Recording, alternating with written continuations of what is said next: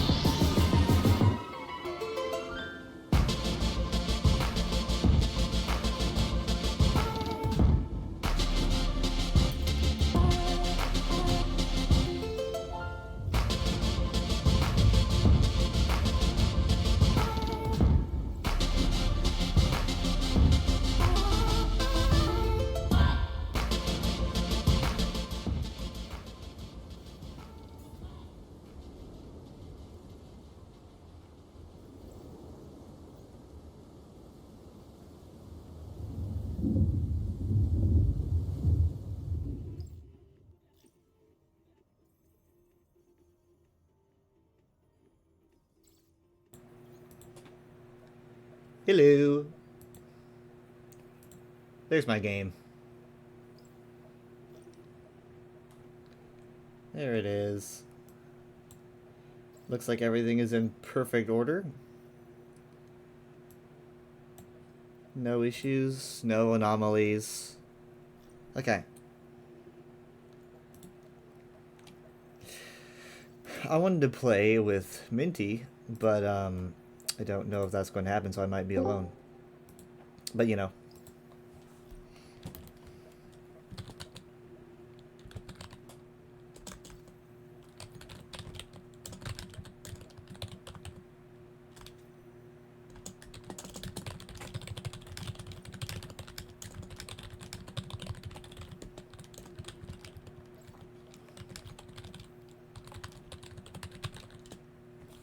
Okay.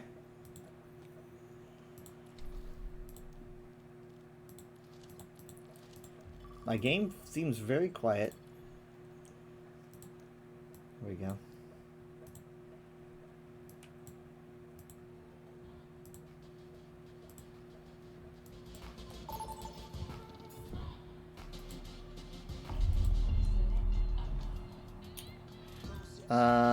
I know Ilias is gonna win anyway.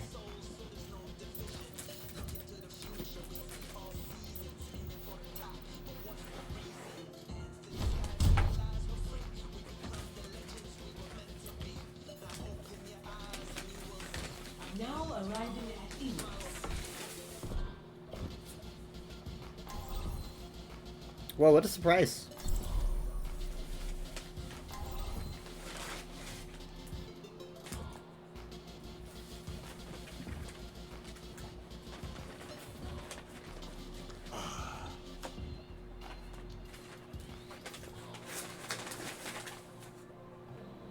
I did nothing but just sigh there. I just sighed. Ah.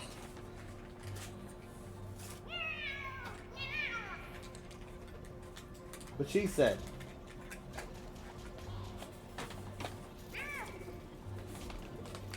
Who's ready to have some fun?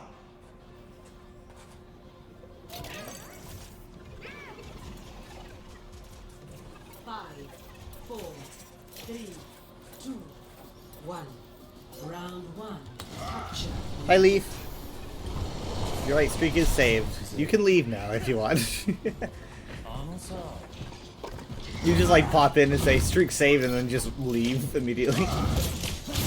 Streak saved!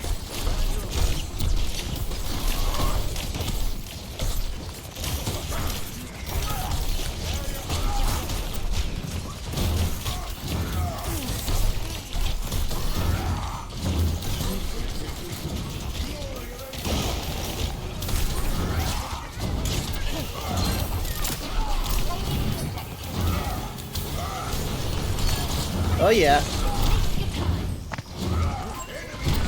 I clipped him.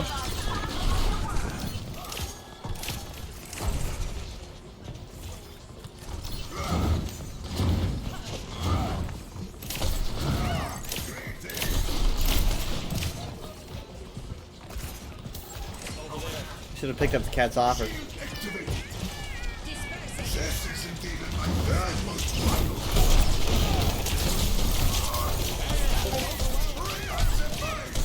I got a blip.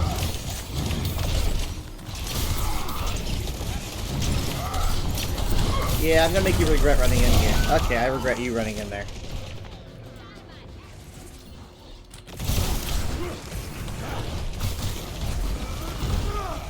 Defend the objective. My journey continues.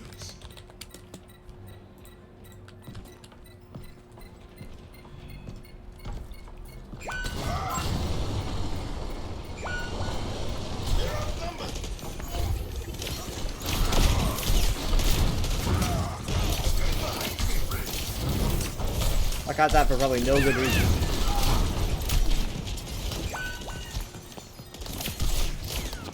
I don't know why she tried that.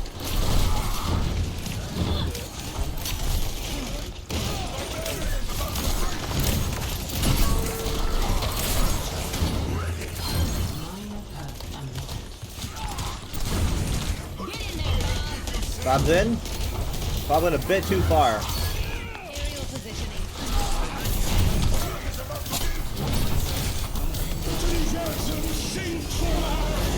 Hello.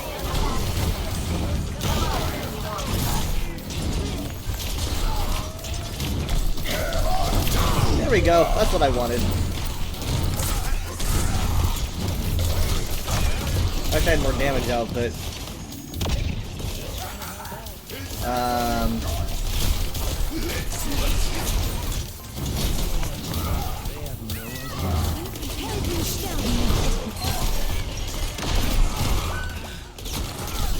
Our Ash went off the edge. I'm not sure if that was because of cat.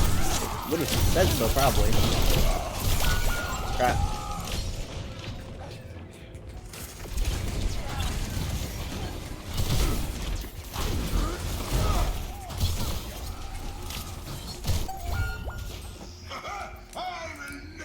But anyway, Leaf, how are you?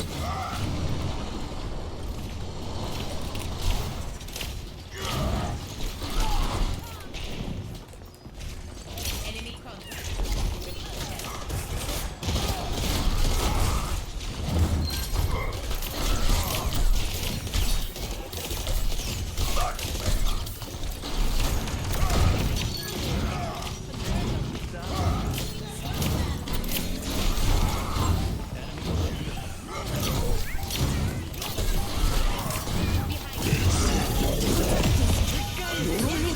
Incoming. Oh, I've been changed.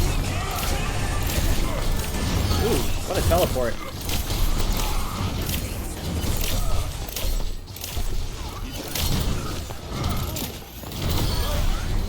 Poor guy. Behind me, friends. First round. Down. Yeah. Score 1-0.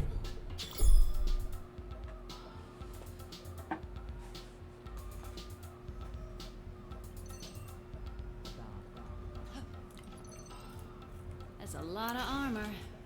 Though I guess you are a pretty big target. I guess I am.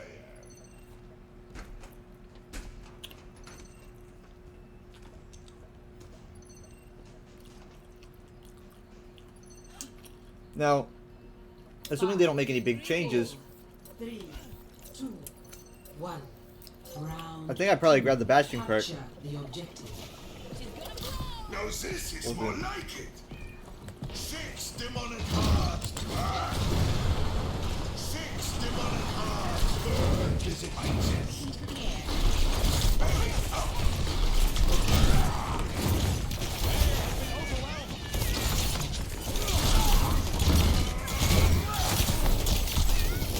God damn. Oh! Barely got him.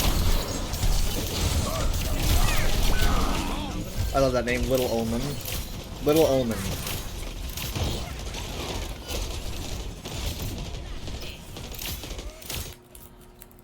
I can take more I see than an enemy. that.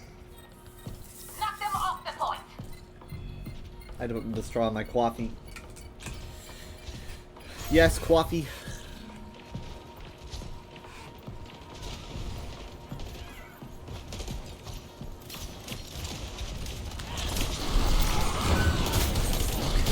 It's really difficult to play when everything's upside down. I don't know why Blizzard decided to do that, but it's probably like a April Fool's thing to make the entire game upside down. Rocket barrage incoming.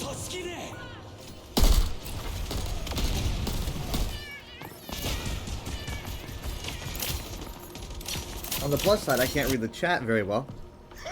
I've been knocked down before.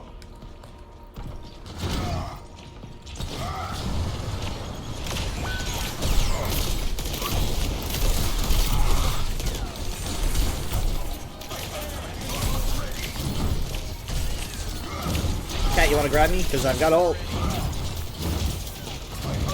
I don't know. I guess not. I probably would be grabbed by now.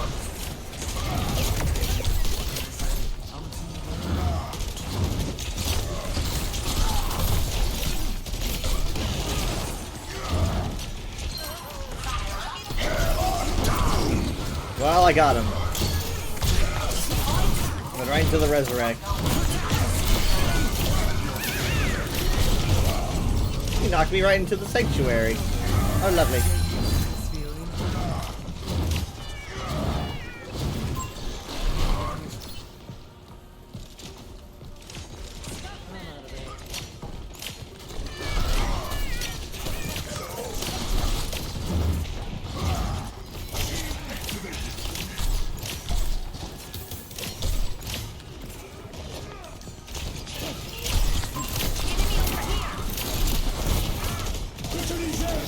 Oh god. Did that deactivate the cat? 'Cause I swear I thought I grabbed it in time. The fact that she just turned it off makes me wonder if you can't do it if you're being fluxed, which would make sense. Rocket barrage incoming. Okay, you see that? He's just using chip damage. He's not actually intending to kill me. He's trying to get ultimate. So Blade's gonna come out pretty soon.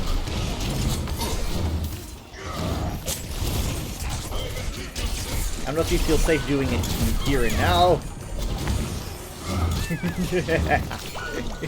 Run, little ninja! Run! He's got mercy on him now. Fortunately, we left point. They're gonna resurrect that because they know he's got Blade. I don't want to let them though.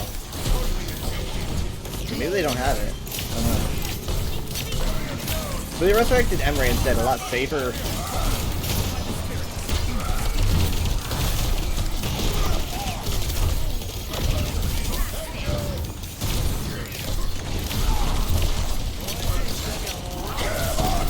Big! Boom! There's the blade. Okay. Oh my god, mid-air shot from the fire getting the mercy. Overtime. What's next? My footsteps sound different because I've got a peg leg.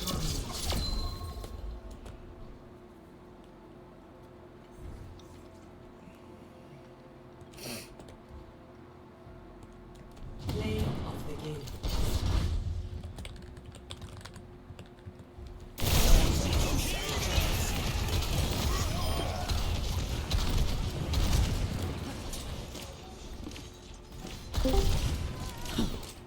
Hello.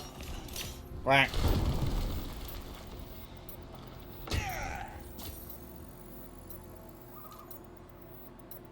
Oh, there's an update. Is it the April Fool's not? update? Is there an April Fool's thing? I'm not seeing It's it. not even midnight yet. I don't know what it's updated in. It's not that much. It's over a gigabyte, but it's almost done. Oh yeah, they removed cat. No, I was kidding. They did from competitive quite a long time ago, and they haven't changed anything, so it's kind of odd. I guess they're still working on it. They just straight up showed the next hero. I don't know if you saw that. Yeah, they did. No idea where she's from.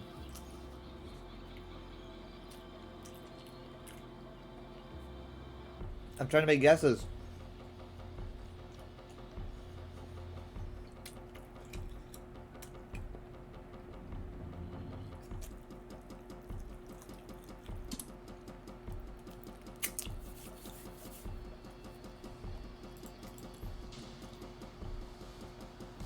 I was thinking Cuba, maybe Venezuela, but they don't have like, I don't know.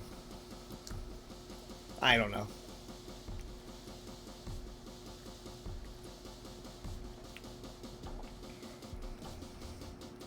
She's got a little bird. She's got a bird. Robot bird. Robot bird. Like Bastion. I mean, Bastion only has a robot bird and like a couple skins. Robot Ganymede. They should have bird interactions.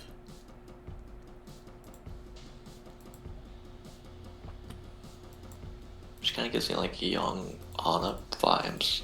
She's got a beret. With the hat, yeah, and the... Oh, maybe that's not a sniper. Long gun. Yeah, kinda. Very long hair. Like a Rapunzel thing going on. Let's see. Did I put a? I got a picture somewhere. Oh, her hair like changes color. Yeah. Choose your map. She's got like this. She's got this hot pink thing going on.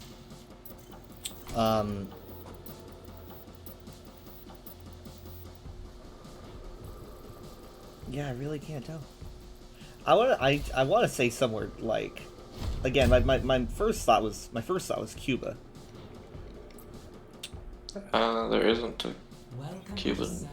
hero, is there? No, not yet. Wait, is there? Not that I Prepare to attack. don't think so. Select your hero.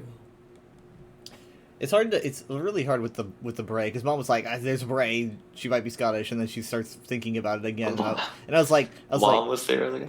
yeah, I sent her a picture. She's like, obviously Scotland, and then she starts thinking, well, that's not inherently true because berets are everywhere, right? No, I think she guessed France first because of the beret, or maybe it was Scotland. I forget, one of those. And I was like, you know, then we both started thinking. A lot of places use berets. Mostly because of like French influence, and so I'm trying to like think of places that had like a lot of French influence, and I'm pretty sure like the Caribbean has lots of French influence. So my brain was like Cuba.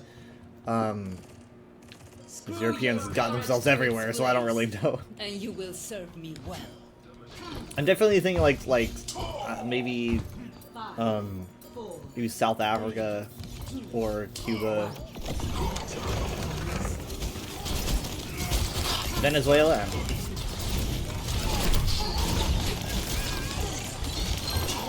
Oh no, I'm having frame issues also.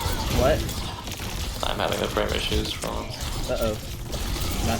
See, it might be Overwatch. Like, 'cause I haven't... Yeah, I was complaining about it when you brought it up. But I never experienced it until now. Then again, it did just update.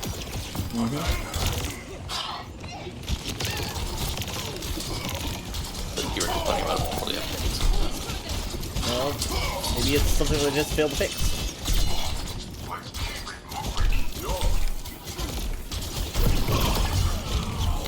I'm burning. I'm on fire, but in a bad way. Hi, Darklight. How did Weather manage to get himself upside down? I'm not upside down. Everything else is upside down. I can't figure it out. Yeah, like, you're upside down. I don't understand.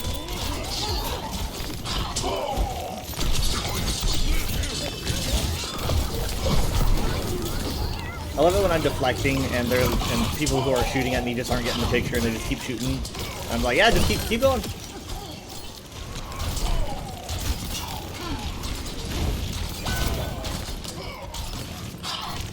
Oh god. I might have Shatter.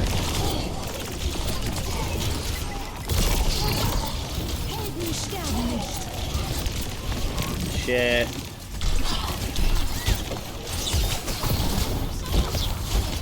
Yeah, frames.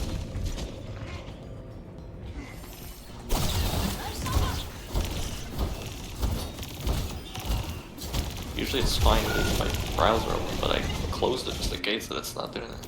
Finally, It's not helping. I think I tried that too. It's just like frame hiccups though, it doesn't seem consistent.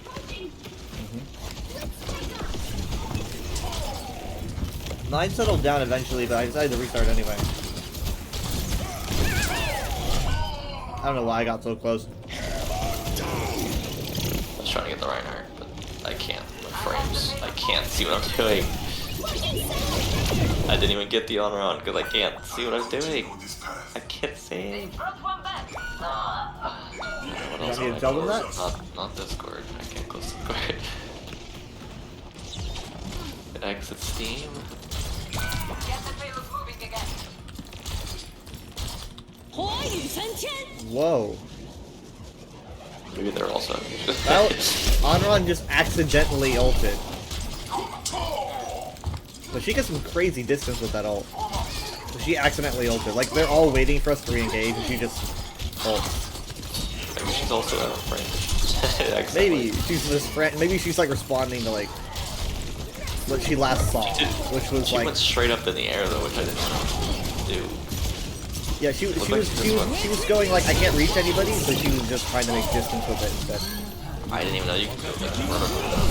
Oh my god, I dashed right to the dragon. I am useless, absolutely useless. I don't know why you're the only one who got. I rushed right into it. For some reason he just stood there and waved like he did something cool. He thinks that's play. He thinks that's play and not I vendetta. don't know. It was an accident. Oh shit. Well, accidentally ulting. God damn it.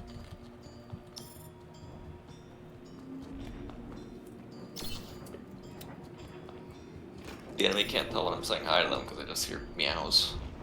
Wow. They can't translate. Unless they've got like Eliza Oh yeah, Thornberry on their subtitles. team. I wonder if the subtitles say. Maybe.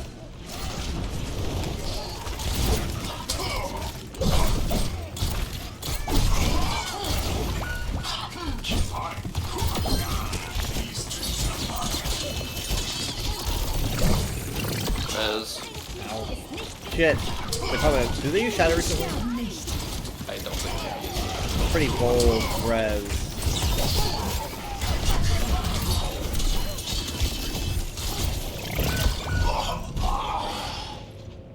Yeah, we can't really get this Juno because like we don't really have the DPS for it. Like no one here is really built for Juno. So I gotta swap after Blade. Mistakes will always precede victory. Here I go. Blade time. Oh god. I don't want to do it now. No, I don't want to do it. God, she won't leave me alone. I'm gonna swap after this. Sacrifice. I was gonna swap anyway. They just sped it up.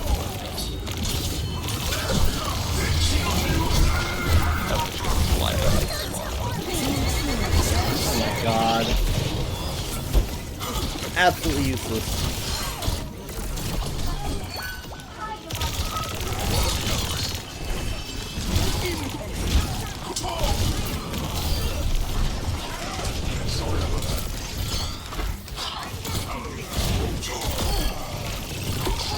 There we go. She's low. Oh my god. She's so slippery.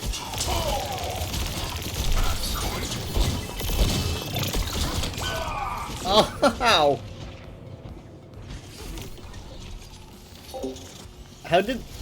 I don't even know how that pet he looked. he waited that long to shatter, so ulted at me, and I dodged him. The light is not blind. Nice. That's got alright. He He waited that whole time, damn. L'inferno sono io! I didn't swap when I said that I was gonna.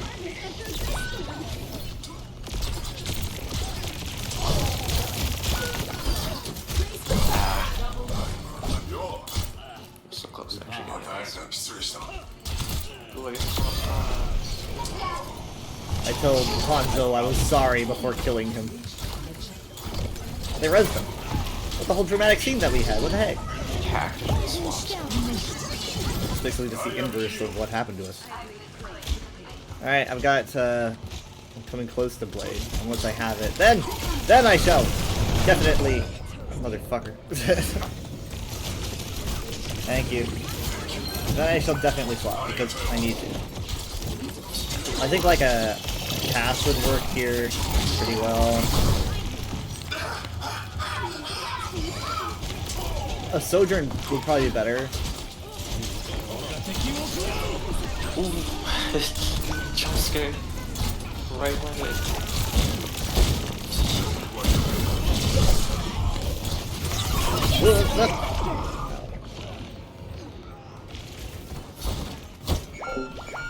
He tried to remove my paw from the cloud and make me fall. I've got wings. これで終わるものか。My ultimate is ready. Okay, it is horrible blade time. Shatter, incoming. Oh.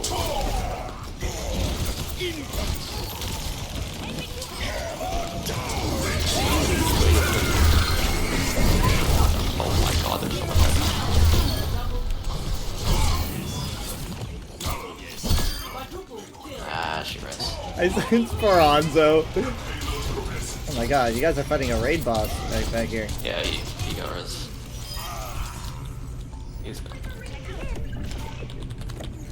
This Hanzo, I'm apologizing to him for the horrible, horrible kills that we've had. He just stopped moving again and just let me execute him.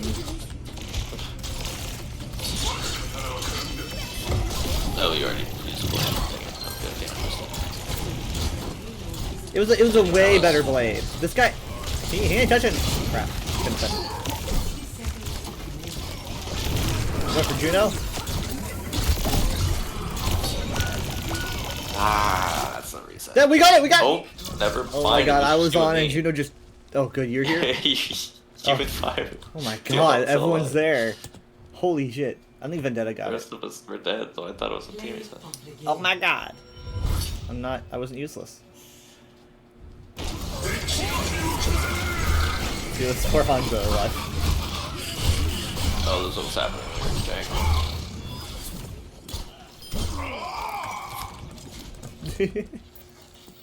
Yeah. I said I was sorry, I don't know why I couldn't hear it. He was saying he hoped I was in to play the game. Yeah. Do you want to restart? It seemed to get better, like you said.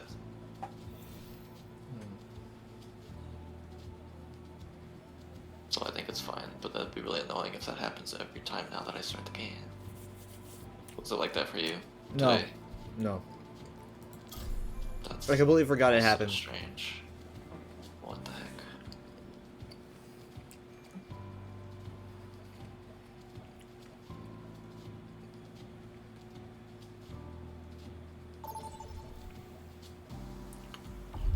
Vote for your map.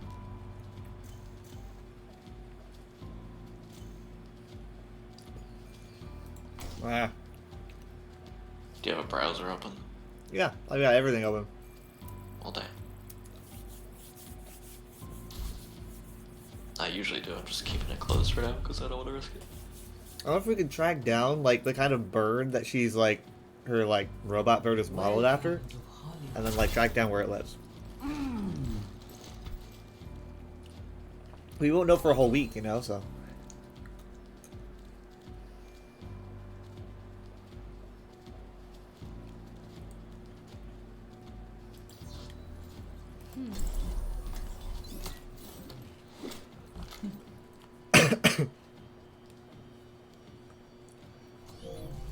The perfect world is shaped by my hand.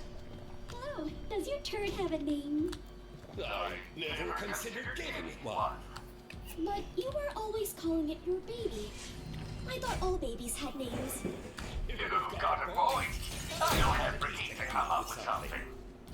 I thought he did name his child.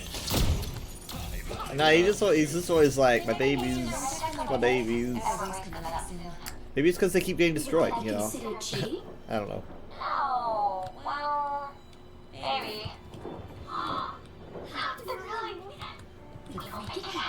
Wait, what? What were they saying? I don't know. Juno wants to cheat? Who are we? What are we cheating on? Oh god, we got a cat? We got a Mercy being carried by a cat. Alright. We got the comedy brigade here. A troop of jesters.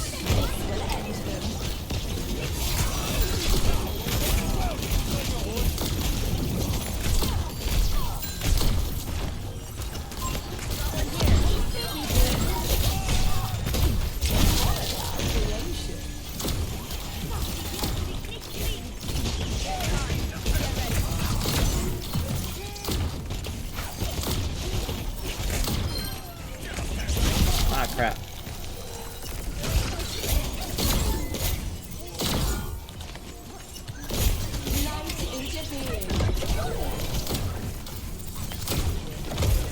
Activating defense array.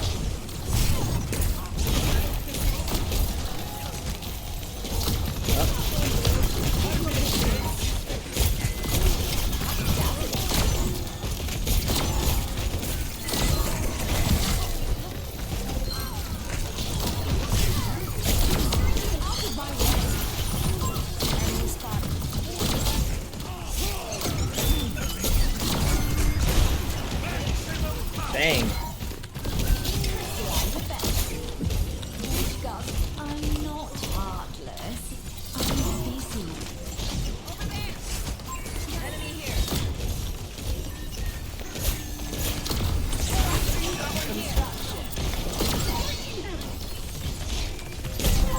Enemy here.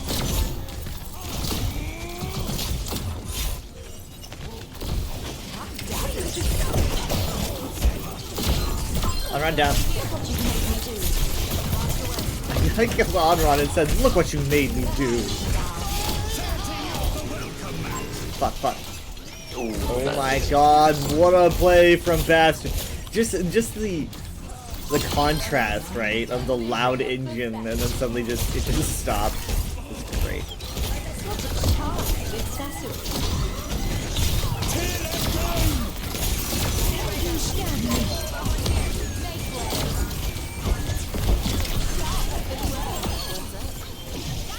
Okay, just gives me more targets.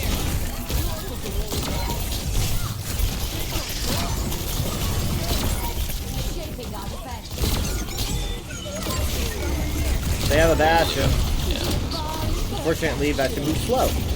Perfect for Mecha Skull. Oh god. Thank you.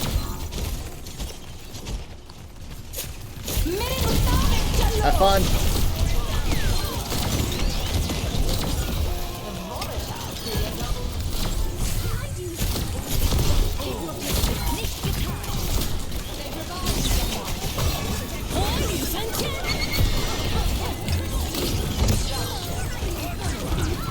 Angry cat. Oh, she's still mad.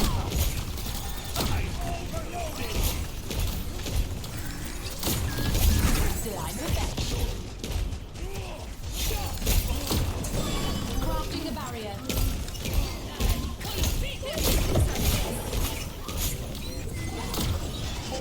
Don't you worry that all the blood rushing skull you'll pass out the scouts a chain of events to the complete annihilation of Oh. Overwatch at the hands of the great and powerful and mighty that keep talent.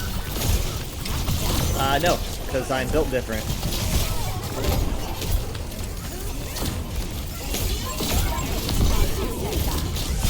Help.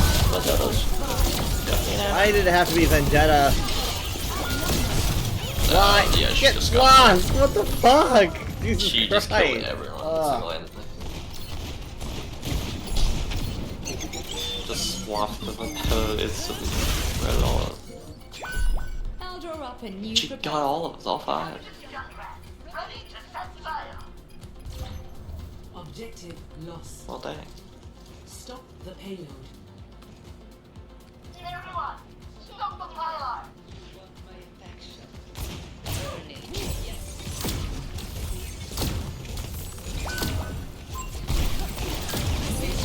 Finest shield.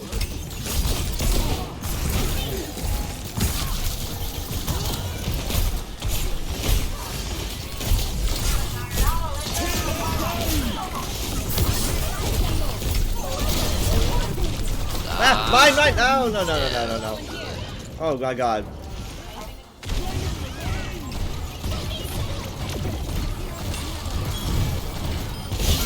They swapped What? I will not the recast second they swapped the Vendetta, they destroyed us. I'm trying to like work around it. Like, I picked a perk that might help. It's a good counter to dive.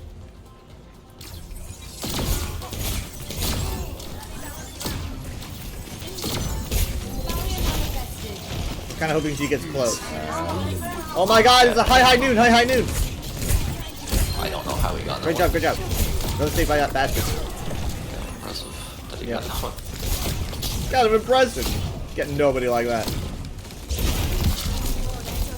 I'm not heartless. I'm busy.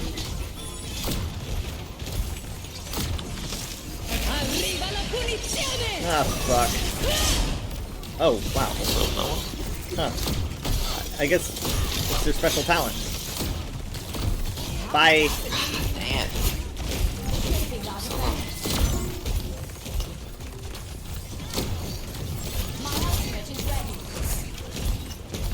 Yeah, a couple of them are going around or on top, actually. She's down.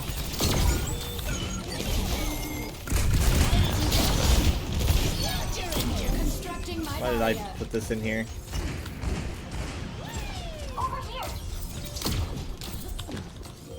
I think they're up top, all of them. 3 of them are. Light interferes. It's Paul Blart! Don't fret, your severance is quite generous.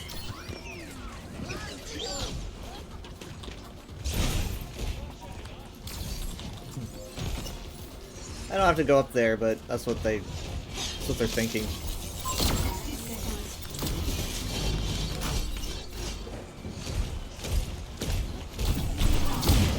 Ah, they're bringing Cowboy up here again.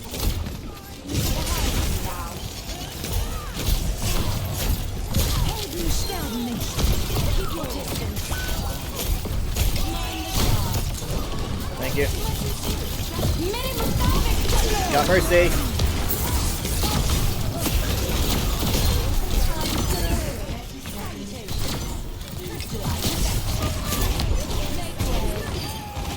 Nice. Perfect.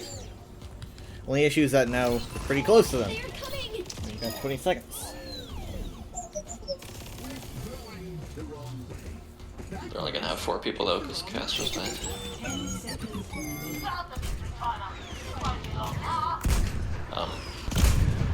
Maybe could have waited a bit for the frog. Whatever Bastion. Yeah, I keep forgetting.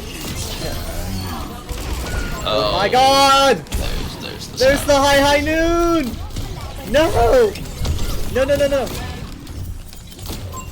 Enemy over here. Holy shit. That fight's over. Oh man, they've brought their whole team back. Shit. What a plot twist. Team kill. Busted. Broken. Overpowered. Charlatans, the lot of them. Charlatans. I'm coming, I'm coming. No. Oh, please no. It's only 4 of us now. Okay, waiting for us.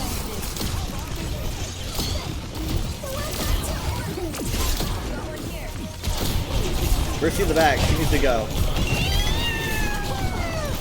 Okay. Alright, you up with that? You just messed up your Mercy, Mercy's bro. low. Mercy's low. She's really I'm low. trying. I have to reload. It's like, where's everyone else? Where's my team? Cat killed everyone. You were the like last little life. Like Junkrat. What the fuck is happening? Their DPS. The cat literally dragged it back into their back line. That's totally exposing their Mercy, by the way. And then I was so close to knocking her out. Get off your butt and stop the payload! I'm not heartless. I'm busy. Changing our defense.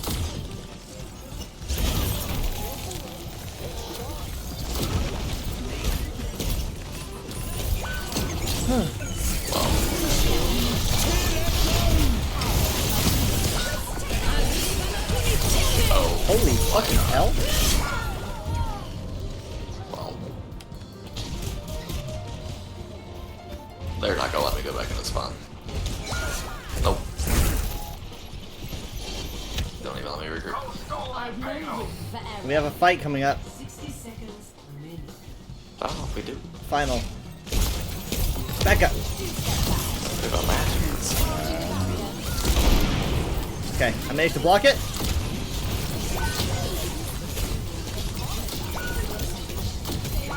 Yeah, I don't think we have a fight. I don't think we have a fight. Where's he down?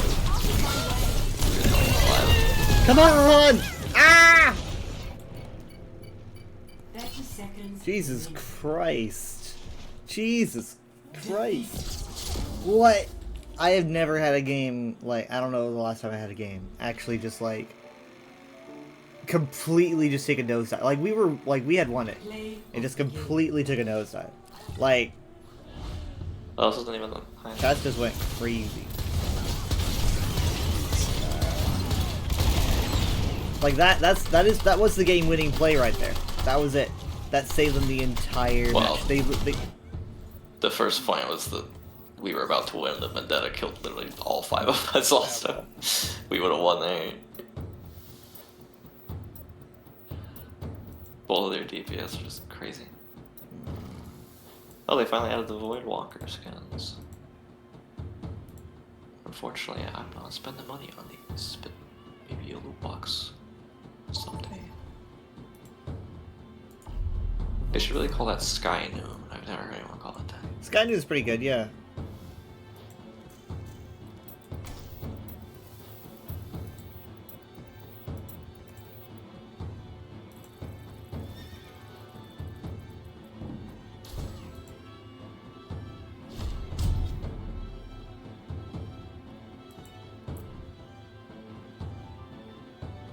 Now arriving at the Shambhala Monastery.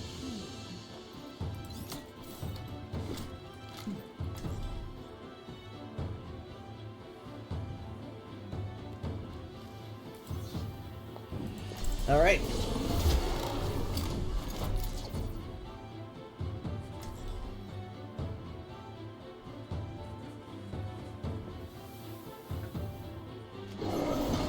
Time to save the spirits? Game on! You don't look so good. Maybe you should sit this one out and leave the kills to me. I'll be fine once you shut up.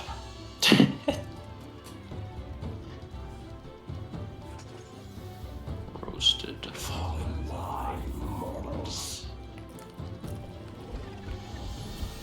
Why is he so mean?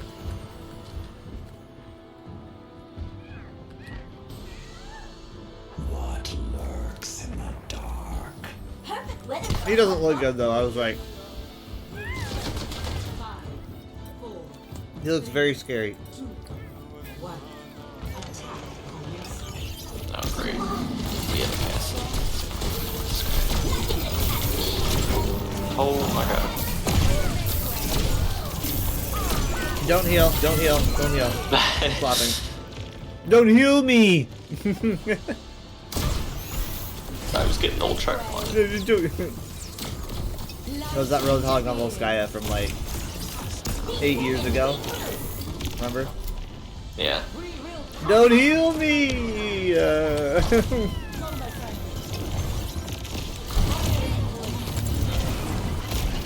Holy moly.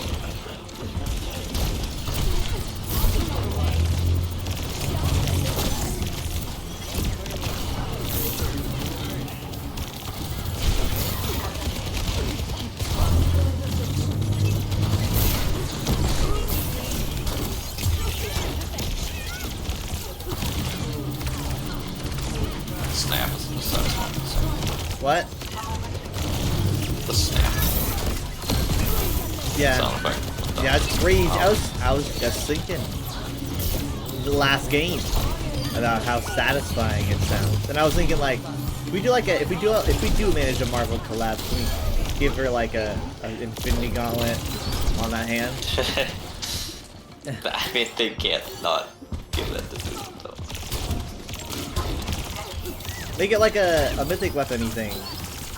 Just put it on one of her hands that's not her weapon. But like Doomfist. Yeah. Oh my god. But Doomfist Can't doesn't not make snap. the Doomfist the Infinity Gauntlet. He doesn't snap. No.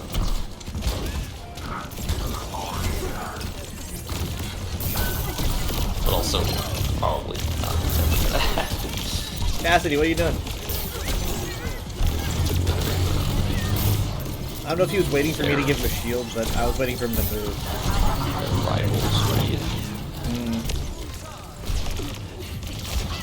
So yeah, I knew they have an Ash Castle. I don't know if I should carry it or not. I feel like he's getting Sorry, they wanted me to do that and it took me way too long. I'm sorry. I'm sorry. God, I'm fucking sorry. They wanted me to grab probably, but like we just don't have the damage. It's not there. There it is. Get the payload on its way.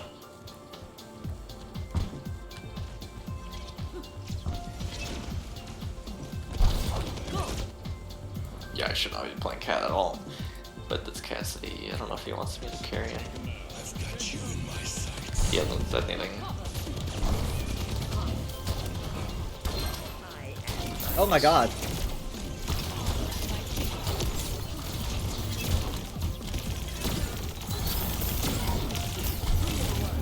Well, he accepted the carry. Come on, come on, come on, come on! Oh my Are god. we close enough? Oh my god, they're running. Oh, it's a triple! Alright, Genji's running. Genji's running. Nice.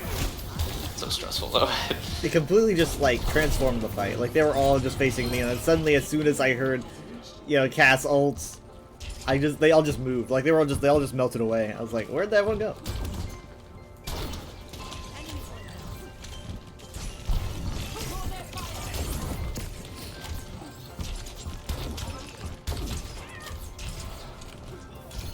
Nobody else do anything cooler because I want them to be flipped. Don't do anything cooler.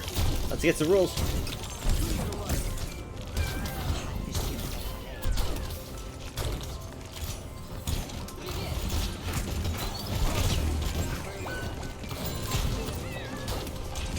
I think there's a trap over there. Yep, there's one. Yeah, there's.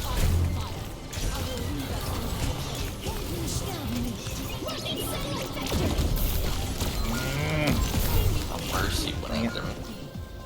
Oh, the Mercy stealing play of the game.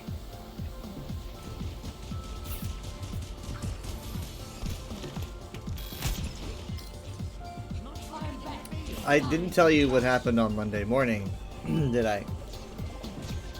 I don't know. It's always fun when you start your week on something like this. So, like, I was staying up. I had stayed up a long time. Way longer than I usually do. And so I was like, I'm not gonna get much sleep. And so I was literally going to bed. And I started getting texts from someone in a group chat that I admin, right? There's like three people, and I'm one of them. So, oh my god. Oh shit! Hold on, this is too important. Nice. Alright, good job. This is a great nade. So I got a message from someone in that group, and they were like, "Help!" They're like, "Help, please!" And I'm like, okay, what is it? Like, I don't even know this person. They're just someone in the chat. And, they're like, ban the person who just entered our chat. And I was like, okay, let me look at this.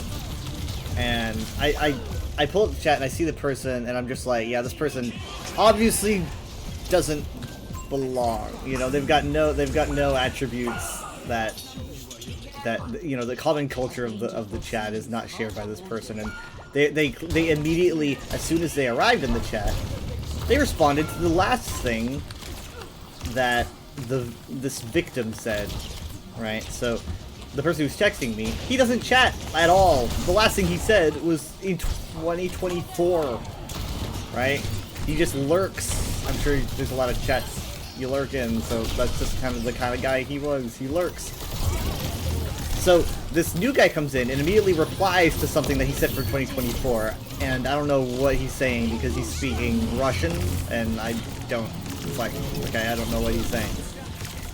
But the fact that he broke in and immediately started replying to him shows that, yeah, this person is targeting this other member for some reason. So I banned him. Because I was like, this guy is definitely not here of his own, like, any good nature. This is 100% malice. And then the victim tells me, yeah, he's been stalking me, and he won't let me go. And every time that he finds a chat that I'm in, he swarms it with bots. And I was like, oh, well, it's a good thing I got him then, I guess, because I was like, that would have been really, really bad. I did not want to have to deal with having bots. Why do you think getting him would stop the bots if he knows how to get into the server? What? Why would you think, like, banning him would stop the bots if he knows how to get into the server? I have no idea. And then I started putting it together when the guy started apologizing. I'm like, why are you? Oh god. and then the flood. And then, oh, sorry, you want cast. And then the flood happened. Like, uncountable. Oh shit. Okay, well. Uncountable amounts. These people just start pouring in. So many names, just every freaking second, and people can't even question what's going on, because by the time they question what's going on, their message is gone and replaced by, 50 more people. So I'm trying to deal with this. I'm like, okay, we have a bot, right? And this bot is a CAPTCHA bot, right? If a new member cannot reply to the CAPTCHA correctly within 5 minutes of entering, they are removed from the chat no matter what. So, I mean, do you have like a slow mode? Thank you so much, Undy, for the follow. Hello. Feeling a little under the weather there. Ah. Sorry, what was that? Do you have like a slow mode? We have a slow mode, and we also have the ability to make the server private, right? Yeah. So my thought was, one, just let the bot eat the bots, right? Because that's what it's here for. And then we activated slow mode, and we tried to activate private mode, but something totally glitched out, and we weren't able to do it. I don't know why, but no admin was able to make the server private. So to give you a mental image, god damn. To give you a mental image of like what it was like in the admin break room, right? Because we've got like our own little room. It was me. God dang! Like what a freaking match. Sombra swap was awful, Horace. It was me saying like, okay, let's just let the bot take care of the bots, and then hey, nice. Sorry, I did something too cool. My Sky, They just powered me up. I'm sorry.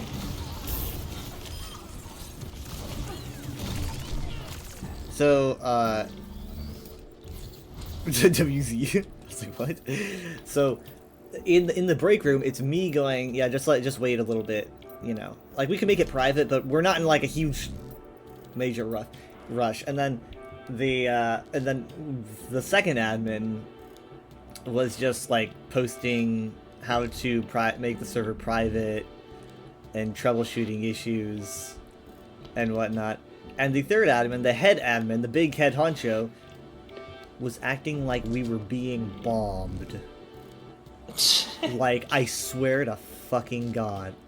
He was losing his mind. Like, he's Does it never happen before?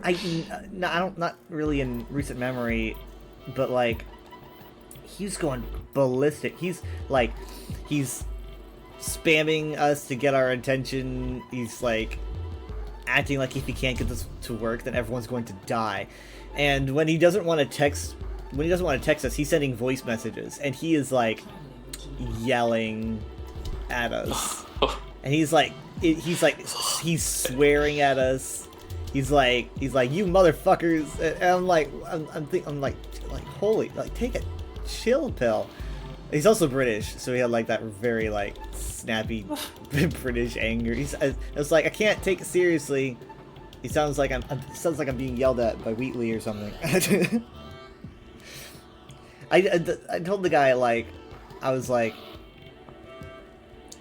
that, you know, when this all brew over, I was like, that's very, very unprofessional.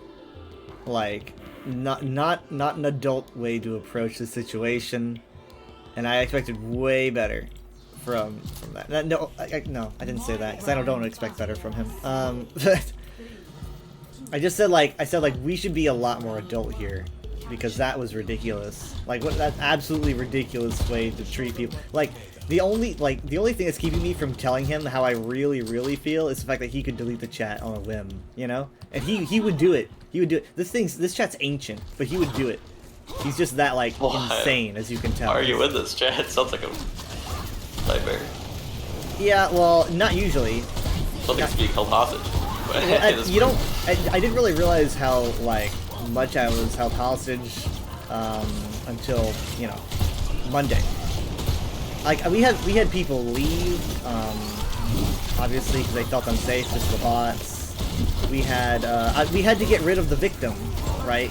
Because they considered him a source of trouble. They were like, he's being stalked, we don't want him to be a target, we don't want us to be a target if he's a target.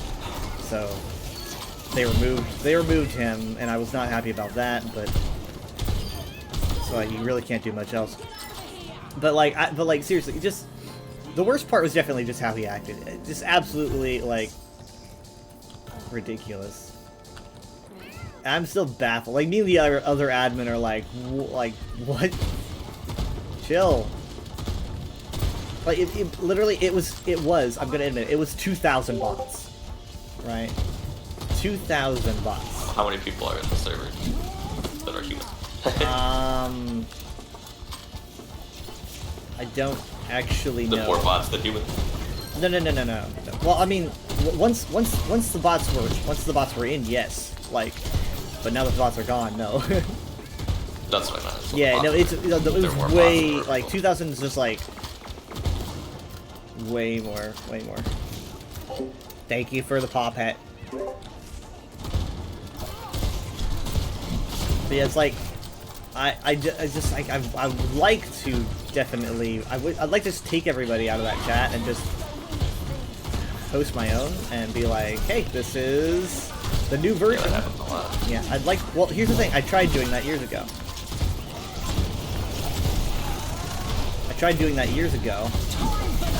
And it actually worked out pretty well, and then it fizzled because everyone just went back to the OG. Do you know why I made my own separate chat? It's because of this guy, right? And then it felt like he cleaned up his act, and then it felt like he was a better person, and it felt like he actually matured as an adult. And then this happens, and it's like, some people just feel like they're not real, you know? Some people just feel like they are legit not real.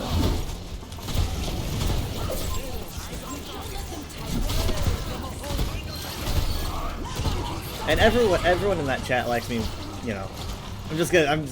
I feel like I generally have a way more favorable reputation than he does. Probably true, but you almost wanted to, like, try to. I know, that's why I stopped. That's why I stopped in Reword. Everybody likes me. I'm the best. Loves me. Everybody loves me. Very obvious. I'm the best. I'm way better than this guy. No, but I mean, it's It's just by default, right? It's like everyone doesn't like him. And the thing is, though, the thing that makes it the most annoying is that he hates himself, and he always whines that people hate him. You know, and it's like I don't even know what to do at that point. It's like, why do you think people don't like you? It's because you act like this. You know, I like it seems to be a little bit. It's kind of tough love to be like, you know, to say that, but it's like there is a solution, and you have to be a better person, and people will like you. You can't just sit there and whine that people don't like you and go, people hate me. You know, it's like actually be someone that people will want to like, and you will get people to like you. I literally feel like he was upset because he thinks that the chat is the only thing that people like associate with him or whatever. And so he's like, people are leaving. They don't like me. But like, I hear nothing but horror stories from other people too about this guy.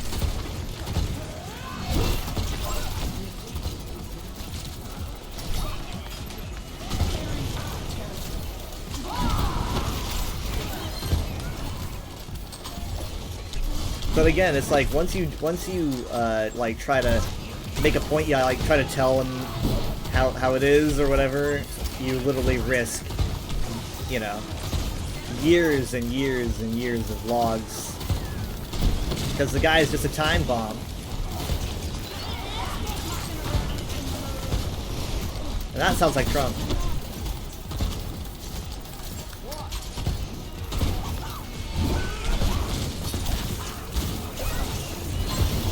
But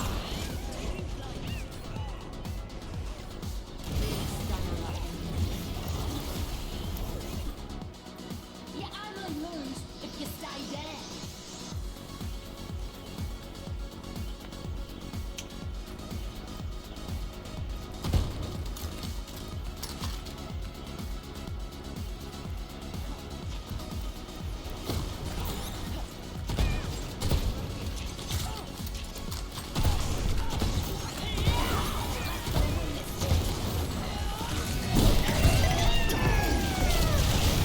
I don't really know what to do in this situation, but I'll try to do it really, really hard.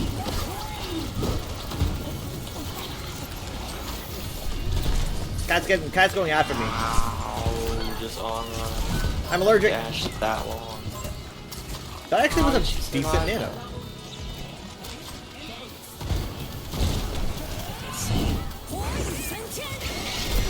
I pulled her like a mile away from the map, and she dashed back. I don't know how that happened. Is that Wow. a perk or something? Like she just kept flying.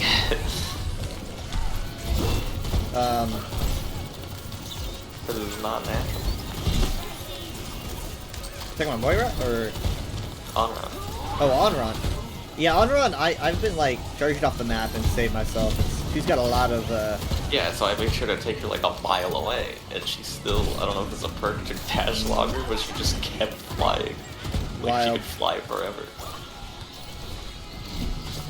I'll have to check her perks. Like.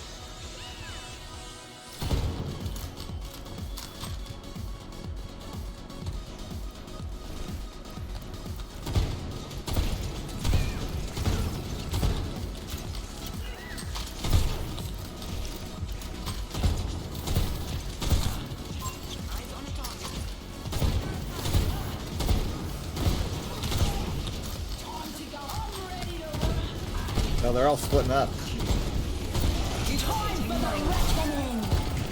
Oh yeah, that's God dang it! Ah, I got her anyway. Nice.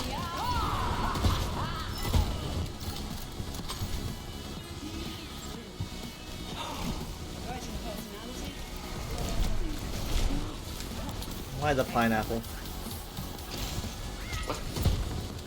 I like pineapple on pizza, but I have no idea why I still have that emote set for Drunk or Quick. oh.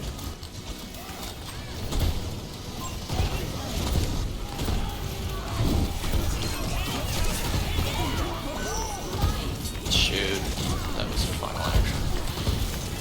Okay. That was her final act.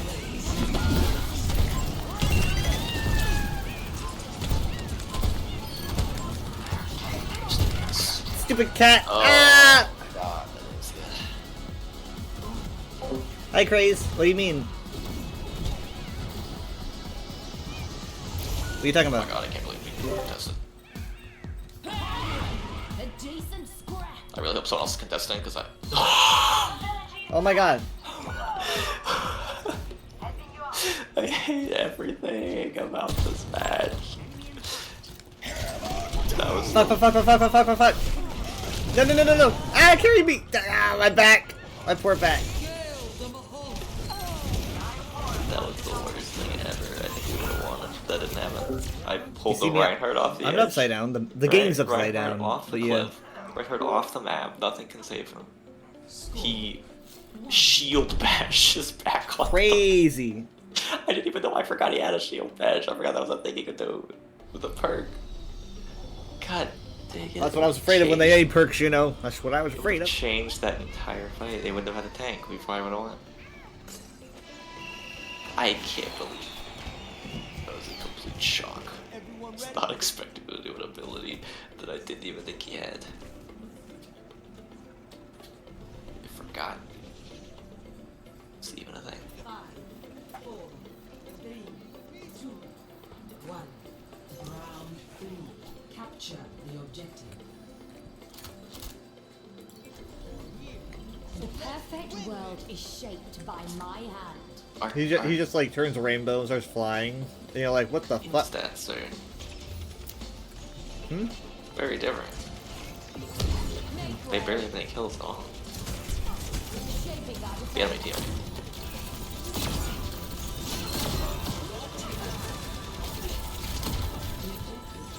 Can't lose to them.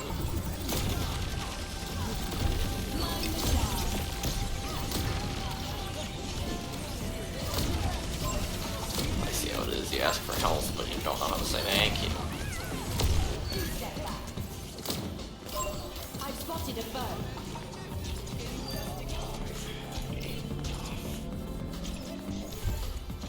Genji needs to go. I've spotted a foe. Only because of his username. Yeah, you gotta lose. It's gotta be like ironic though. And I feel like even if someone was a fan of Elon Musk, they would not call themselves Elon Musk fan. Sounds exactly what a fan of Elon Musk would do. I don't know.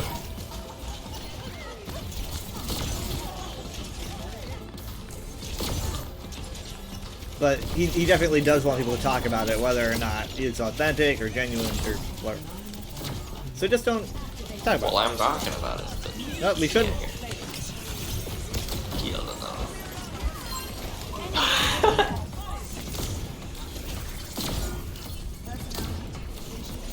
Flew past everyone and clawed him. No! Wait. Wait. No, down here! Oh my god! Ah! I'm on! Let's go! Off the edge! Let's go! That was so stressful. Oh my god! I don't know why the cat took so long to drop me. Like, it was almost like the cat was just waiting for you to fly over I there. didn't know how. I don't usually drop people. Well, I guess Oh, wow. I do. I usually wait for it to run out. I was spamming my F key. I was like, come on.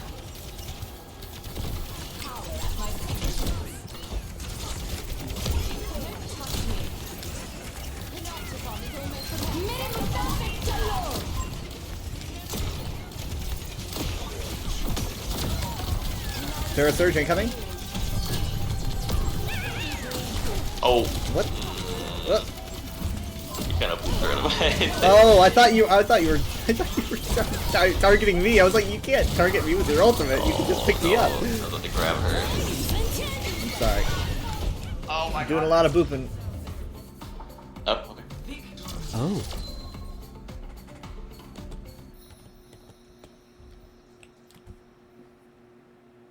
There's us. Jetpack Cat needs some victory poses or emotes or Fuck. anything. No. Well, he lost.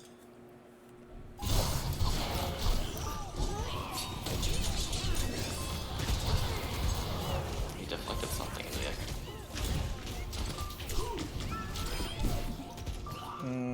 Oh, I guess. Didn't really do much, and yet he gets played the game that sounds like Elon Musk.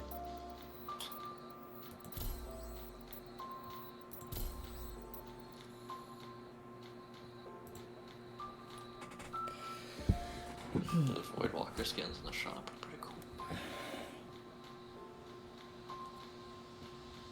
Expensive as usual, but still.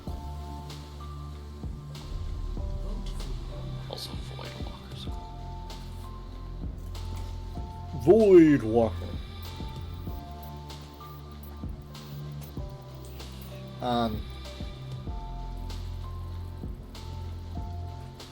I randomly decided. Hey, that's me. I randomly decided to. This was really, really late at night. I don't know when it was.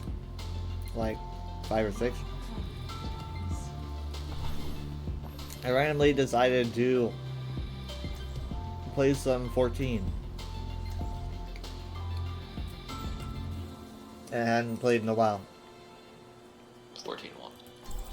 Final Fantasy 14. I know. How many games? I can't think of other franchise that has a game named something 14. They don't usually get the entry number 14, and if they do, they don't number it. Let's finish this quickly.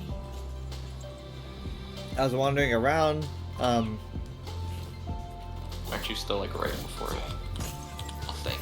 I don't know. I'm right before a dungeon. I still haven't done it because I've been waiting. Yeah. Yeah.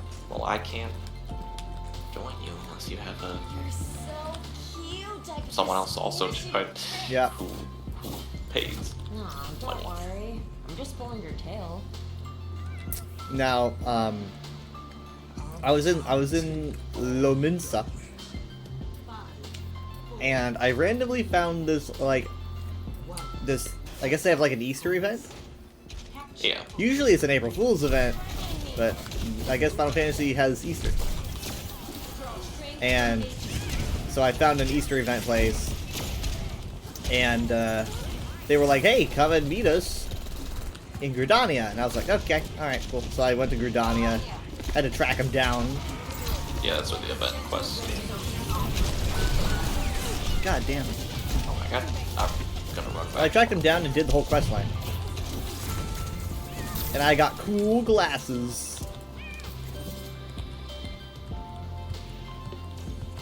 Yeah, they always have rewards for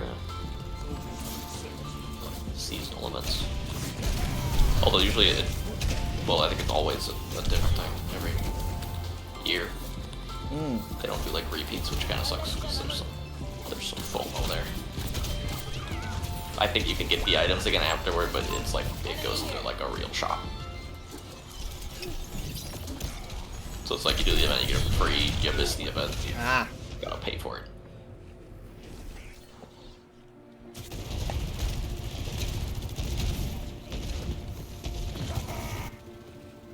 Let's get back to it. You can't leave the spawner.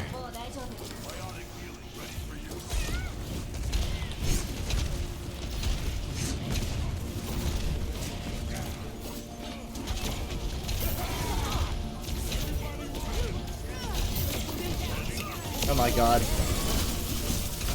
Oh my god. I am babysitting this Malga so hard.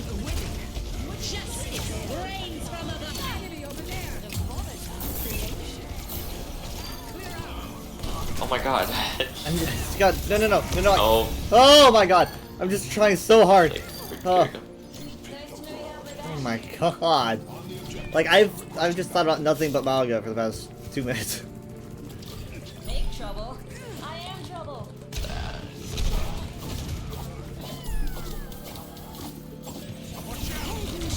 Nope. Up here. Go for Mercy first. Mercy's low. Oh, Great job. There.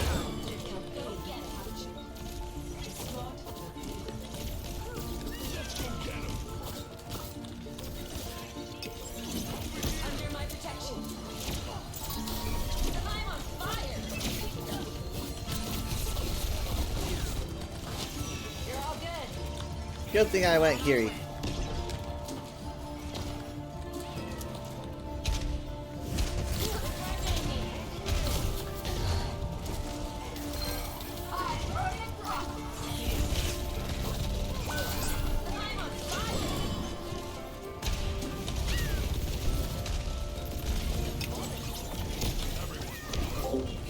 I don't know how long I'll be on Overwatch. We got on, I guess, an hour and a half ago, just about, I think.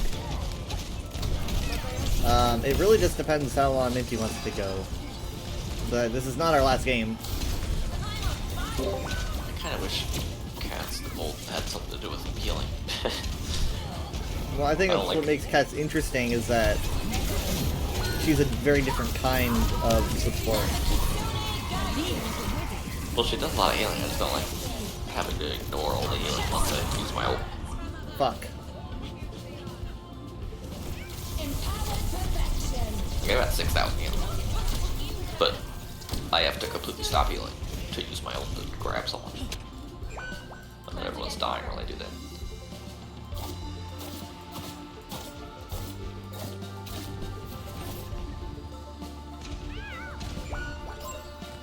No time for games. Let's move this thing. Let me balance around. Over there. Oh my god. Don't die way back here. We just can't seem to do anything about the, Mara's got a lot going on. Well, shit.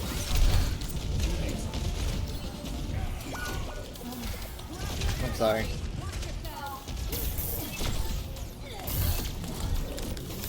I can't seem to get to Sojourn.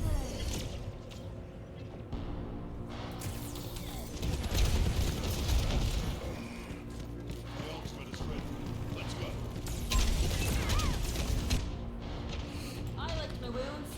Let's go.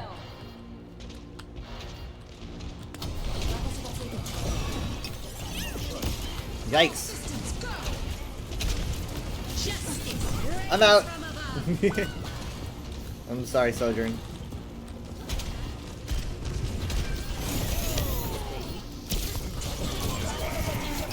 Oh, that is like the best time to use that. Mm-hmm. Picked up the cat specifically. He just keeps running in front of the shield and stuff. It's like, you can't be doing that, man. You can't be doing that, my dude.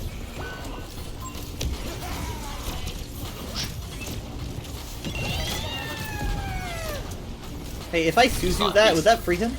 He's not gonna know. He's good, he's good, he's good. I was gonna try to tether him, but I don't know if he knows. I'm out, unfortunately.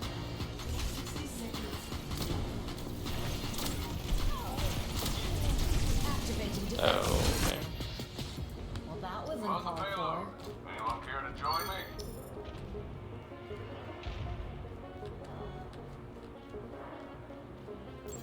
Heads up! I don't know if they realize just how much I'm keeping him alive. 私がついてる。もう大丈夫です。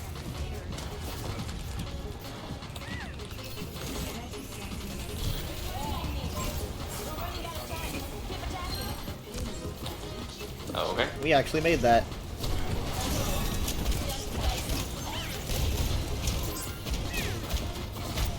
Yeah, I don't think they realize how much we're doing for that.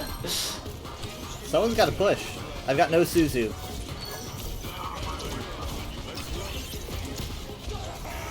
I'm trying to keep. He's just.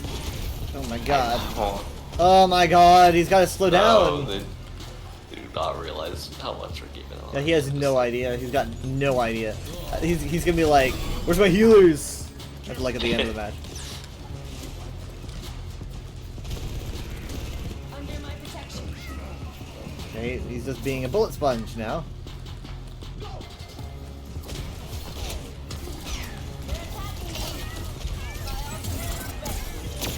They're probably gonna Panopticon down this thing, but can I Suzu Panopticon? Oh, thank you.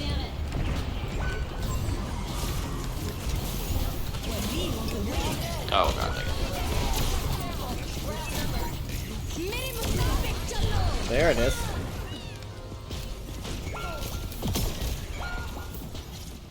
We are doing Overwatch League healing.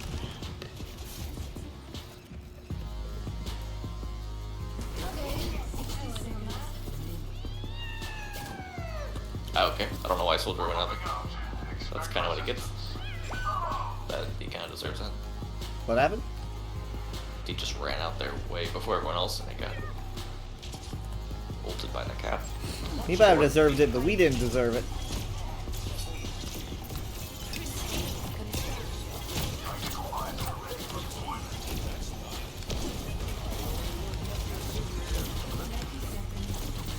Maybe we can sneak in. Maybe. If you want to maybe see if you can wait out the shield. Oh my god, you just fucking turned the corner. I just couldn't get to him. Okay, good job. Good job. That's exactly 100% what I said I hate about Cat's ult. I couldn't be healing the Mago by...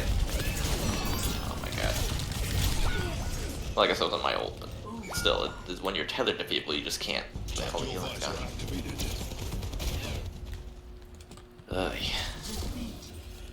It's like whenever I'm not playing tank. I swear. Yeah, that seems to be the pattern. I just can't take it anymore. I can't tank it anymore. I need a good tank so I can play with something else. Almost like the ruined tank. They only brought one of them.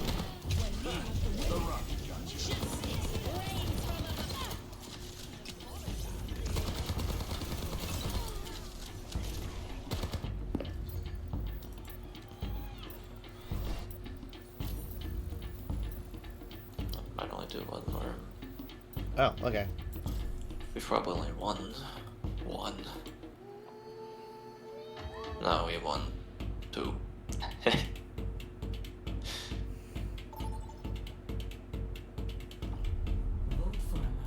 If we win this one, we can make it even. Okay, I'll just win this one. Did you vote Watch? I voted Gibraltar. That's You what were I the voted only Gibraltar. one. Well, you know what? I stand firm in my beliefs. You've been outvoted.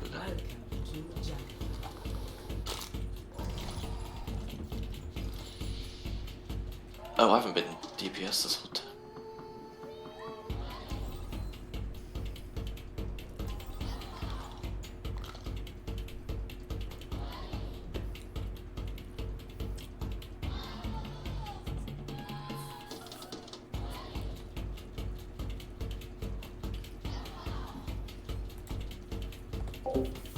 Well, Crazy, I guess this might be the last one. I mean, I could do a couple games after Minty leaves, but that's only if you want to.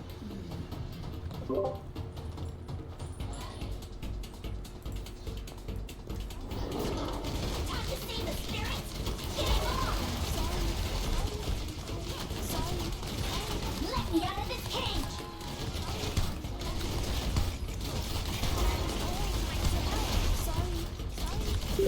Well,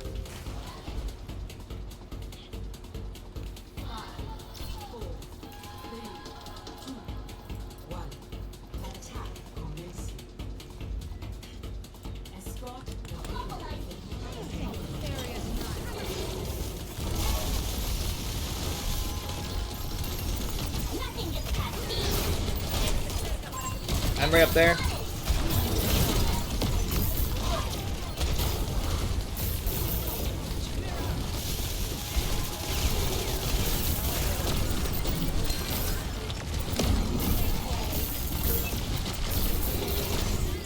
Whoa. Yeah. Shouldn't fly over me. I shouldn't be D.Va running into this. I mean, I can eat the orbs, but I think a way better choice would be Sigma. Nice. Are they staggering me? Is that what's going on? Or are they just... Ah, Zelda got me. No, no, no, no, no, no, no, no,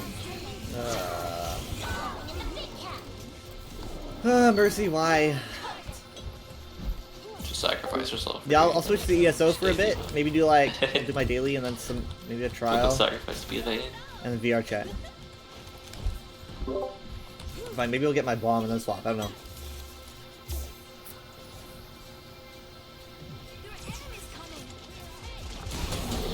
Ow. Burning to death. I'm not gonna kill this cat. Domino low? Oh, oh, oh.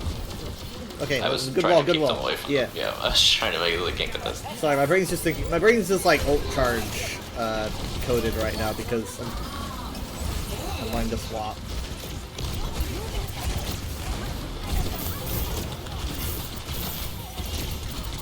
But hey, we did get that done.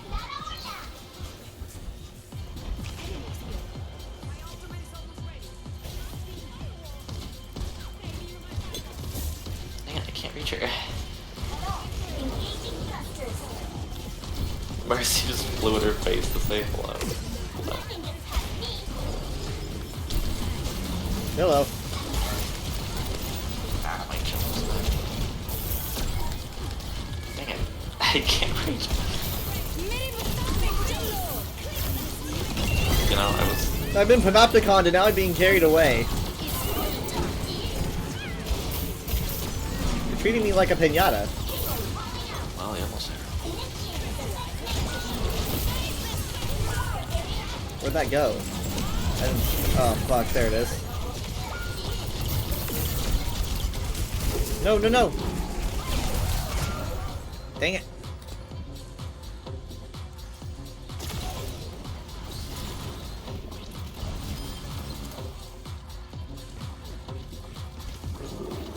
I'm not giving up. Hello? The payload's not moving. Alright, I've got bomb. And I'm swapping to Sigma once we're done with it. I got I want- a giant shield, so it's gonna... Yeah, I want the shield to go out first, right? So I'm okay. Oh, they also have a shield is out. Sith, though. They also have a Sith. Well, then we'll see if she uses her ult because. Well, Told you didn't. nope, she didn't. I just sucked that much at bomb. Like they were like, oh, we don't need to. Actually, I don't know where she is. There she Is was that alive. the Addo? They had someone on the Shanghai Dragons was named Addo. Oh no, she was just back here killing our Mercy killed. Huh.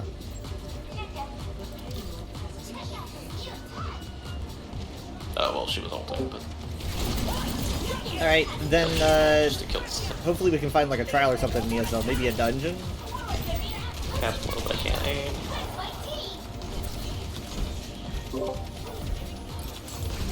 Crap.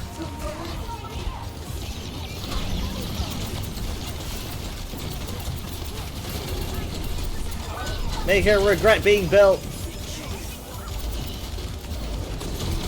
Oh, there's a cat.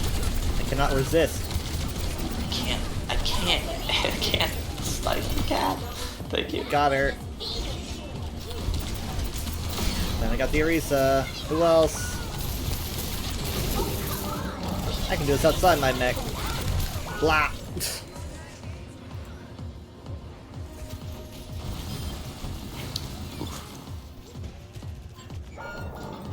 I always land on my feet.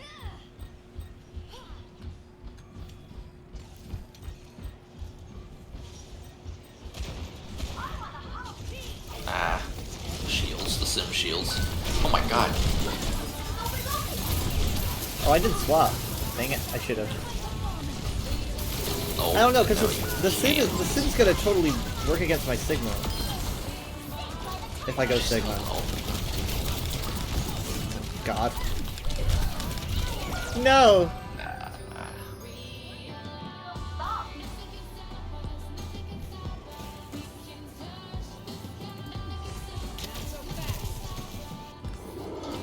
I always land on my feet. My ultimate is ready. Follow through on my mark.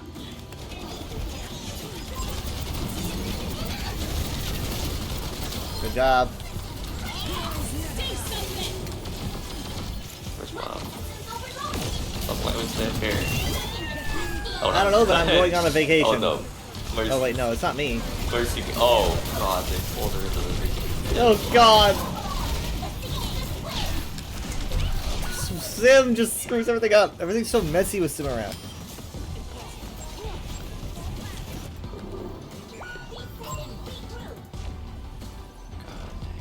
It's so hard for me to like focus with all the lights. Like, oh, there's a big wall. There's all these turrets. Push the payload with the gun. Close down the big walls. Wow. There's so many shields. just have to I'm gonna do a 90-degree angle bomb. Are there people out there? Are there people out there? Yes? Oh, Whoa. God. Nope, they're all in here, I guess. give it to the Reese has got a shield, Sun has a little portable shield. Shields. What are we doing out here? Being harassed for any reason. I hate these set shields. He removed them for a reason. I don't know what it was, but probably because they were annoying. Because they made her a DPS. Give a DPS. DPS and have shields.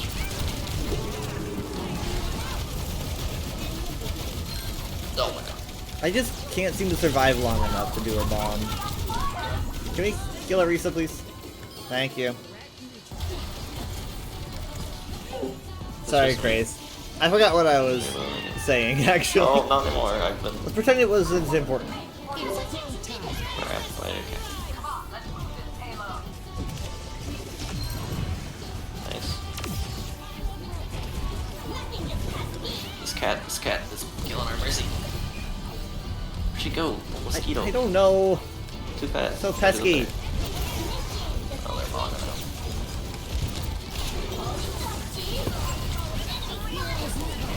She's had to use Valkyrie, and it doesn't even work! Oh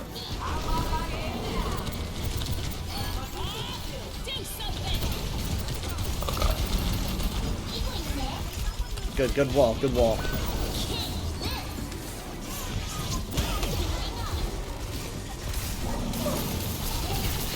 I'm just gonna throw Blizzard on the payload because I don't want to die and not be able to. Good. They have a Winston. Monkey alert.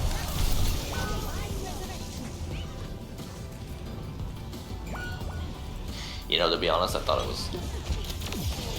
I ulted because I thought it was like about to be over. What? I ulted because I thought it was about to be overtime and I didn't want to die and not be able to use my ult for the match. I didn't know yet. We're probably gonna have Unfortunate. overclock, and I don't know, we might have overclocked, and we might have Captain Sun. That's gonna be it. And I'm still not Sigma. So it's not.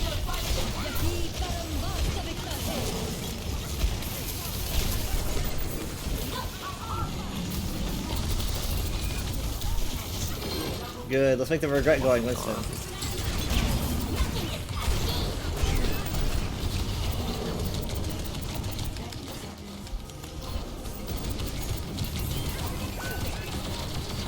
Dang it. I got one more. Cat! She's low.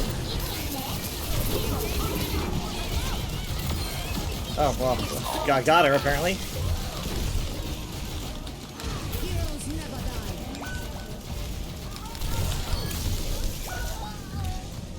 Shoot. Shoot.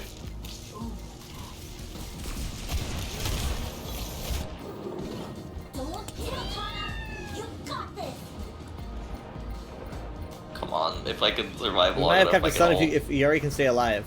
Captain Sun is in. Look out for Cat! Cat's blood! Cat's down. Come on. No, I'm dead. The Bob's gonna be frozen. Bob's frozen. He's gonna unfreeze him. Come on. Massacre. Come on. Come on.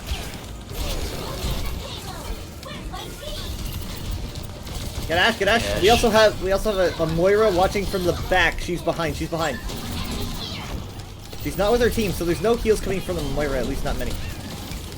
Cat's low, Cat's low.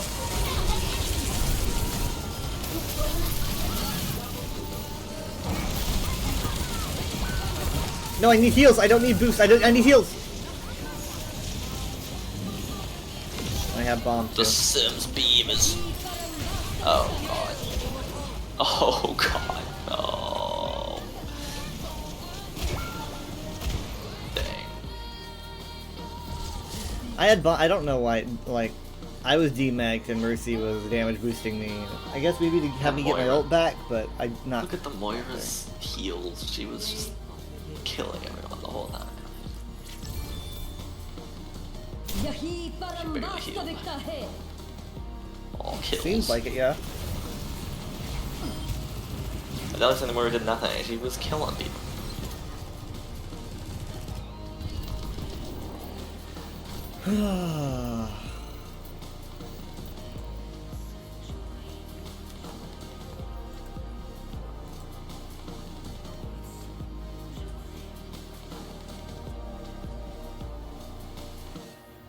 What's the record? Not great. Lost 4 and 1, 2. The only reason I would want to do another one is win, but that's not a good reason, because then we'll keep losing. Well, I won another. But Oh. Oh, you need to look at the... Go to the shop and look at the Sigma Voidwalker.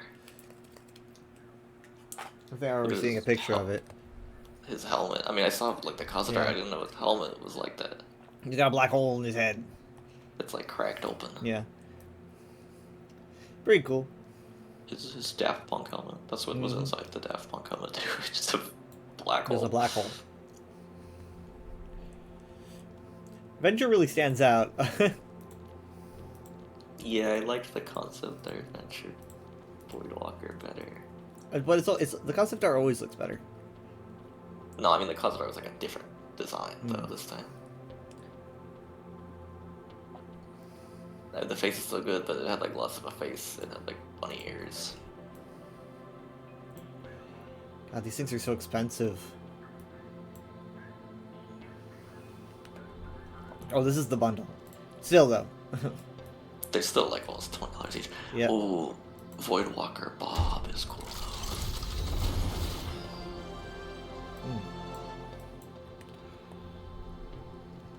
He's got a freaky eye.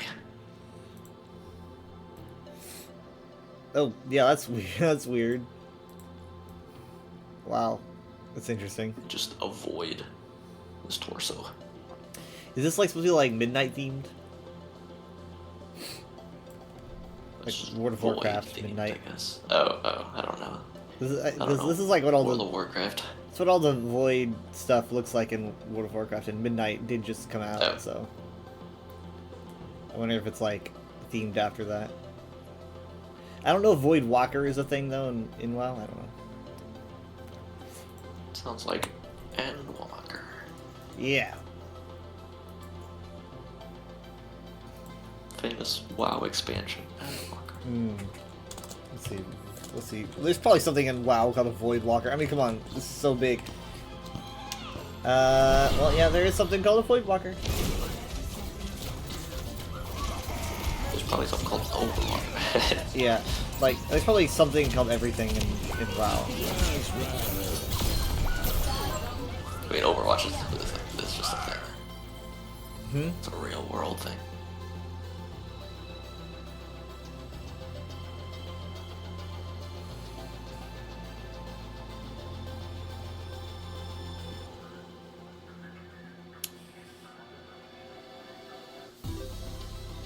Well, I don't know if Void Walkers are relevant to the new This must stuff, be that but beautiful weather I've always heard about. the new WoW expansion stuff is very cool looking. But it's like, I don't know, it's like, even if you buy an expansion, I don't even know if you can get to it until you're a certain level. 14's like that, isn't it? Where it's like, oh, you bought an expansion, but you can't do it until you're all the way up there, and it's gonna be like level 300. Yeah, it's like buying chapters of a book, but you can't skip ahead in the book. So. Yeah, I don't know how much WoW is like that, but then it's like by the time that you've leveled up, you know, it's like what if you're okay, so you say I like buy Midnight, and it's like level 80, I think it is, and I'm level 20. It might be even above that, and I'm like, I need to like get all the way to it, but it's like, oh, by that time my subscription expired. But I guess by that point, if your subscription expires, then you don't get to play at all. At least not on that character. 14, I think ESO does this too. You like buy the most recent expansion and it just gives you all the previous stuff anyway, so it might as well just be like buying the game. Oh, WoW might work like that. I don't know, actually. I'd be more inclined to play WoW if that's how it works. I don't know, I'll have to look into it. Because with 14, if you were to like buy the newest expansion, they wouldn't let you buy a new expansion when you can't even. You'd have gaps in the you wouldn't be able to get there because you have the other ones missing. So they just give you all of them. I apologize to the Hanzo, by the way.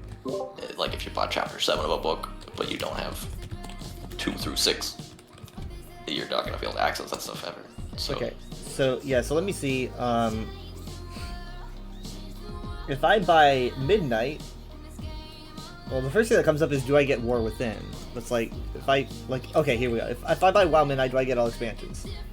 AI says yes, but what does the unit say? Okay, yes. So WoW works the same way. That's not too bad. That's not too bad.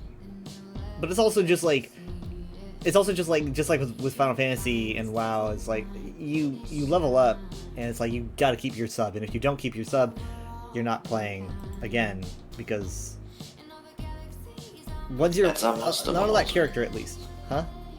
That's how most MMOs work. ESO went that way. Nope. Didn't it used to be? I think ESO did have leveling stuff for a while, but I think they quickly ditched it. I mean, I thought ESO had a required subscription at some point. At some point, I believe it was required, yeah, but they quickly got rid of it. And so it's like ESO also does not have a free-to-play thing at all, at least at the moment. I don't know if they did a big stream today, and they're going to be talking about like stuff in the future, and I haven't seen it, so I'm going to be going over that later. But I don't think they have any plans on making it free to play, because even at the base it's like $20, and that gets you, like, you can play it up to level cap, but you can't do all the zones. I feel like it's a good trade. It's like $20, so you can have a whole expansion, and all the base game you can play as many levels as you want. You can like get all the styles if you want, and also if you just have ESO in general, you get all the content they're releasing from now until the end of time. So like if they come up with a new zone or a trial or whatever, every player gets it no matter what. So because they're moving to a battle pass system, which is going to start tomorrow. Tomorrow is like when everything just kind of fully starts. It's kind of a make or break thing. They seem very confident about it. Yeah, ESO had a required sub at the start, and they got rid of it. But I mean, like, it's not too unusual. It was 2014. WoW has a required sub, and you know, it was just kind of the norm for MMOs. So I'm not terribly surprised.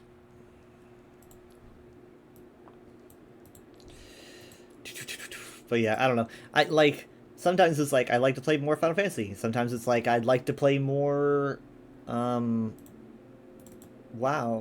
you know? So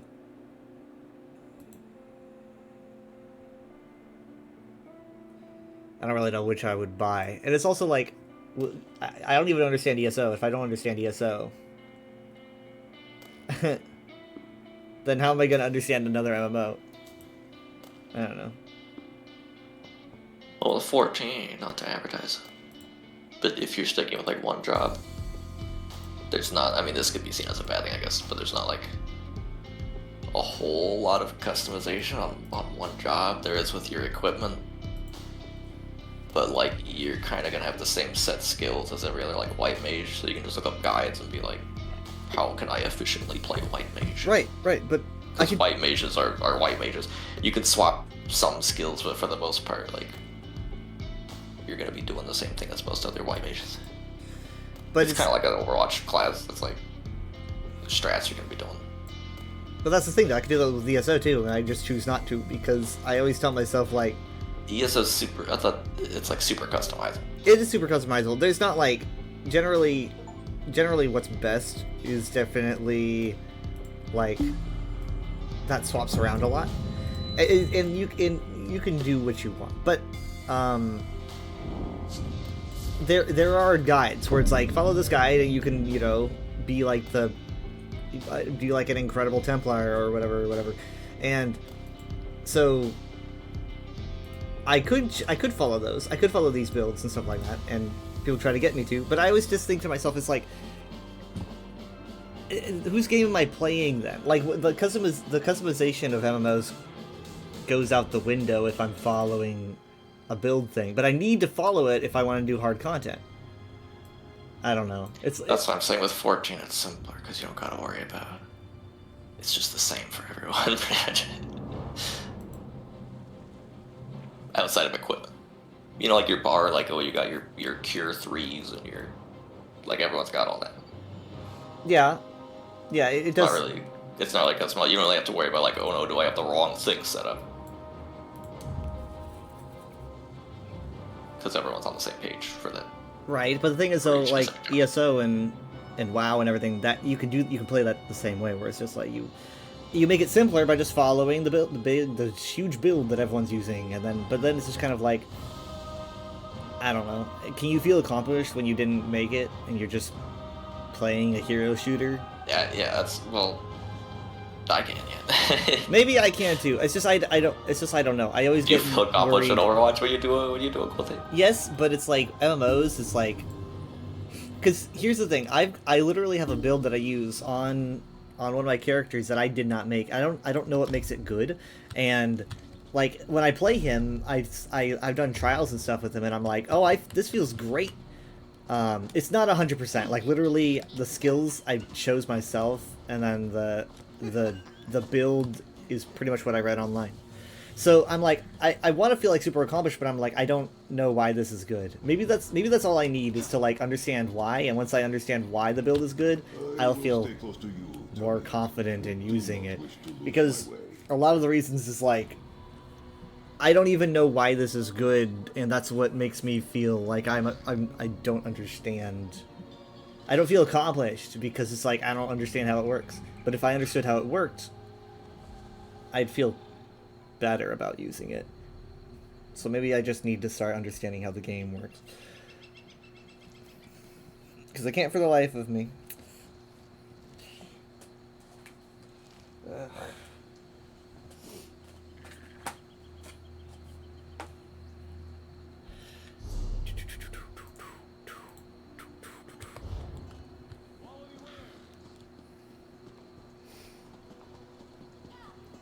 There's probably gonna be an ESO update tomorrow, unless the update already went through and the season just activates. I don't know.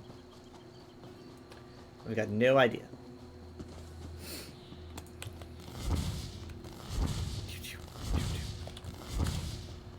Anyway, it's 1:30. For some reason I thought it was later. I thought it was later. Yeah, I'm gonna go, I guess. Okay. Bye. Bye. Night.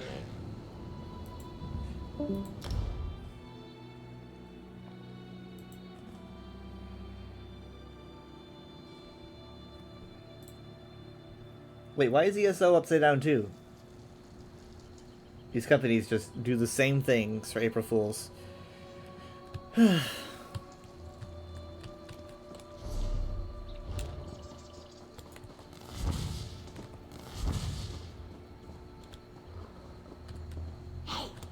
you. Interested in some real Jester's Festival fun? I'm gonna do the Sanguine one. I haven't done it all year, and I want to do it before time runs out. So, anyway, Craze, I'm online if you want to group me.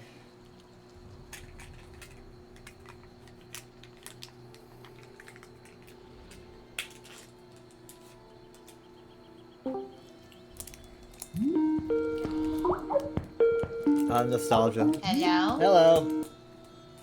Hi, Weather. Hello. How I was wondering if Oh, Not VR. I was gonna say, I wondered if Discord was going to let me in or not. is it being fucky? Kinda, yeah.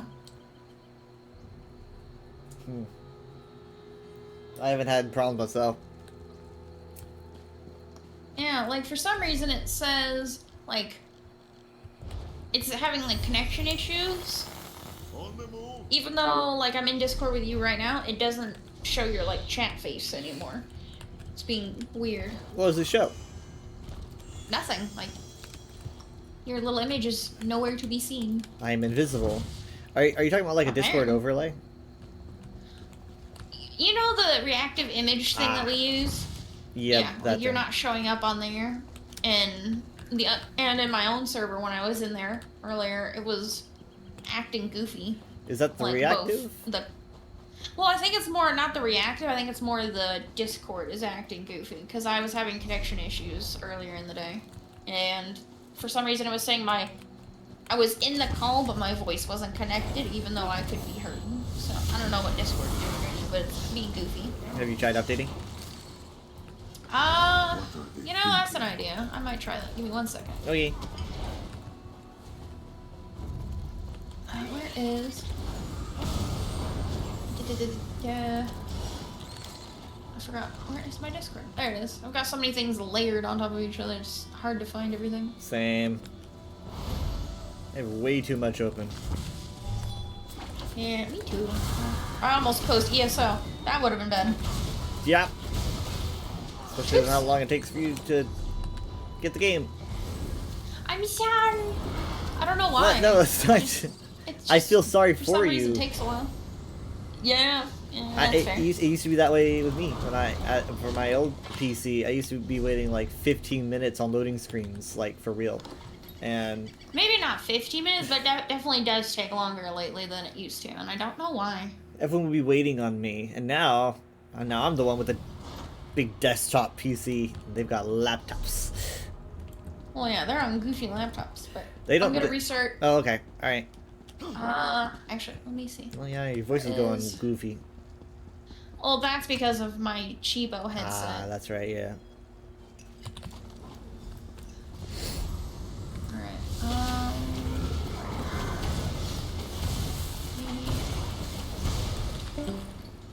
Badoom. There we go. Hello, Daedra. It's okay. He likes us.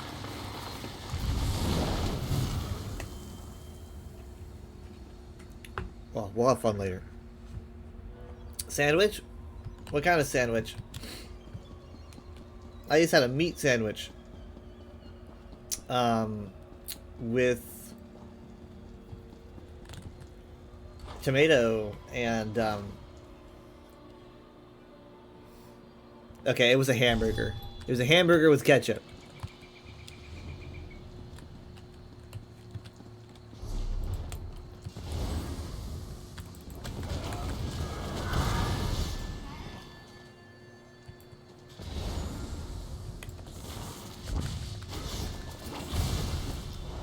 Did I say ham sandwich? I better not have said that.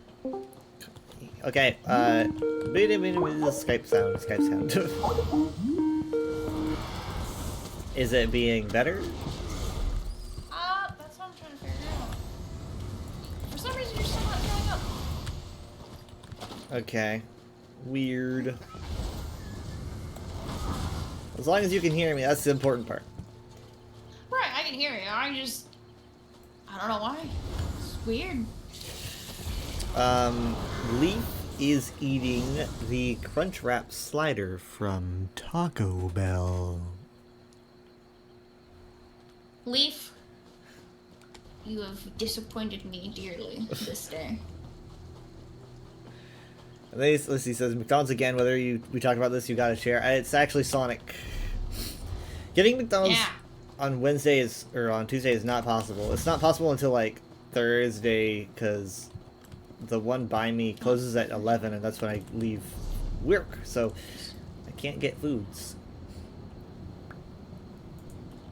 The Sonic actually that I go to also closes at 11, but I drive over there in the work car. I put gas in it, and then I use it as an excuse to just swing by the Sonic.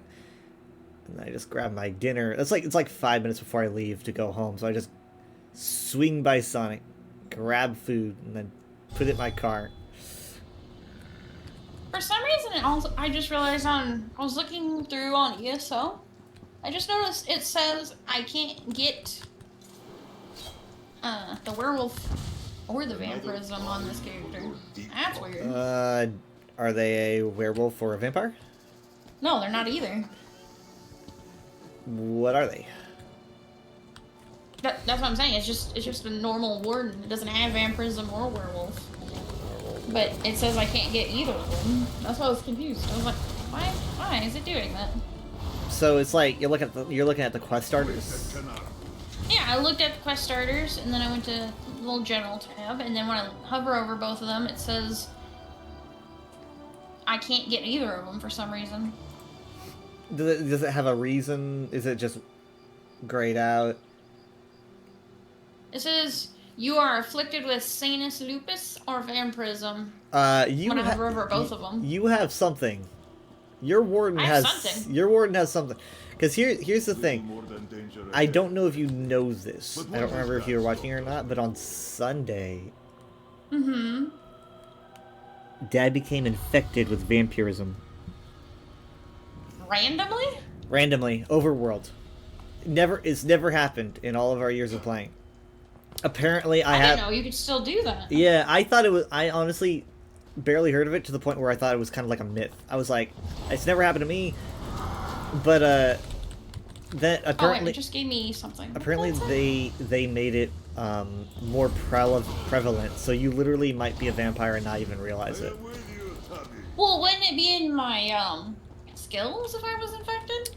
I don't know. I have no vampire characters. But yeah. So well, I'm just saying that it wouldn't be skills. It would be Sanus lupins. Oh, that's it's in werewolf. the active effects. I've been infected by a werewolf. You're when a was werewolf. I infected? You're in a woo. I don't want to be in you a have woo. lupus. I don't have lupus. When was I? I don't even remember being around any werewolves on this character. So basically, you just kind of got to, I guess, go to the priest. Who do you go to for this? Oh, to cure it, I know how to cure it. I just didn't know I was infected. Well, I'm the doctor, and I say yes, you are.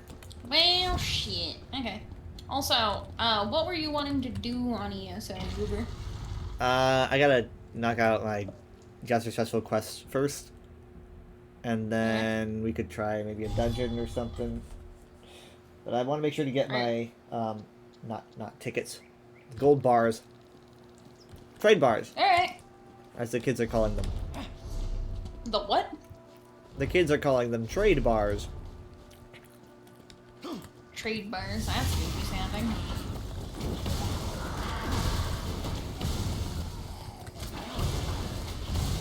So, I just found a shrine of Molag Bal here to the north. It's so weird to see something not discovered on Auradon.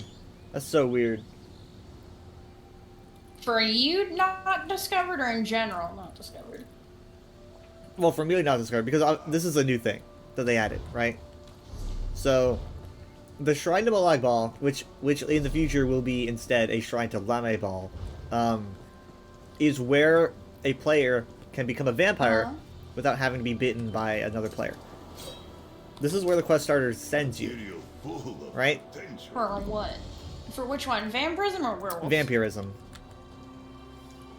Oh. Right, so... Interesting. So you talk to her, and she'll make you into a vampire. You can even flirt with her a little bit. So... Oh, the NPC. Okay. Mm-hmm. Well, hold on. I need to go to a mage's guild and cure myself of my affliction. Oh yeah, you're a furry, that's right. Yeah. Yeah, I am, Mr. Scaly. What of it? Hey, Argonians having scales is normal. Oh, I mean, you are a Khajiit, I guess. you're a cat dog. I am a cat dog right now, Goober. So I don't actually I know don't where you have go. I know where to go. I just... Where do you go to pick up your, Which zone do you usually pick your Jester Festival stuff in? Stone Falls. Okay, do you want to go to Stone Falls? Well, I'm gonna go back to Stone Falls in a... I have to stop by one more place first, before I can, because I'm on my Sanguine quest, so I have to head over to Glenumbra. You turned yourself into a vampire? No. No. Oh, you're infected. No, I'm not. Oh, okay. The Jester's Festival quest, with the band and everything. I need to go to Glenumbra for it. And then can you share it? I'm going right back to Stone Falls. Yep, that is the wrong button. I did it a second time. Yeah, it's kind of goofy like that. Okay, there's a share. Oh, that was what that noise was. Thank you for the follow, Higa. Thank you for following. I wish we could, like, co-stream. We can. I did install Chrome, so I can do that now.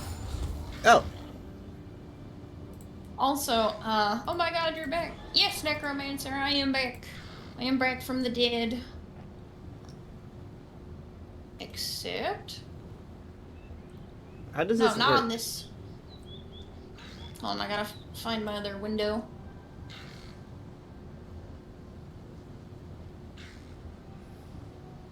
Where?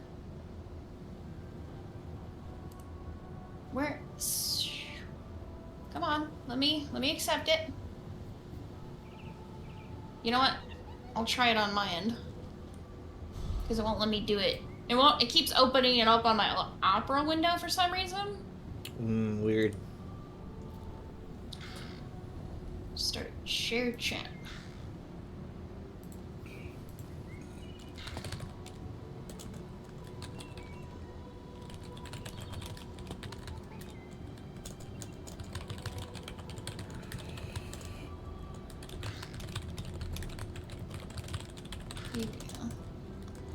Huh.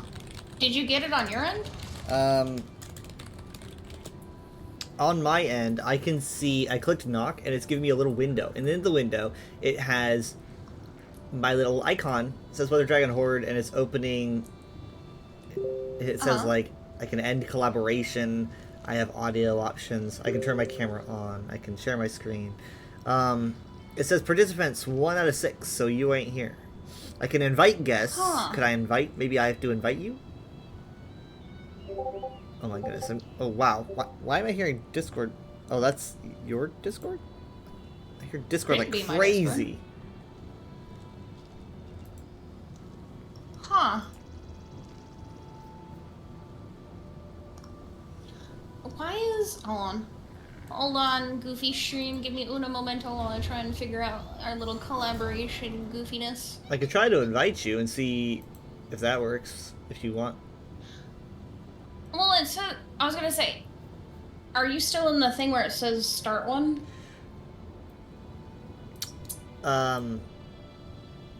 No, I clicked knock, and then it came up with this little window, and I could send you a picture of what it looks like if you want. I think I started it. Okay. For you, at least on my end. Oh wait, hold on. I see it. Give me a second. Oh, yeah, no worries. There we go. There we go. Shared chat started. It's fusion. Did it actually do it right? I think so.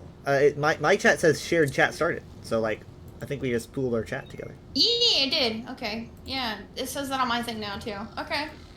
I had to, for some reason I had to, it won't, even though I installed Chrome, I had to set it as my default browser for it to like pop up correctly. I see. You can warn timeout and ban any user in the shared chat. Ban users from the other channels can't chat during the shared session, but will still be able to watch and see chats from another collaborator channel. Interesting.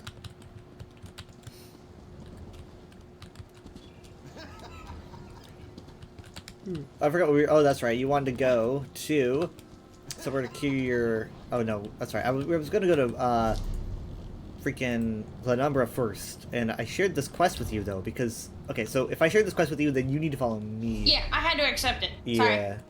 Or do you, Alright, I'm or do good you now. have to talk to Sanguine? Sorry, do you have to talk to it Sam says Garone? Let me check. For the event, where is it? Recruit performers for the festival. That's what it wants me to do. Does it say 0 out of 3? Yes. Perfect. Okay. I thought it was gonna have you go Also- back and talk to him. No, it does not. At least it's not telling me to do that right now. But yeah, it is good to be back, Necromancer. I'm big chilling on the shrims again. I'm so happy you're back. I missed the shoot. Well, thank you. I appreciate that. It was something I wanted to do, but life was pretty crazy for a bit there. My life is still crazy, actually, not gonna lie, but Stay close. that is how it be sometimes. Here surely intends us no good. Actually, I just realized if I'm streaming with you, it is just you and me, I can just turn back my audio for Discord again. And then everyone can hear you too, Weather. Yes. Huzzah. You can now be heard, hopefully, if I did it right. Hello. Hello. Yeah, I get the crazy life thing, Lo. Yeah, and life is interesting at times. Oh, it's got a little icon when it's a shared chat, so it's letting me know whose chat it comes from. It puts a little thing. Like, I've seen shared chats before, but I've never done it myself, so I was like, shit, I don't know how to do this. On the technical side. Yeah, I of thought it was things. like for pros, but I guess we're pros now. Oh yeah, we're big pro in it. I don't want to Oh, brag, yeah, but I am an affiliate, so.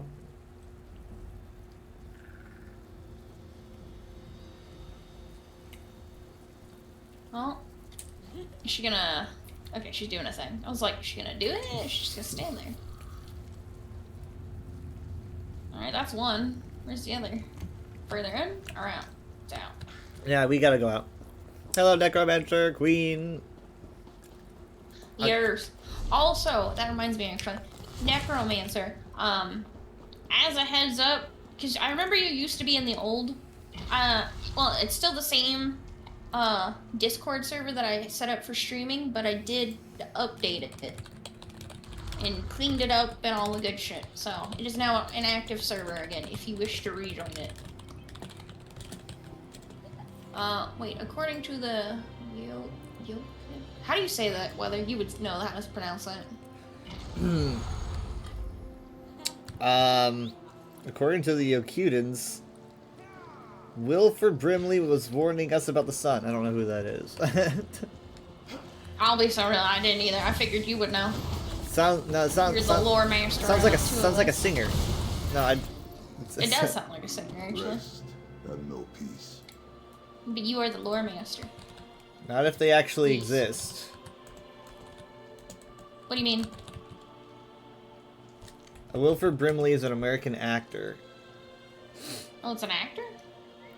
Yes. That's goofy. I'm assuming this is a reference to a movie that Wilford Brimley was in.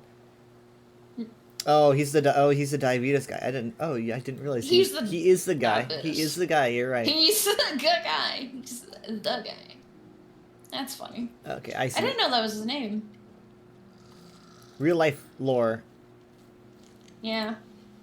Canon lore. Right there.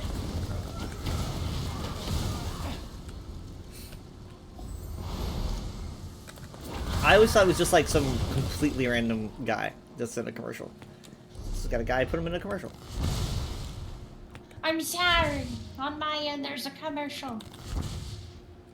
But thankfully, it only lasts for like a minute 30, I think is how long I have the commercials. I'm Mark Glenumbra. Oh yeah, I forgot that was my notification for subs. Oh, I forgot how much I love that.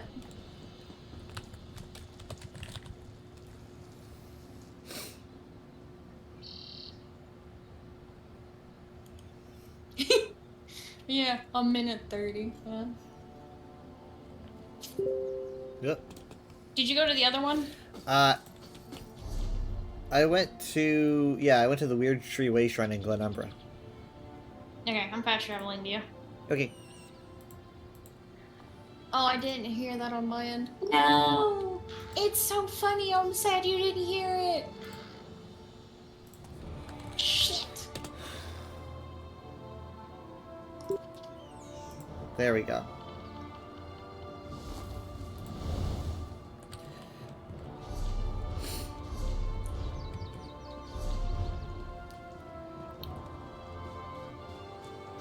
He was also in Cocoon, the movie where old folks unknowingly stole the life force of aliens trying to get home. Sounds like a Doctor Who plot. That movie. So, I'm not gonna lie, I think that is an actual, like, Doctor Who plot.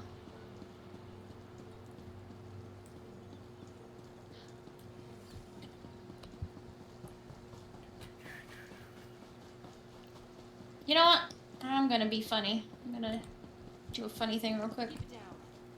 Personalities. Here we go. Meow. We gotta run weird. Yes, we gotta run weird. 'Tis the season. Okay. An 80s movie directed by Ron Howard. Oh, Ron Jesus. Howard. An oldie. It's been a while since I watched a movie from the 80s.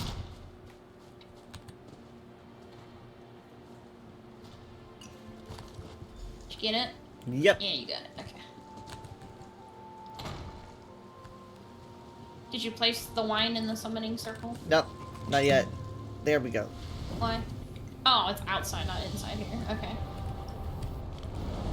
I was thinking Big it guy. was inside the Goofy Tower.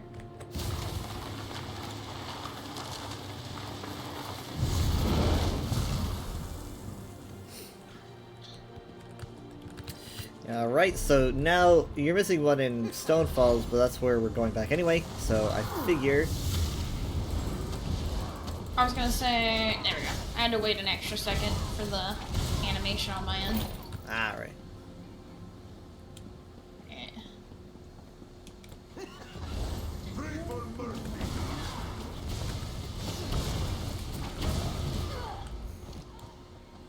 Oh, it's so hot in my apartment. It's awful. I hate it. How hot is it for you right now, weather? Do you know the temp where you're at? 73 degrees. Oh, you're 3 degrees cooler than me right now, because Ooh. last I looked it was like 76. I've also got the fan on, I've got my floor fan on. We did what we had to. I have my big fan on, but I'm debating also turning on my other fan just to try and get more airflow, because it's just fucking humid as shit here right now, and I hate it. I think we have AC? I don't know. I'd have to ask my roommate. He would know if we have AC or not. I think ours is programmed to be off at night, and then it like turns on at like 7:30 in the morning, or something. I know we don't have one in a window. I know we don't have any window units. I just don't know if the thermostat has an AC, like a central AC thing or not.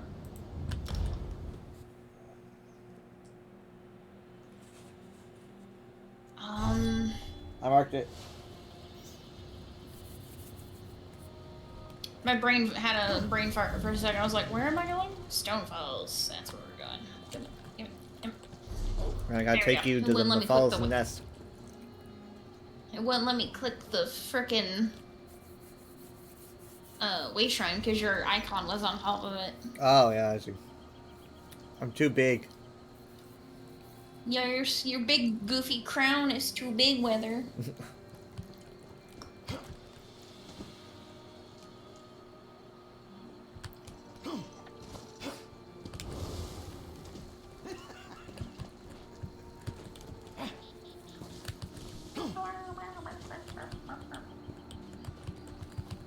Oh, I didn't mean to click that. I accidentally activated my lovely emotes. Or, I think that was what the add-on's called. I think so. I used to have it, but people were able to mind control me, and I didn't like it. Yeah, but that's if they know how to do that. Most people don't know how to do that. Well, it happened quite often, but then again, that was when I was with the Bridge Sleepers, and it was almost a requirement. I was gonna say, yeah, with the Bridge Sleepers, they're kind of goofy like that. Mm-hmm.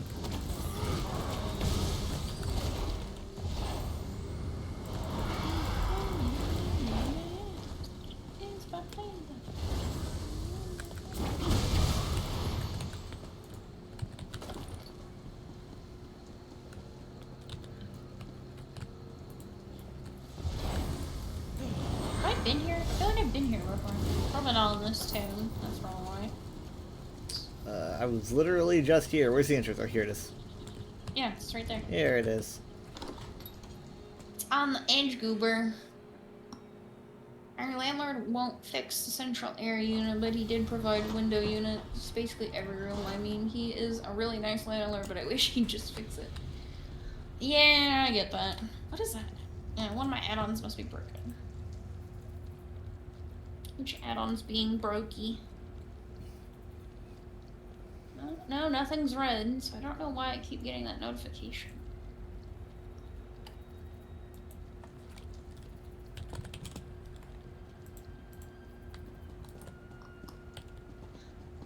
I'm glad. Yeah, add-ons being borky is annoying. I fixed that by having like 3 add-ons. Yeah. Is swift. But hear me out. I have the ability to do many things that you cannot. Like what? Like with lovely emotes, like we were just talking about. I can do goofy shit with that. I can quick select and all the fun things of the world with emotes. You've got an emote slot wheel now, though. Yeah, but hear me out. It's just a little tab. I don't have to hold down a button. It's just like right there in the corner. But I don't get mind controlled. Yeah, but you, for some reason, have the issue of mind control. I don't. I'll be honest, I've never had anyone really do that with me, so it doesn't bother me none. Did you put the thingy down? Yeah, it's over there. Oh, okay. Well, I couldn't see, so alright. So Did it count for you? Well, I mean, oh, that's right. I went here first. I stopped by here first, so I had already done the second. Oh, I see what you mean. When what he means by the mind control thing, Necromancer, is that with the add-on called Lovely Emotes, if you and someone else have the same add-on, maybe it's a suppressed. They can, if they activate an emote a certain way, if you also have the same add-on, you will do it with them, and anyone who also has the add-on in a certain range will all do the same emote together. It's to help like do synchronized emote dances and shit with people. That's what it's supposed to be used for, but some people kind of trolly with it.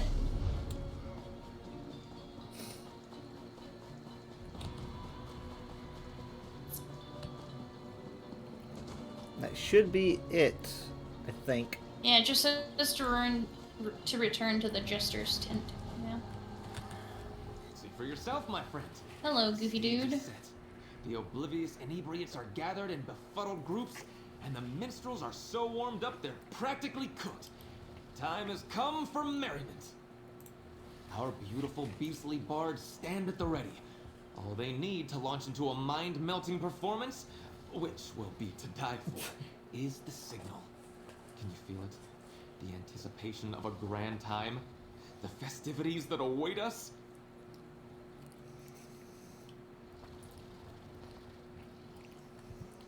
The only appropriate way to start boisterous music, of course, is with a clamorous note to kick things off. Now, where is... Ah! Okay, where's this that bell? bell over there. That should do it. Ring the bell, it's stand right back, there. and enjoy the show. Why not? I had the idea, the contacts, oh, the that's plan, goofy. and I set the stage.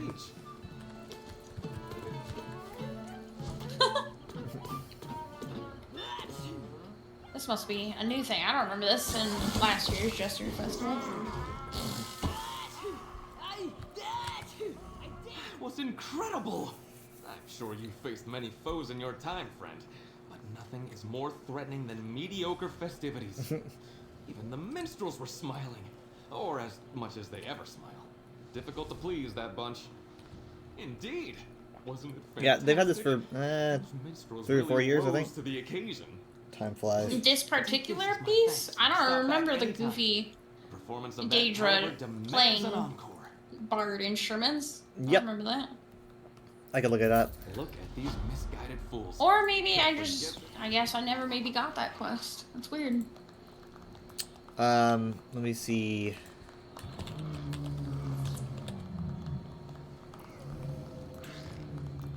Gowron. He was added. Let's see. Let's do the page history. Okay, 2022. So it was 4 years ago. Weird. Mm-hmm.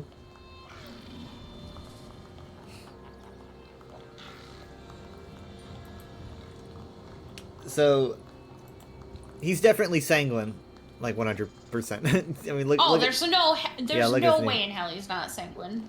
And then you have during the Hearts festival event, which was a brand new thing this year. There was a character named Samara Gautier, who is also very clearly sanguine, dressed in the same colors. She has her own quest line. So, yeah. So I mean, sanguine shows up quite a lot in this game. Yeah, we need more Shio. I'm just saying. We need more Shio. This should be a Shio thing, not a sanguine thing. Personally. Shio would just show up as Shio, though. I mean, Shio wouldn't.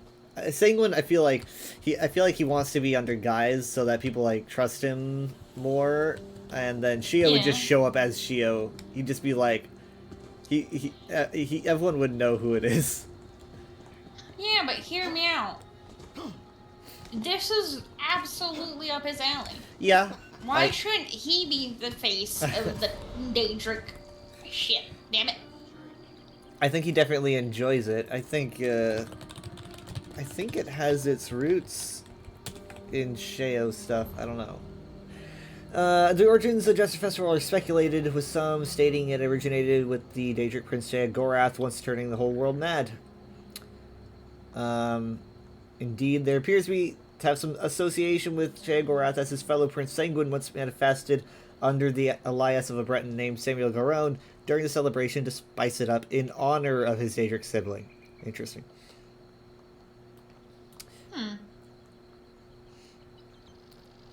There's a lot more information here, but...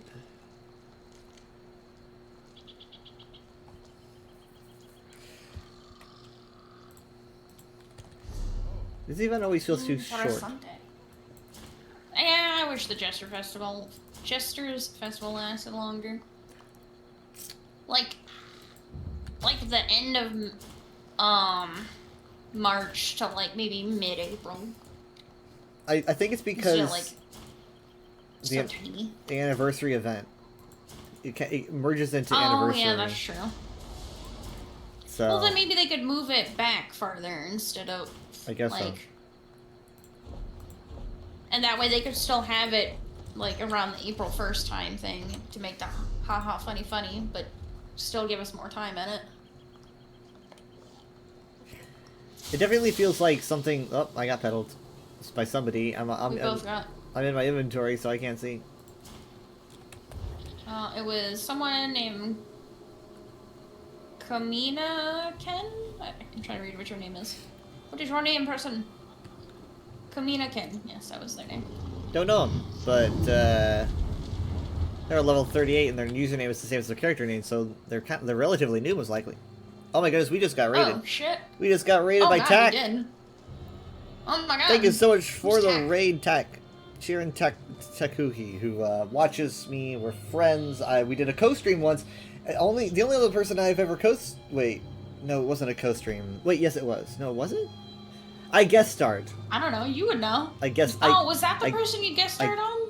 Yeah, we guest starred. But I don't know if it was a co-stream or not. I don't remember. I don't think it was a co-stream. I think I just was Usually I'm invited. pretty good about kept. Oh, okay, I get you. Yeah. Well, hello, Tack. Hello. Hello. Hello, hello. How are you doing? I gotta clear inventory. Pretend like that was good enough, and now you believe that we were both streaming at the same time? Maybe we were. I'm trying to remember, just like, because I remember not having anything to do at the time, and because I don't know. Maybe I did guest star. I wonder if that was during my vacation. Your staycation? Yeah.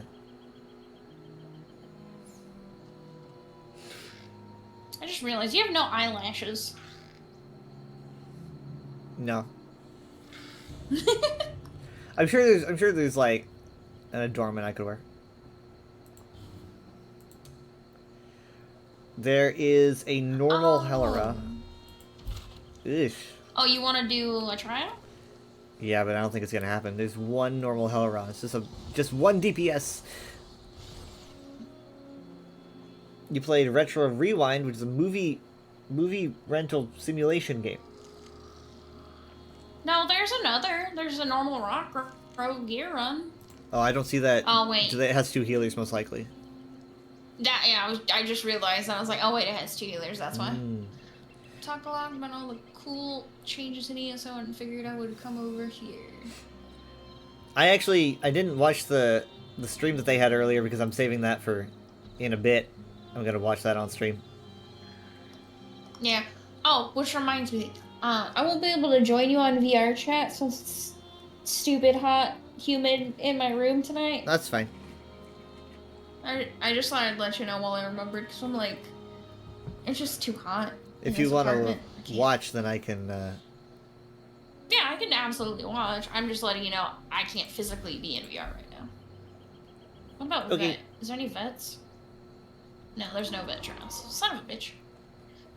Alright, you sleep well, Tack. Yeah, it's 2 a.m. for me. And oh, you have work at 9 a.m. Okay, alright, yeah, definitely have a good sleep. Thank you for the raid. Yay. Sleep well, Tack. Oh, that reminds me. Also, now that Necromancer. I don't know if you remember, but it used to be 2 in the morning for me at this time. It is now 3 a.m. since I moved. So, that's a development you missed out on. With the craziness of life. I moved. Lore drop. Oh, do you wanna go cure our ailments? Oh yeah, I forgot you were sick.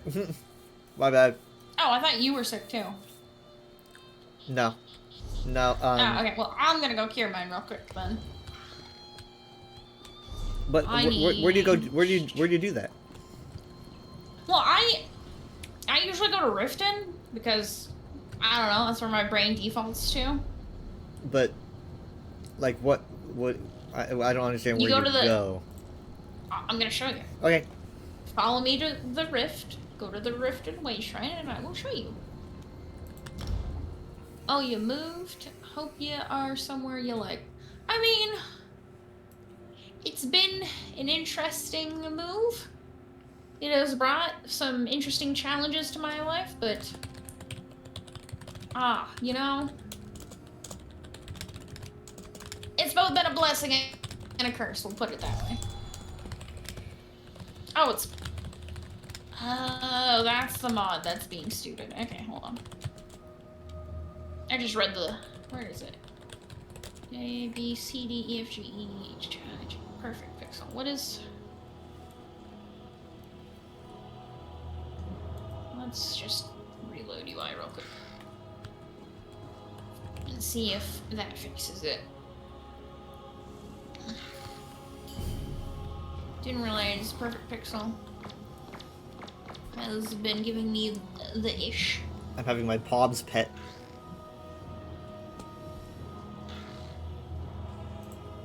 What do you mean?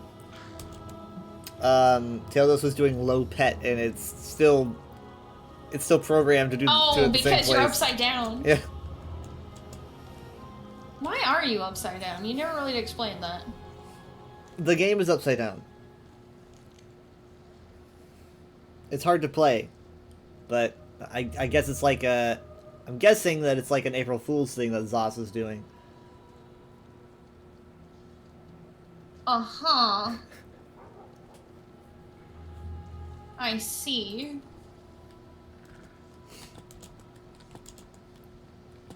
It's like it's trying to whack weather off the clouds.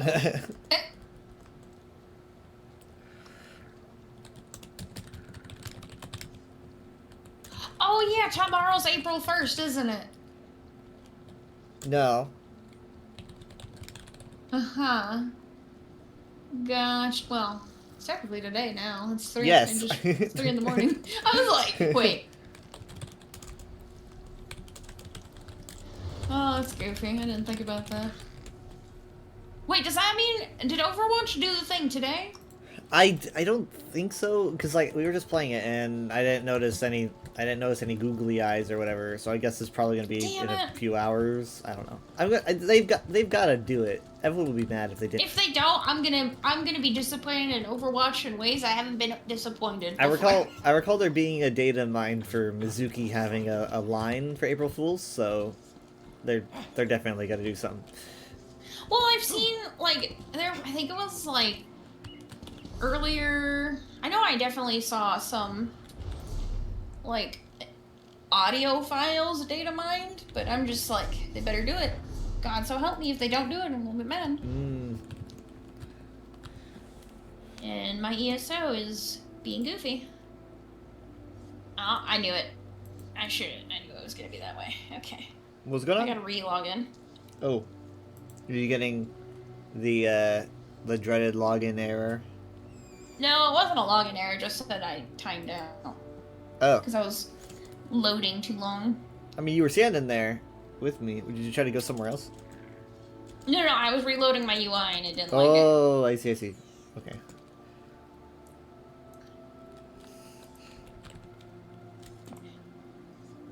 There we go. Turn that off. Go to characters and hit play.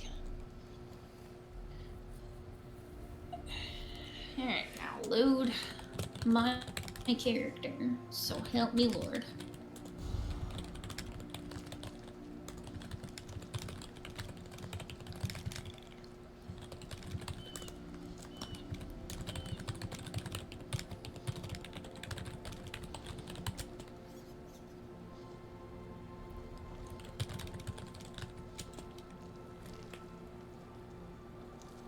Excuse me.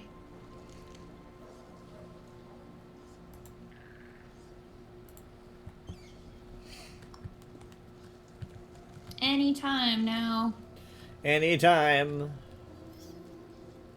I'm sorry, you gotta wait for my slow ass. It's fine. I haven't I been don't have drifting this in a issue while. with any other game, it's just ESO. I don't know why. A lot to render. Maybe? That might be it? I'm not sure.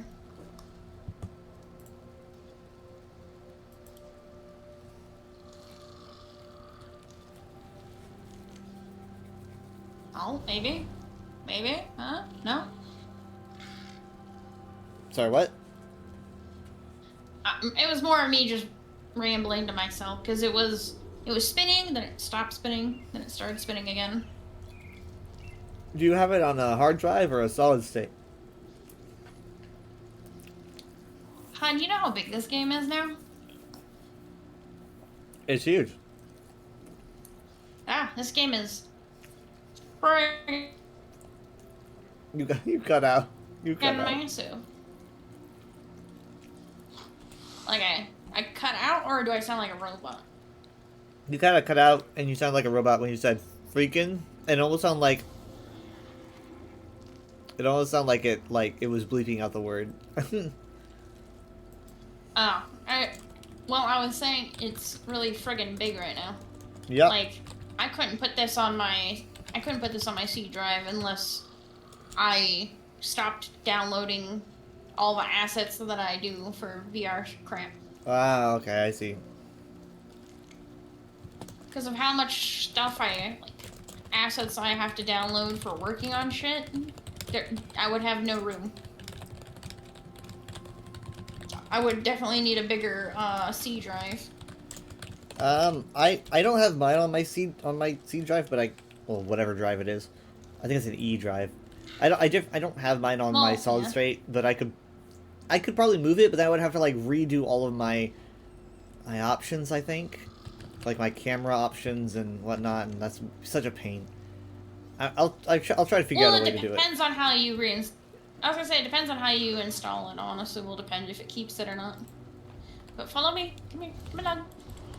This way. I'm right behind you. I know. I'm just making sure you're following. I'm very familiar with the Mages Guild. Are you sure? 'Cause you didn't know. No, I mean, I don't talk to people about werewolf cures here because, I'm not a werewolf. Wait, you mean you can just go to Sabinus for the exact same thing? Yeah, you talk to this goofy goober and he cures you of vampirism and werewolfism. Oh, I guess I didn't know that he had. Yes, that's definitely it. I didn't know that he had werewolf-related lines. Yeah, and it says, "May Arcade drive back the darkness forevermore." And then you tell him, "I've been infected with Sinus lupinus. Can you cure it?" And for 69 gold, he will cure you. I have to give him a donation to the temple. Huh. I think it's goofy that it's 69. I'm not gonna lie. That's what Dad See, said. this That's is what Dad him said. curing me. I was Well, like, yeah, it's oh, Why is my UI purple?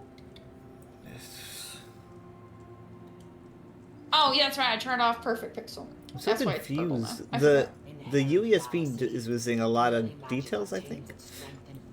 We've got quest related events, and it only has if you've been infected with vampirism. We do have dialogue. I no longer wish to be a werewolf. We have that one. That's the arcane aspect of magic. The hidden elements we draw upon. Your mind works in a music. You can approach him to cure lycanthropy if you become a werewolf and decide you don't want the gift anymore.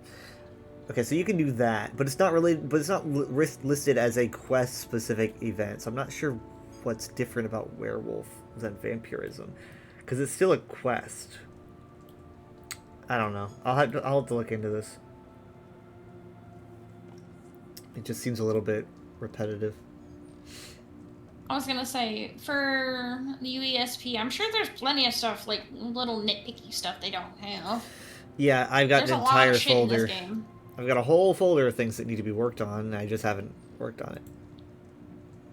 Well, I mean, you could always post it. You're in their guild. I think you're in their server. You can always post, like, hey, these are some things that are missing if anyone wants to work on them.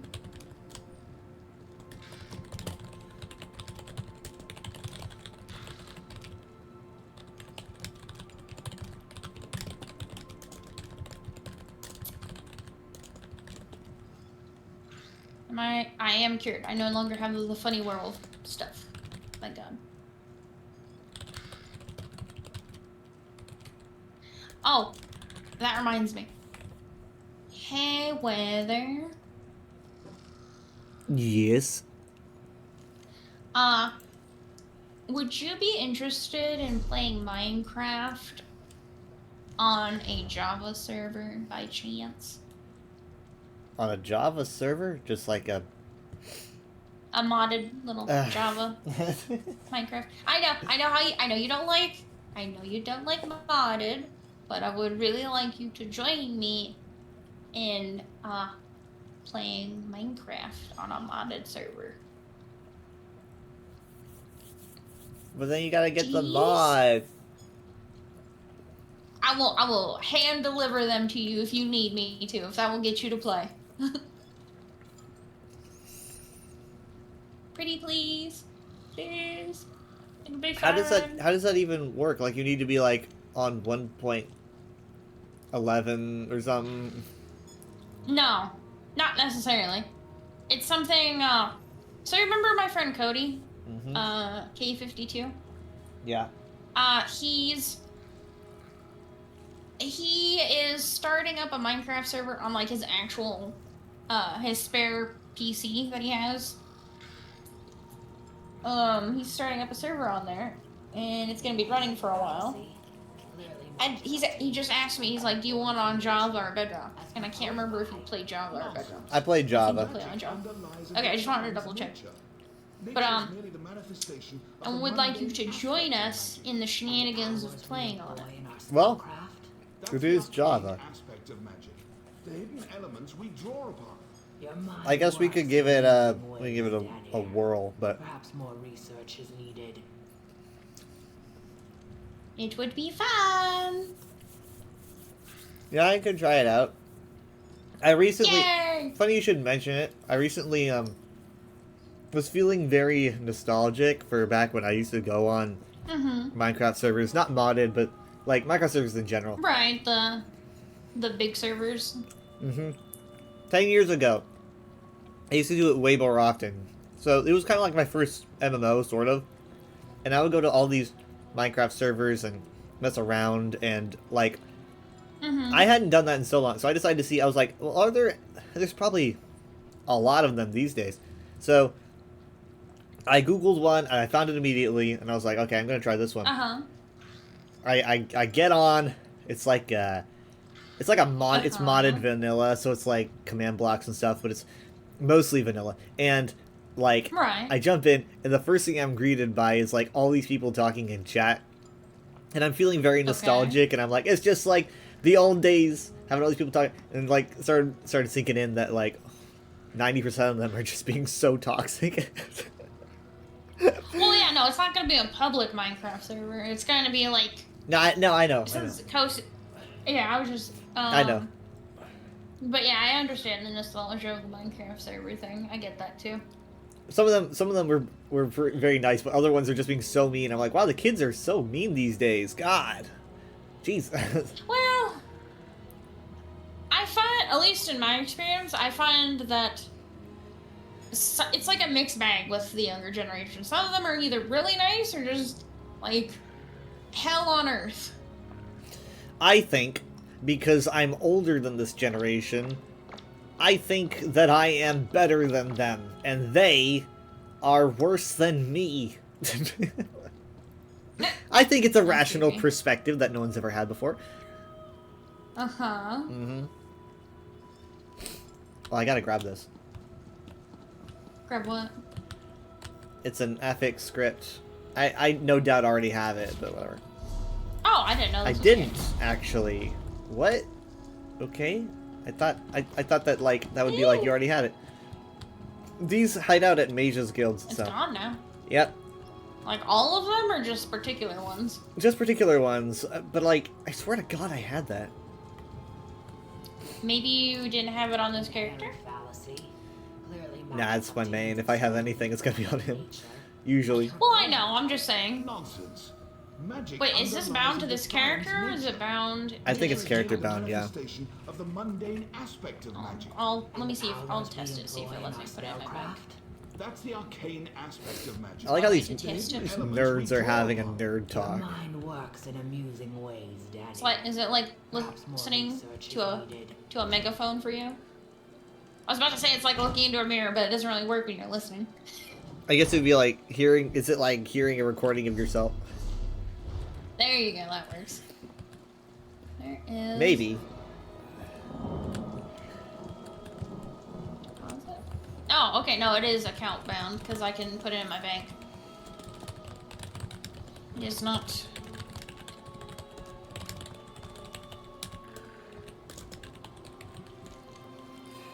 So I found this new book series that they dropped with a recent update on the 11th.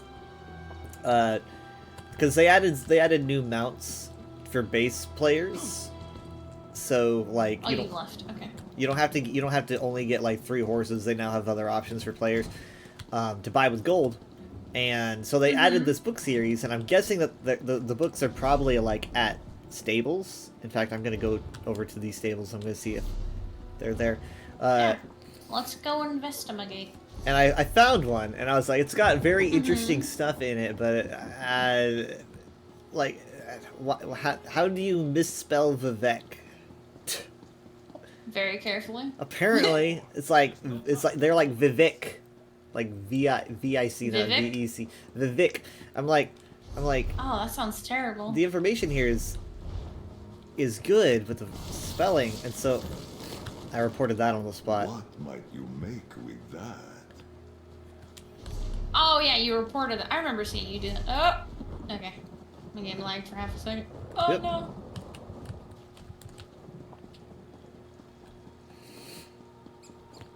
Okay, the stable is actually way up here. Why is it such a weird spot? And it's by the road. It's by the road. So I guess it I don't know, makes it's just sense a, a bit. I don't know. It's just a weird spot. I usually go to Vocal Guard when I do mount things. Yeah. It is quite different. Also, you level That's up all not three, stable, three things at once now. Oh, yeah, here's a book. Nice. Rams. Okay. That's not what it did last time. Okay, volume 10, Rams. Night, Necromancer. Well, I'm gonna head to bed. Good night and have an amazing. Yeah, good night, Necromancer. Sleep well. Don't let the bed bugs bite. All that goofy shit. See, when I clicked on did the mount chain, it puts 3 points into whichever one you pick. It doesn't give you 3 for each. Oh, okay. I must have misunderstood. Yeah, because each day you can upgrade a writing skill by 3 points for 500 gold. Not all 3 of them. It's only one, but you get extra points, I guess is the way to word it. Interesting.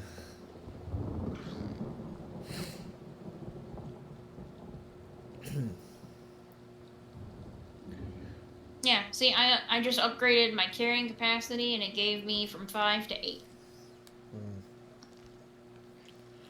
Guess that makes sense. Yeah. It would have been nice if they did one for each, but I guess they didn't like that concept. Yes, goofiness. Oh, your health. You have a little baby health. I'm a healer. I'm a I squishy know. boy. I just think it's goofy. At least you're not Glass. Glass is like the worst to be. You're only the squishiest. You're not Glass. If you were Glass, I would be like, oh god, you're gonna die instantly.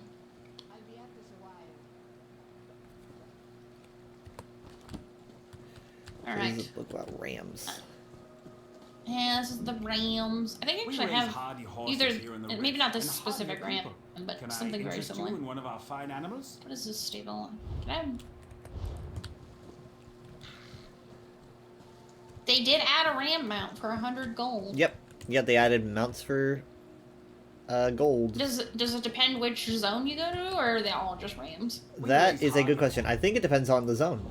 Because yeah, so I'm guessing they like took a bunch of these different animals and started scattering them. So basically, I read a book about Nixoxes outside of Necrom. I'm gonna assume that if I talk to the Necrom stable master, I could buy a Nixox to ride. So I'm assuming that each different stable has like a special mount that you can buy from them, which is interesting. It kind of keeps you exploring. Is that Anthony in my chat? Oh my god, I think it is. Well, your chat is my chat. He's alive. Well, yes, it's both our chats, you know what I mean.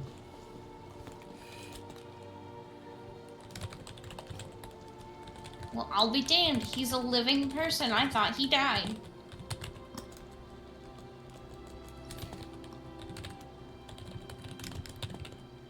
Oh, about asleep, lol. I get you, Okay, Anthony, well, when you do pass out, I hope you have a good rest. Night. I think he was just coming in here to, like, pop in and say hello and then go die, kind of thing. Maybe we're gonna be like ASMR. Yeah. Yes. We can be the goofy ESO ASMR group. There you go. So, what would you like to do now, Wither? Is there any trials up? Have they repopulated? The Maw of Lorca is just 2 people. There's a veteran Hellraw run that needs it. Hold on. What are you on again? I'm on DPS. Okay. It needs a DPS and it needs a healer. Legit. Which one? Veteran Hellraw, which shouldn't be terrible. So, you want to go do that? Yeah. Never mind, it delisted. What? How? I can't join it. Fuck. It delisted. Fuck. Dang it. I'm sorry. Did they just get somebody like immediately? Maybe. I'm not sure. Fuck.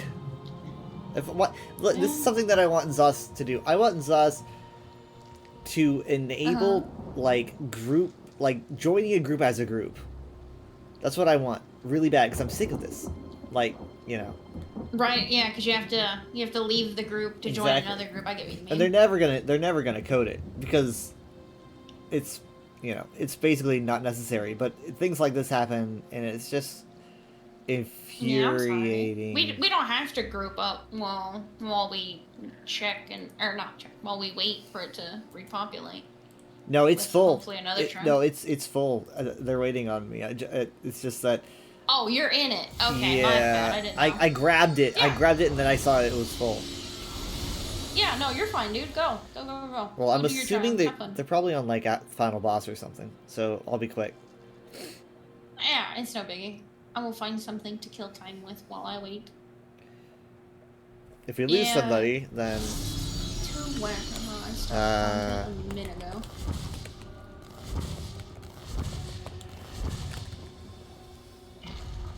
Content? Do you mean you like stop streaming and shit? Is that what you mean, Anthony? People undaunted, but you will fall just the same.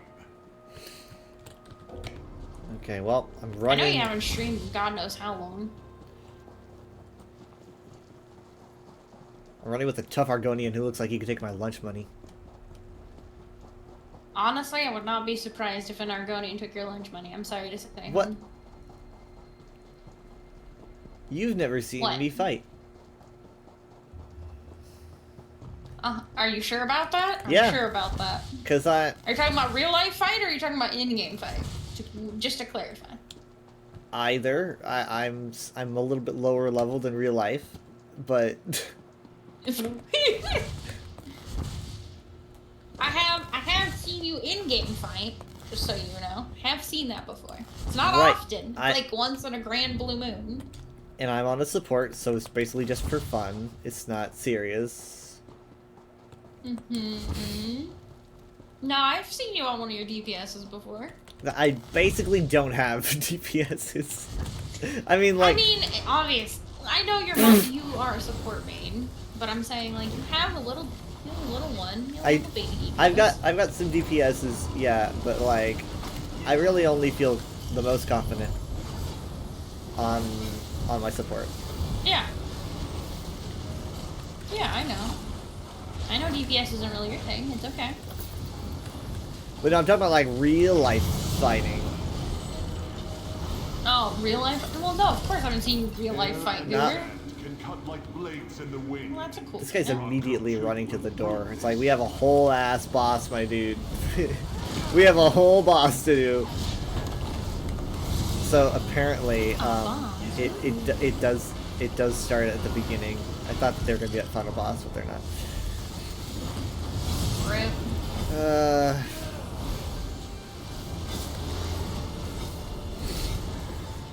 I mean, it should be where it's like, you know, if you're in a group and you try to like bring your group in to another group and like it has the spaces, then it should like put you in. And then if it doesn't have the spaces, it should be like, oh, sorry, someone just took a spot. You can't join. I don't know. Yeah, it's like it's either a trial with one person or a full stack of people, and it's very annoying that is what we got. I think I'm gonna get the Goofy helmet for the event before it goes on. I think that's what I'm gonna do. My little bit of trade bars. It's all dented and stuff. I could probably pair it with Cadwell's roughed up stuff and it'd look not too bad. This is actually the roughest.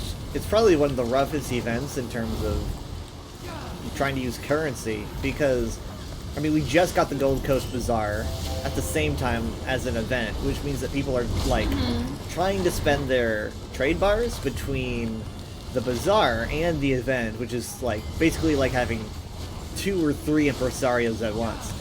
And I think that's just something that people are maybe struggling with. Like, I'm having a harder time getting all the set pieces because I grabbed something out of the bazaar.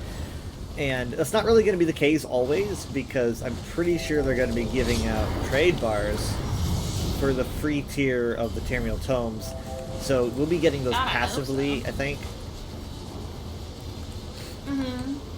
So this will be like the poorest we've ever been. Oh yeah, this is definitely the poorest we've ever been, for sure. It's an okay bear. It's not that too fancy. I'm saying. We're at 14 out of 24 vitality already. Oh Jesus. No one likes to move for the blade spinning. They always like to bathe in it. Just bathe in the blades. Who's the other support? Sounds rough. Yeah, well.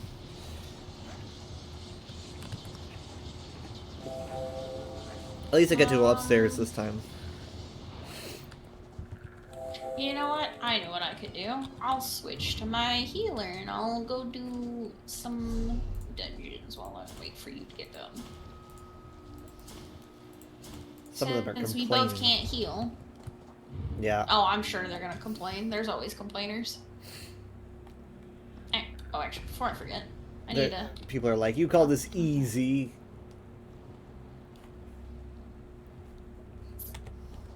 I'm thinking it's easier than most trials on veteran, just saying.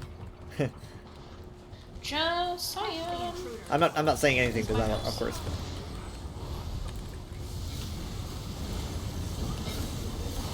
You are fine, Uber.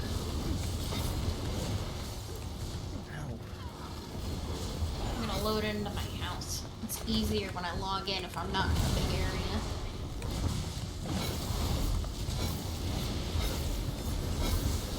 For some reason, and it's only this game that gives me this issue. I don't have this issue with Overwatch or Warframe, nothing. Just ESF. I don't get it. But it is a very big game. Oh my god, yeah. It's goofy big. It's almost... Shit. It's almost as big as one of the COD games at this point. I was wondering what? Well, maybe not as... Oh, COD. COD. Call of Duty. Because I think we're approaching like 200 gigs. Aren't we on this game? I have no idea. I want to say it's almost 200. But I could be wrong.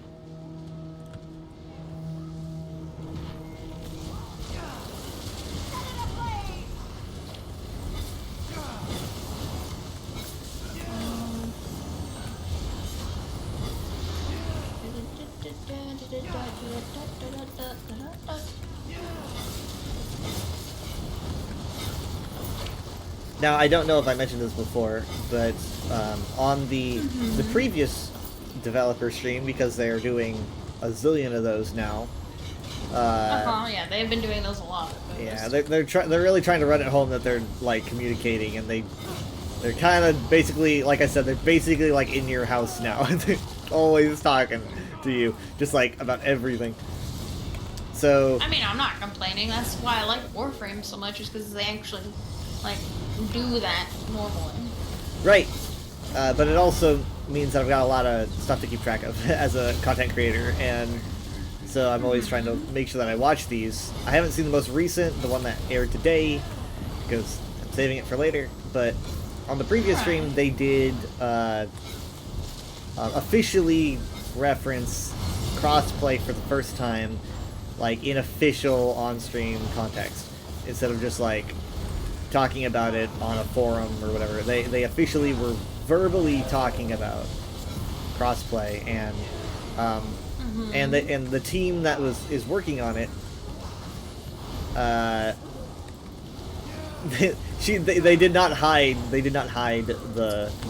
I could see the look on her face, like how hard it is to make this work. You could tell it's just like a lot of struggles trying to get crossplay to work. But so I'm really hoping they can do it, and I'm hoping it's not just like an Overwatch 2 thing where it's like we're gonna do this and that just doesn't happen. Oh, you mean like with the PvE that Overwatch did? Yeah. Or well, lack thereof. Yeah. So I think they're smarter. I think they're smarter than to do that. But God, I hope so. I'll be so not happy if the rug is pulled out from under me on that shit. But we don't know when it's gonna show up. Like that's important to know. Yeah. And they're being very vocal about how they don't know when it's gonna happen because it's so difficult. In fact, I'm surprised we're talking about it now. I thought like maybe we would be hearing about it officially a year from now or something. So I'm surprised that they've actually. They're doing it ahead of time, kind of thing. I'm surprised that they're talking about it so early, but maybe it's not so early. I mean, like, I expect crossplay no earlier than like 28, but I'm just like that's just where my hopes are, because I think that ESO's at a good point where it's like getting a lot of people coming back to the game because they're doing all these quality of life changes. I think that crossplay would be like a good way to keep the energy going. If you do everything at once, then you're all out of energy. You've used your ultimate, and now it's like, good luck keeping your game. I think that crossplay is probably going to be way later, by at least a year or two. As long as they do it, I don't care. I'll wait. I have the patience. I've waited this long. I can wait a little longer. But if they do bring in crossplay, I even brought this up to someone I watch who's recently started playing ESO on PS5. There's like some things that ESO on console does that ESO on PC does not do. It's gonna be about the voice chat. Well, yeah, the voice chat thing, sure, but there's like the mentality, I guess, is the way to put it. That's the one thing I'm thinking about. That's maybe gonna cause some ruckus if they do bring crossplay. Talking about like culture shock? Like maybe that's the word for it. I'm more thinking like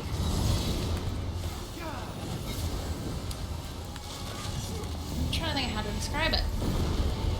When I played on the console a bajillion years ago, the community was helpful, but also like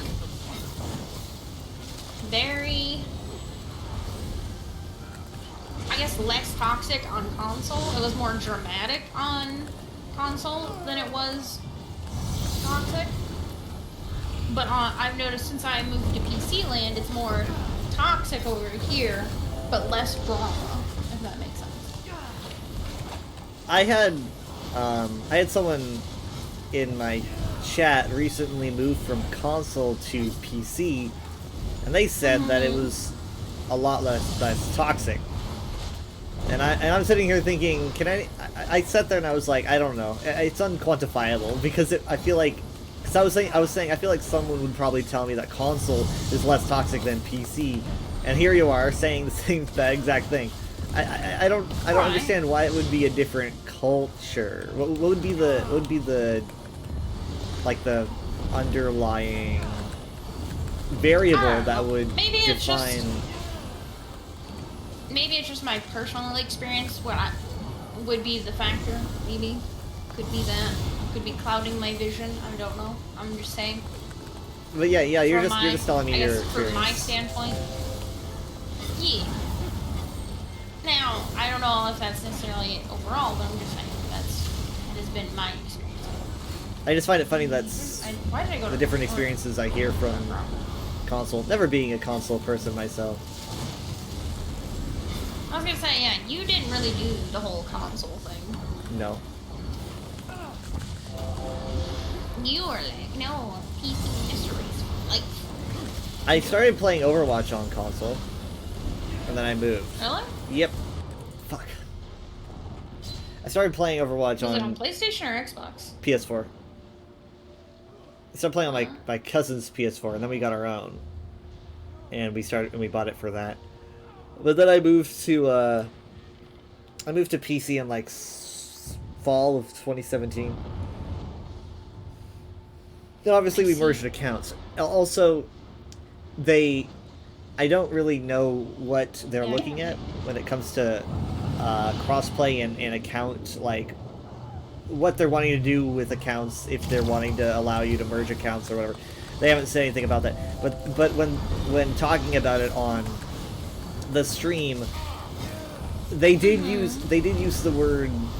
I don't know if this was in reference to the servers or accounts, but they did use the word merging, at least at one point. They said something like it's very difficult with all the merging. I'm not sure if that was referencing accounts or if that was referencing servers, but they did use the word merge. It would, right. Well, in either case, it was still, like, on the technical side of things, it would be difficult. Yeah, I'm sure. I'm just trying to figure out, like, if there's going to be an account-related merge thing, because it's that would be nice. It's like, what would they do? Would they lock you out of your characters? Cryptic or what? Hearts, too. Okay, what's the DLC for today? Scale color peak.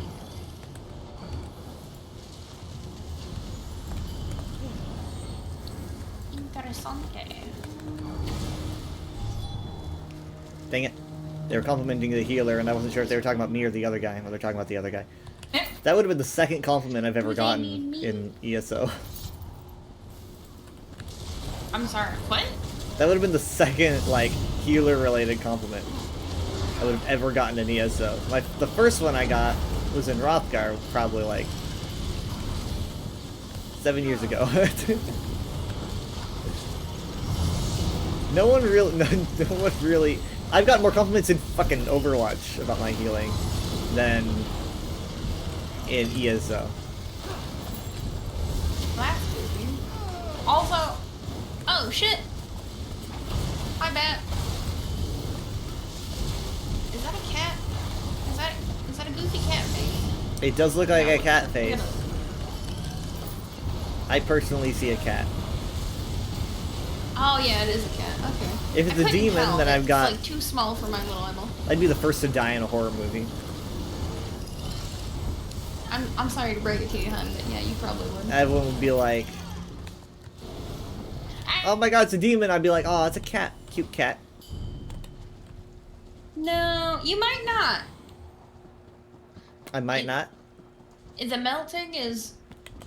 It's insane, dude. It's too goddamn humid.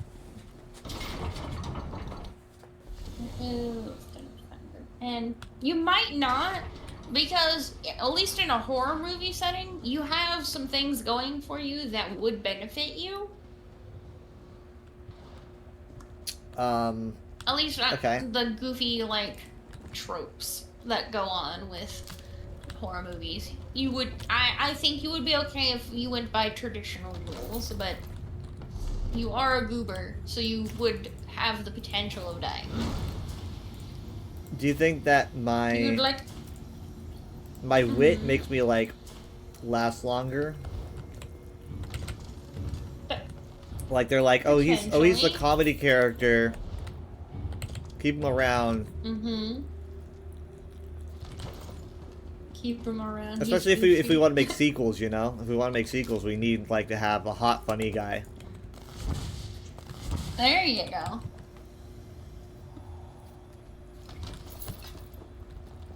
Let's see. Let's see how long it takes for me to find a dungeon group. Well, I am at the warrior already. So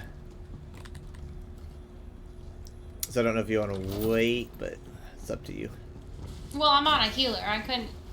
I'd have to switch again, Goober.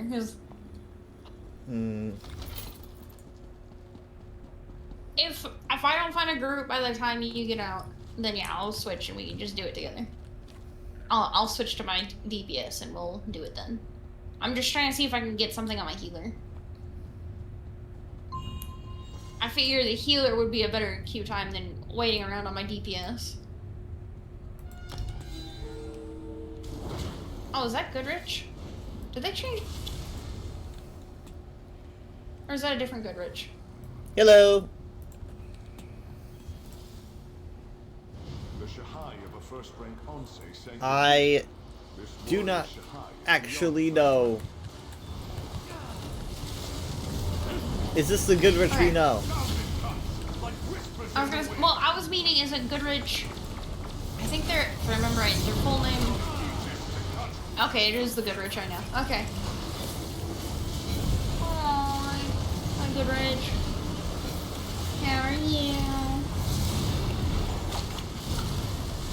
Oh shit, my dungeon popped. Yeah.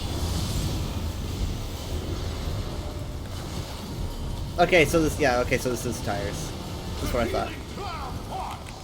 Fuck, my placement sucks! Yes. Yes, Goodrich tires.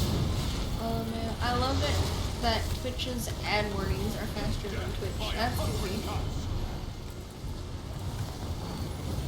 Okay. Oh, look at that. Someone's got the goofy icon add on. Look at that. Is that a cat getting eaten by someone? What the fuck is that? Oh, it's so goofy.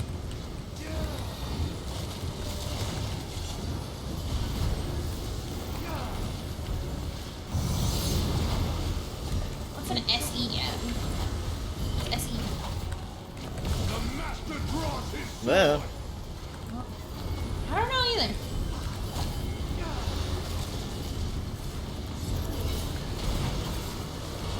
I learned recently that you can apparently use healing skills while blocking, and your animation still counts as you blocking, even though you're doing an animation.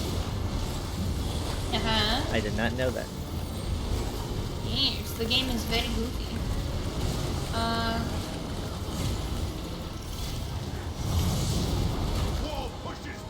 Stream elements. Oh, that's what SE stands for. That makes way more sense. It's just a cat getting kissed. That's not a cat getting kissed. That's like a cat getting eaten. Look at that. That mouth is way too on the cat's face for it to be a kiss. And more like nom. That is a nomming of a cat.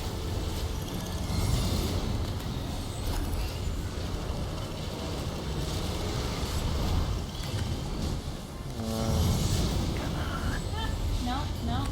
No, no. Don't touch me there. This is my no-no square. Okay, almost got uppercutted. By the bombs.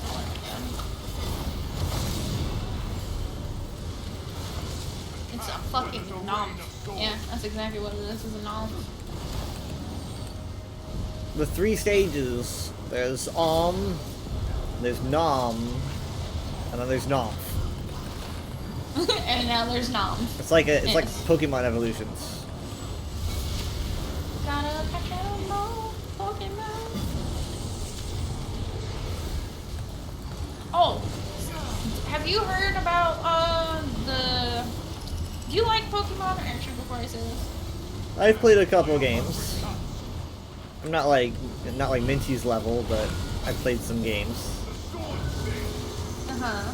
So Minty is like really into Pokemon? Yeah. Okay. I'll ask him next time we're all in VR together if he knows the game. But you talking about like Wind and Wave? No. There is a game called Anemo. Anemo? I think it's called Anemo or Anemo. I'm not sure how you pronounce it. But it's basically a Pokemon-styled game. But it looks like, from the gameplay I've seen and the like the designs and stuff. Oh my god, it looks so damn good.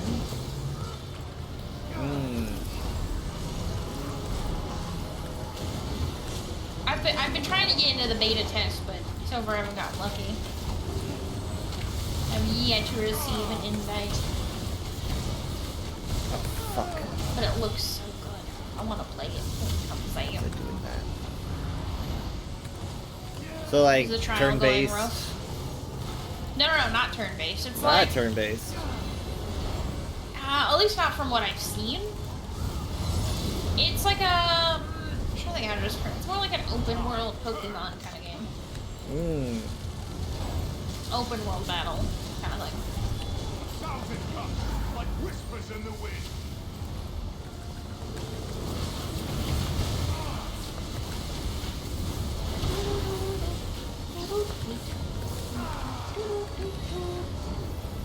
We're close. There we go. Jesus. Alright. Made some What boss are mistakes, you but on? whatever. Just beat it. My sword will claim Oh, the whole thing? Yep. been confined to his apex Alright. stone, and the natural order. Oh, yeah, it's this door. I always think it's that door when I do Crypt Hearts too. Yep, I always get it backwards. We should depart. I fell of Poke because of the turn base. It's why I Pokey. got hooked on Pal World. Yeah, I fucking love Pal World too.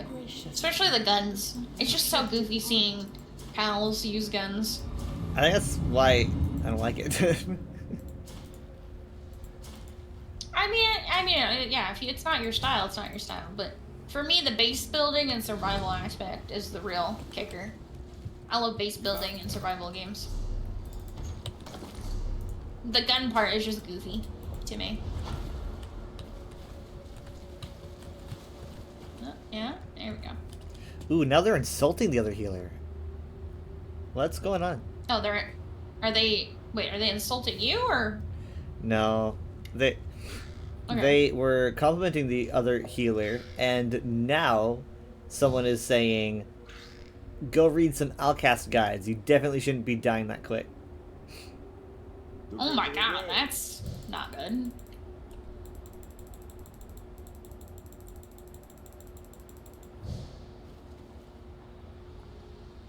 That's kind of rude. Mm-hmm. No. Mm-hmm.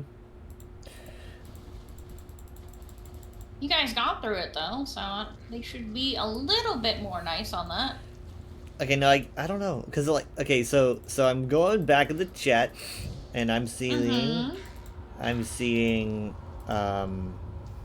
Stuff and things, yeah. So you're doing good, blah blah blah blah blah. I mean, you can also just butcher your pals. So. Well, yeah, but I usually only did the pal butchering if I absolutely had to. I wasn't a super big fan of the pal butchering. Such a wild. Yeah, they have an automated like machine in Pal World if you get your level up high enough, where you can just conveyor belt mass murder pals. It's kind of goofy. It sounds like the game just sounds like if South Park did an episode on Pokemon and decided to like make a parody. That's what it sounds like to me. They already did that. They did that. I watched that episode actually just a couple days ago. But it was because Cody's been playing. Well, he was playing South Park in the VC for a few days. The episode was like. It wasn't. Oh God, what was it? I'm trying to remember what they called. They didn't call him Pokemon, obviously, for obvious reasons, but they called it something goofy. It was like Chipokemon or some shit. Something goofy. But it was an early episode of South Park. I can imagine. The show made middle school My hell. character is forced to be named Character 400 because I made it so early. Catching up has been a horror show. Using Poke for China Control. Yeah, the China Control episode. That shit was funny. It was stupid. There was way too many penis jokes in that episode.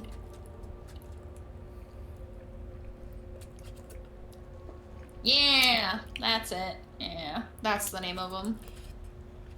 Okay, so this person says Mm-hmm. about the other healer. We'll call them Star. Uh-huh. They say about Star. They say We'll call them Star. Okay. their healer is criminal. I've seen them come back from the brink so many times. Crazy work. Pay that healer overtime. And then Star says, "Thank you, guys." And then this guy comes in the guy who's being toxic decides to come in because he's like, I don't like that this person's being complimented, so I'm gonna say something. Okay. His name's Wits. Wits says, please use some of the gear that you get from this. I beg you, bro. No, Jesus. And so then they started like, yeah, then they started. I have a question for you, Weather, real quick. Yeah. Do you know if they did changes to how XP is gained? Yes. Both your front and back bar, you get EXP for those things now. Even okay. if it's All right. I just had to make sure because I was like, I just got XP for a skill that's not on this bar, and I was like, huh?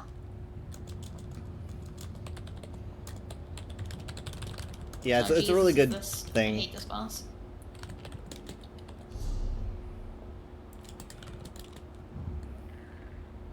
It's definitely a nice change. I'm not complaining about it. I was just confused.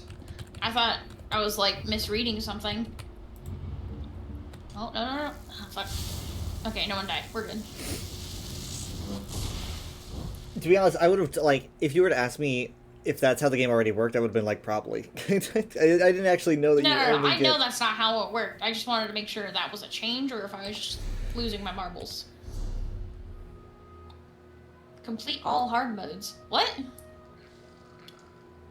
I gotta die for completing all hard modes. That's funny. Really? What? Where? Oh, yeah, you're I on just Crypt of gotta die, Hearts? it said. Yeah, Crypt of Hearts too. It just gave me a die for doing all hard modes. Which is weird, because I thought I already did that. But okay. I'll check out the achievement when I get out of the dungeon. Because it's so different for Drink. Yeah. Super different. Alright, where's the other guy? Come here. Tank! Tank, come here! Oh shit, the DPS are starting it. Of course.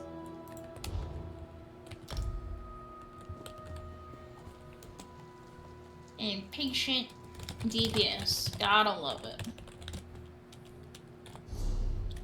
Oh, the tank's AFK. Oh, no, he's moving again.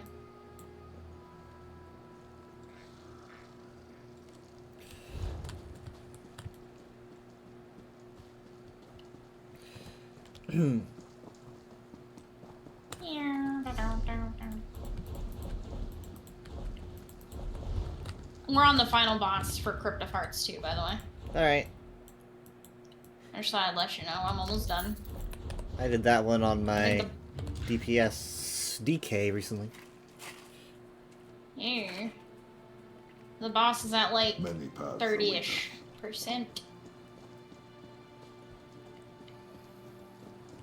I just realized my sidebar isn't active. That's not good. I can't see its health correctly, and that's kind of cringe. No! I'm gonna die. It's always me. It's always me in this goddamn dungeon that gets pulled by the boss to die. He's grabbing you with the blade, isn't he? Yeah. Oh no! I might live. Yeah. Okay, we're good. I forget how I recall something about spamming X or something when you're caught. I don't remember. Like if you spam and X. the tank just left before we even finished the fight. What was that about? What? Like left the group? Yeah, he left the group before we even finished the fight. What's the boss on? The boss wasn't dead yet. It was like at 20%. So he just left. Is it still going on then?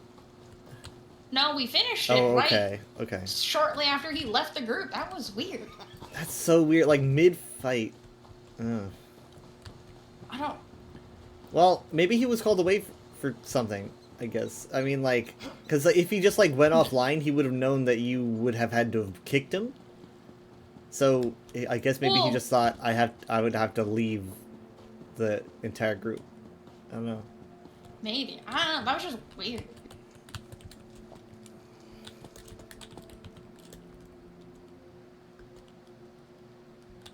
Okay, he's just that. I was gonna say, are you still on your healer? Just out of curiosity, or... Okay, just wanted to make sure before I switch.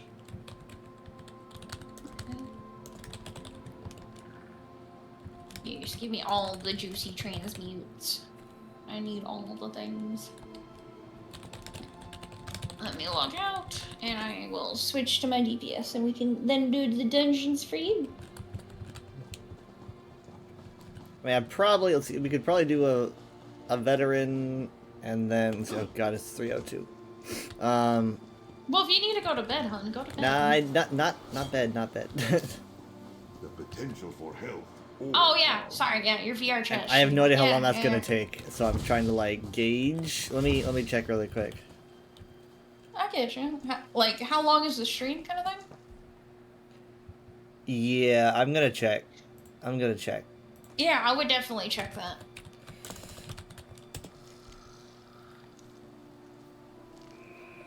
Because if you're going to switch to VR chat, then I'll switch back to Warframe.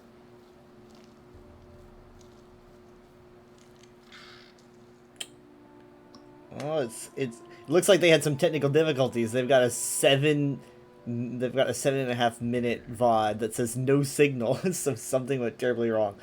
And then they have like an hour and 12 minute, which is kind of what I expected it to be, something around there. Mm-hmm.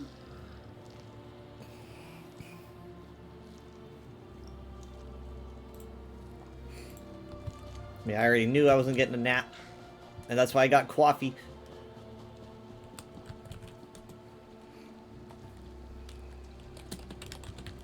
Coffee.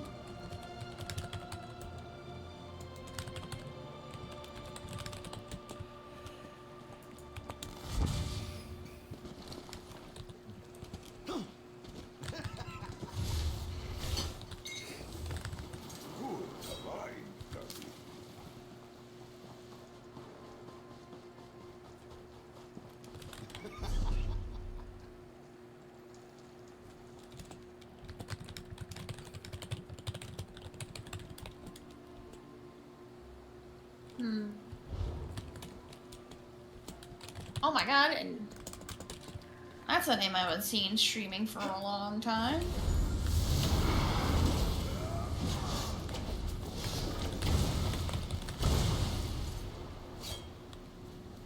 Da-da-da-da-da.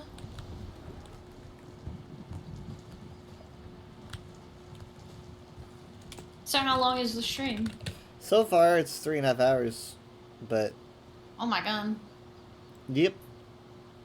You might wanna, like, switch then. And maybe fast forward ever so slightly, periodically through that stream. Okay, so we're just dropping the dungeon. Yeah, that's what I'm saying. I don't mind. You can go do your VR chat stream, man. It's okay.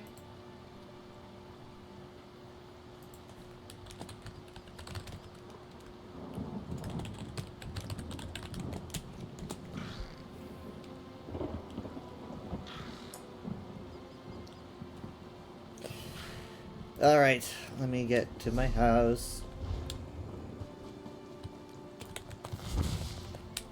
That's a good point. I don't think I logged out of my house. Nope, I logged out in Grawlitz. That's gonna be fun when I log back in on that character later. Dad always logs out in Leolin. He calls it his garage. He says he parks his characters there. Yeah, I there. can see your dad doing that. I usually park my characters in my house. It's just easier to load usually. Yeah, that makes sense. Instead of the big open hubs where you gotta load in a bajillion people. Mm-hmm.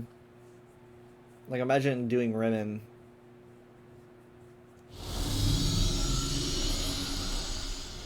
Oh my god, I would hate to load into Remin, not Ribbon. Where is... Okay, since you're switching, I'm gonna close ESO then. We'll worry about that later. I do need to log in though tomorrow. Or, well, later today.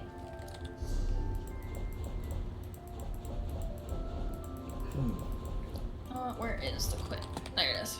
Quit ESO.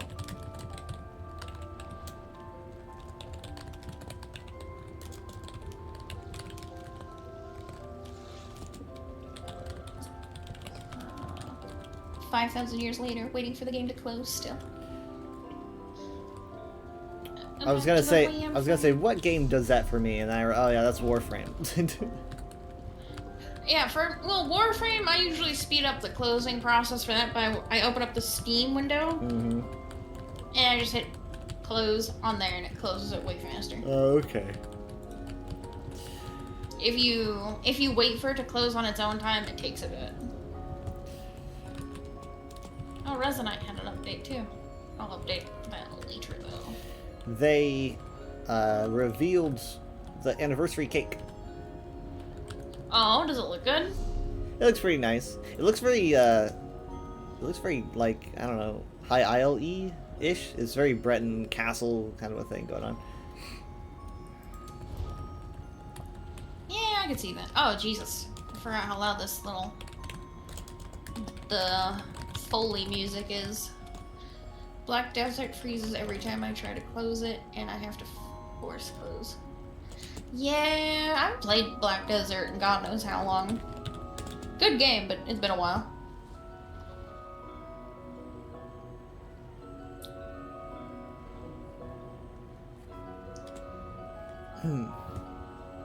Oh yeah, I still gotta kill my sister of Paradise. I have to kill my sister, because she's a pain in my ass and steals all my money. Like so much of the direct. Okay, so this is like it's like a big. Like they've got a background with clouds. I'm just like preparing it before I get into. What do you mean? I'm looking at the stream right now.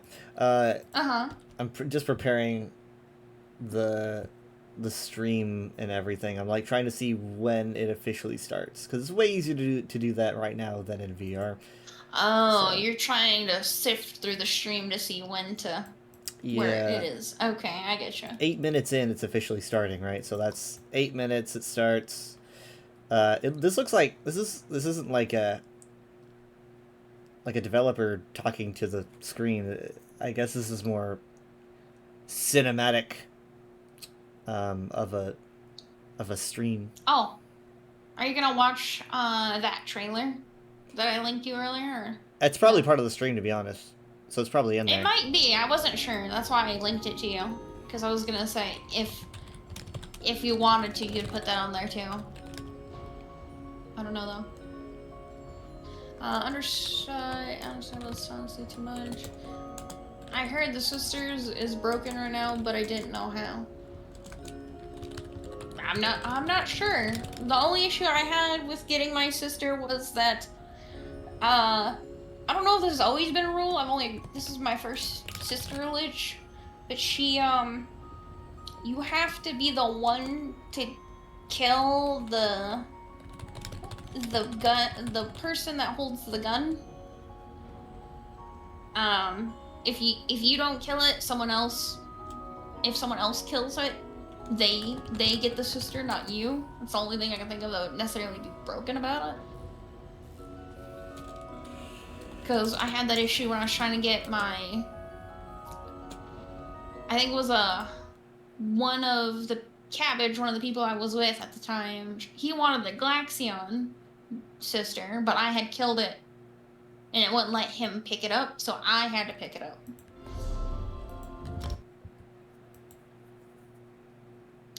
Oof, yeah. It's definitely a big oofers right there. So whoever, like, kills the agent, I guess, that holds the weapon, whoever gets the final blow on it is the one that gets the sister, if you decide to pick it up. It's kinda, I'm not gonna lie, it was annoying. I hope they fix that too. I don't know if that's, I don't know, it was my first time getting a sister, so I don't know if that's normal or not, but it was awful. Okay. I forgot to say that I was live, period.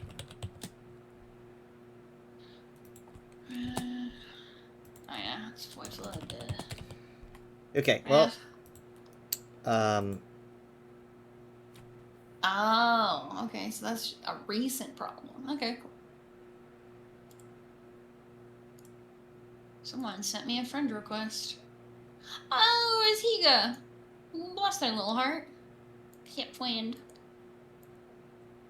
Oh, and they're even online still. Hell yeah. So you getting on VR now, Weather? Yeah, I should. I was gonna say, I don't know how to do the disconnect, but I can try. Disconnect? Oh, you mean like stream disconnect? Yeah. Do you want to do the stream Yeah. disconnect? Well, I mean, we're gonna be on two different things. Since you're gonna be on VR, I'm gonna Okay. switch to Warframe and play that goofy game for a bit. I can't get on VR chat because it's too hot. Right. I mean, we could technically. I don't actually know. I don't know. I don't know how this works. Here, hold on. I think I'll. Give me 1 second. I'll figure it out. There's a leave collaboration button. Yeah, that's why I was gonna click and see if that closes it. End collaboration. Make sure you're ready to stop. There will be no noticeable effect if you still have the live guest on a active stream. Disconnect all guests from your stream. Close its connection to streaming software. Empty your guest queue and slots. If you are currently using shared chat and want to continue, you can just close the backstage window. Ah. Alright.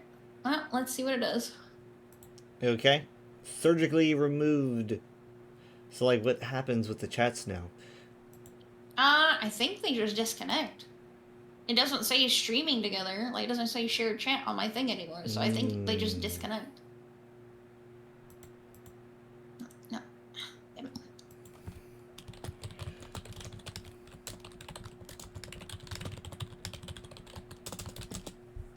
Let me double check.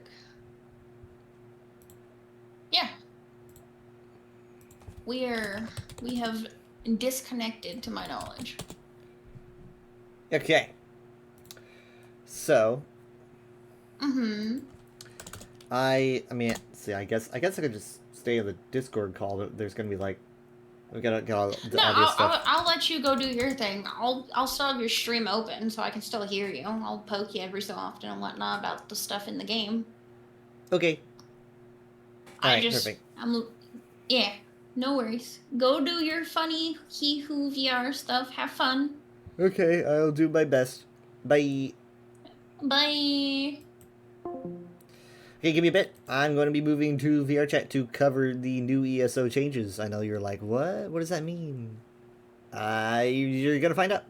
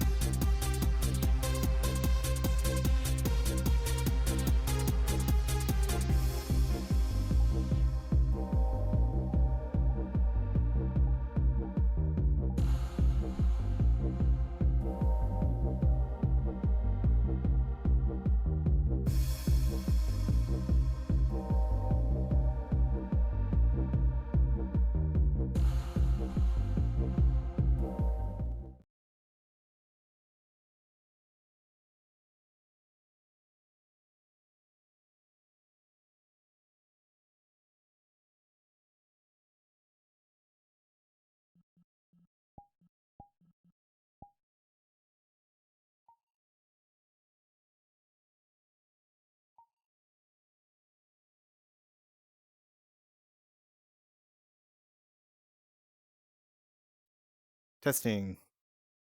Testing. Yes. You okay? Mic is good. I don't know if the desktop audio is good, but I'm going to assume that it is. Just going to, well, hold on. I don't have to assume. I can just pull up my excess overlay. I noticed I was like having a weird connection thing. I don't know if that was YouTube or what. It sounded weird. A little bit crispy, so I'm kind of like watching my ping here.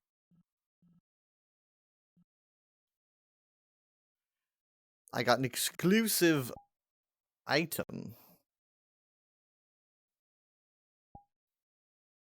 An exclusive reference cube.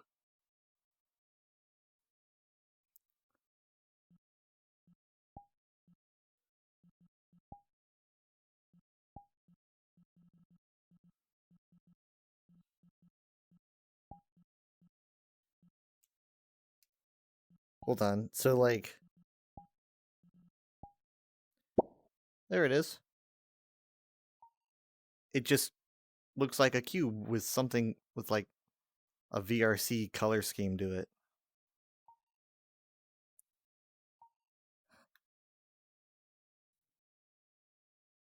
Whoop. Ooh. It spins. It spins when I click on it. And then it just kind of stops. Okay. I wonder if this does anything else, but I don't actually know yet. I'm here for something else.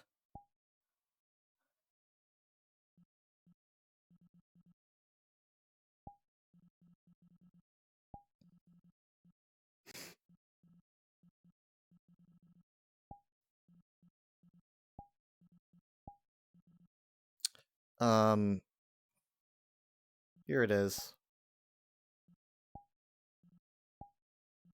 Let's hope this works this time.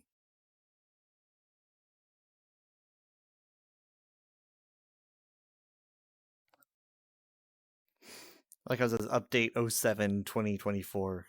Oh, the UI got updated for VR chat. Okay. Alright, so really, really quick, let me set these settings. Just trust me, trust me, trust me. Okay. Putting it in. Okay, I'm actually going to move it to compatibility. Okay, well it didn't start out when it should have, but that's fine. I will skip forward. Let me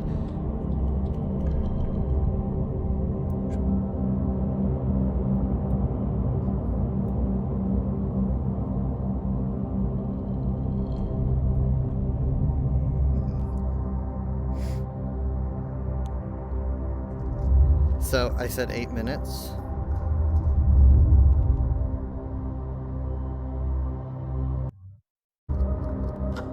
Oh wait. The way that they're treating it, they're like treating it like a reveal stream. They're doing the countdown thing. I don't even think they did this with the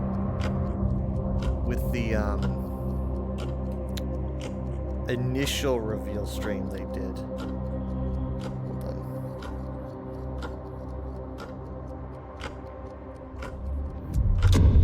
Alright, sit down. I gotta sit down. I gotta sit down.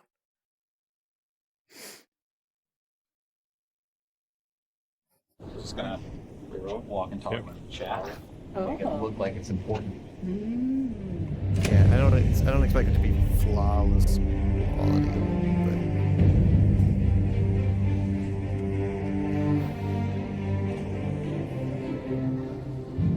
but... Oh wait, that's because it's not in compatibility mode. Hold on. Hold on. Okay. That might be better. Welcome everyone to the 2026 ESO Seasons Direct.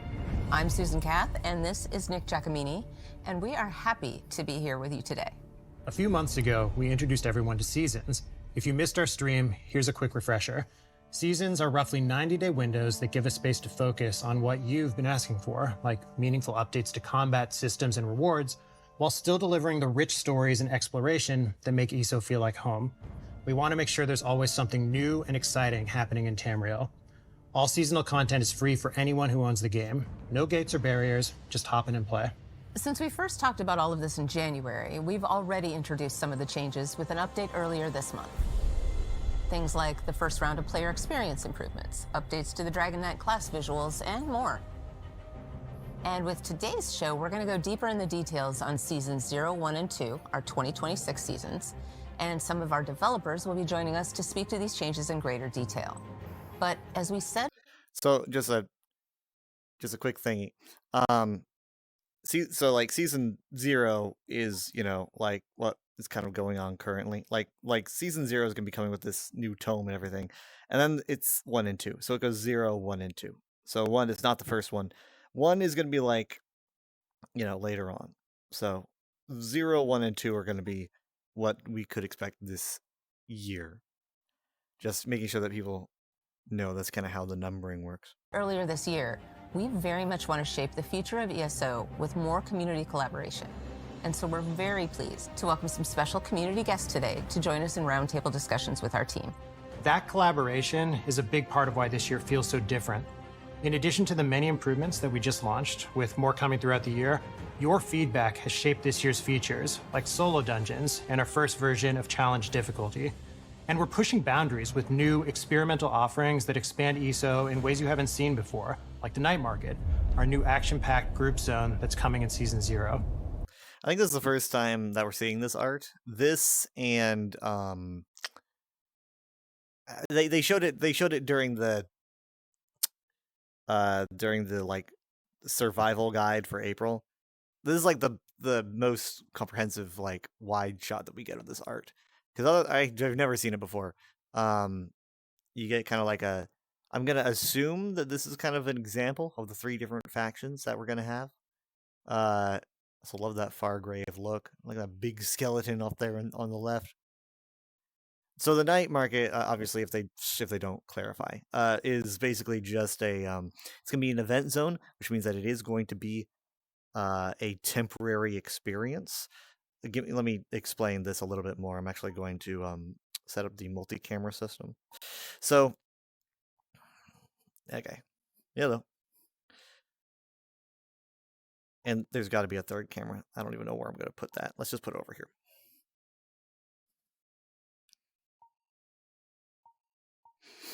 Okay. So, the Night Market, for those that don't know, is essentially going to be like is going to be a limited time zone that will have group instances and a like really large group instance. So you're gonna have basically like kind of like a 4-man instance and then like a singular boss. Apparently that's supposed to be very hard. Kind of reminds me of what WoW is doing right now with like they've got the multiple kinds of raids. So that's kind of going to be what's coming with the Night Market, and I've heard on PTS that apparently it's doing pretty well. So I don't really know what rewards and stuff come with it, but essentially it's going to have like its own like the groups that you can join and different areas, and it all takes place in the realm of Fargrave, as you can see here. So you see the architecture that you're probably familiar with, the big skeleton and whatnot. You can go to Fargrave if you have the Deadlands DLC, and you also experienced a bit of it in the Gold Road story. So we have been here a couple times, but it'll be interesting, I think, to go back here in an event zone. So what does an event zone mean? Well, just to clarify, an event zone will be limited time, but also they're bringing it back later on this year. So essentially we will be seeing the zone twice this year, and then they said something about, hey, if people like it enough, then we will bring it back permanently. So we will see how that works. I'm kind of nervous about it. A little bit nervous about the idea of introducing limited time zones that if they are liked enough, people will return that to the players, because there's a lot of times where players hate things that I absolutely adore, and it kind of makes me nervous, but we'll see. It might just be something they're saying for FOMO, I don't know, but the idea of a limited time zone does make me a little bit nervous, because it's like, what if I really like it? And what if I never get to see it again? I don't know. Maybe they'll give more information on that. We want to be more transparent with the community on what we're building, how we're thinking about things, and how we're using your feedback to build our Tamriel together. But now let's start the show, and we'll turn it over to Kira, Finn, and Wheeler to shed more light on the contents of Season 0.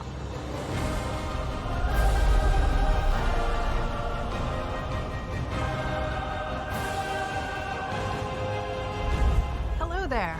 I'm Kira Ross-Schlitt, lead of the Player Experience Improvements team. And I'm Mike Finnegan, Associate Design Director for ESO.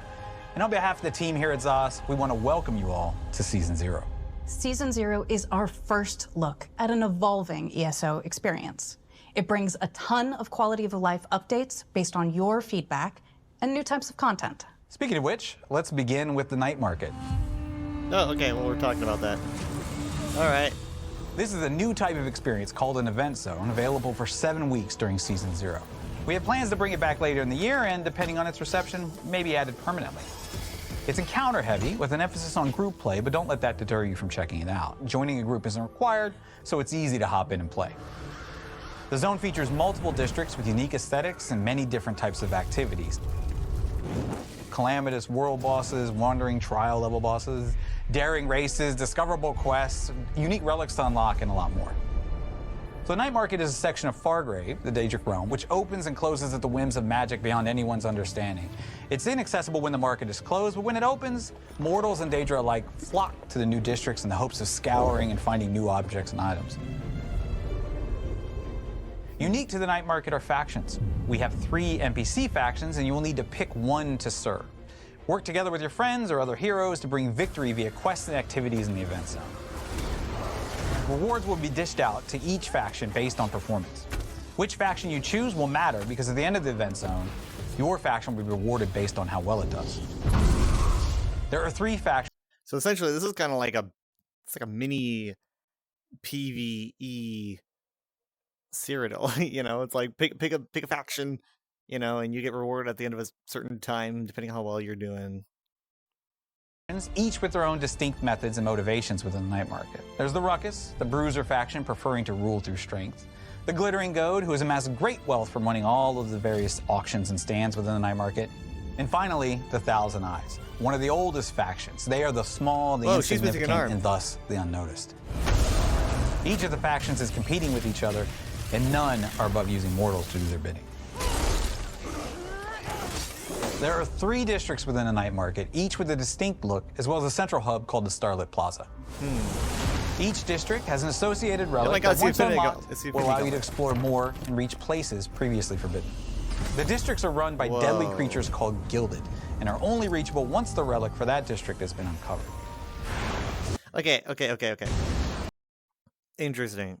So this is something that I've very recently, I've definitely mentioned it this year. So this is something that I've really wanted ESO to do when, like, it comes to exploration. It's like, I really like it when, I would really like it if ESO were to add items that when you do a quest and you unlock them, you can do special things in the zone with said item. You can go to certain areas, or you can check out certain Easter eggs or whatever. That's something that I've really wanted them to do. They touched on it in Murkmire. You can do, you know, a quest in Murkmire and go to like certain areas using that little firestone, and like they barely utilized it in that zone, and they just basically never did it again. I mean, I was like, this is so underutilized of a concept. I really want to see it again. It looks like that is something that they're kind of bringing back here. You get little items and you can do certain things with them. So I hope that people really enjoy that, because I love this concept. There are many rewards in the Night Market, spanning from temporary power gains to permanent cosmetics and unlocks. There's an awesome new house called the Knight's Den, which will be unlocked for free once players complete the initial quest. Free house. It has an entrance directly to the Night Market and new features inside. It's the perfect place to show off all your hard-earned loot. And that's not all. We have more rewards available for players that put their skills to work in the Night Market. Whoa. Okay, so there's these 3 artifacts. One is definitely connected to Mephala. The other 2 I can't really tell. It's this crazy looking fan. like this lampy thing. And these are like, this is like an awesome skin that you can earn. By the way, I don't know if they mentioned this, but yes, this is indeed free for all players. Because again, now that seasons are a thing, everything that ESO comes out with in terms of playable content is going to be free for everybody. So this is just something that everyone will be able to participate in as soon as it launches at the end of April.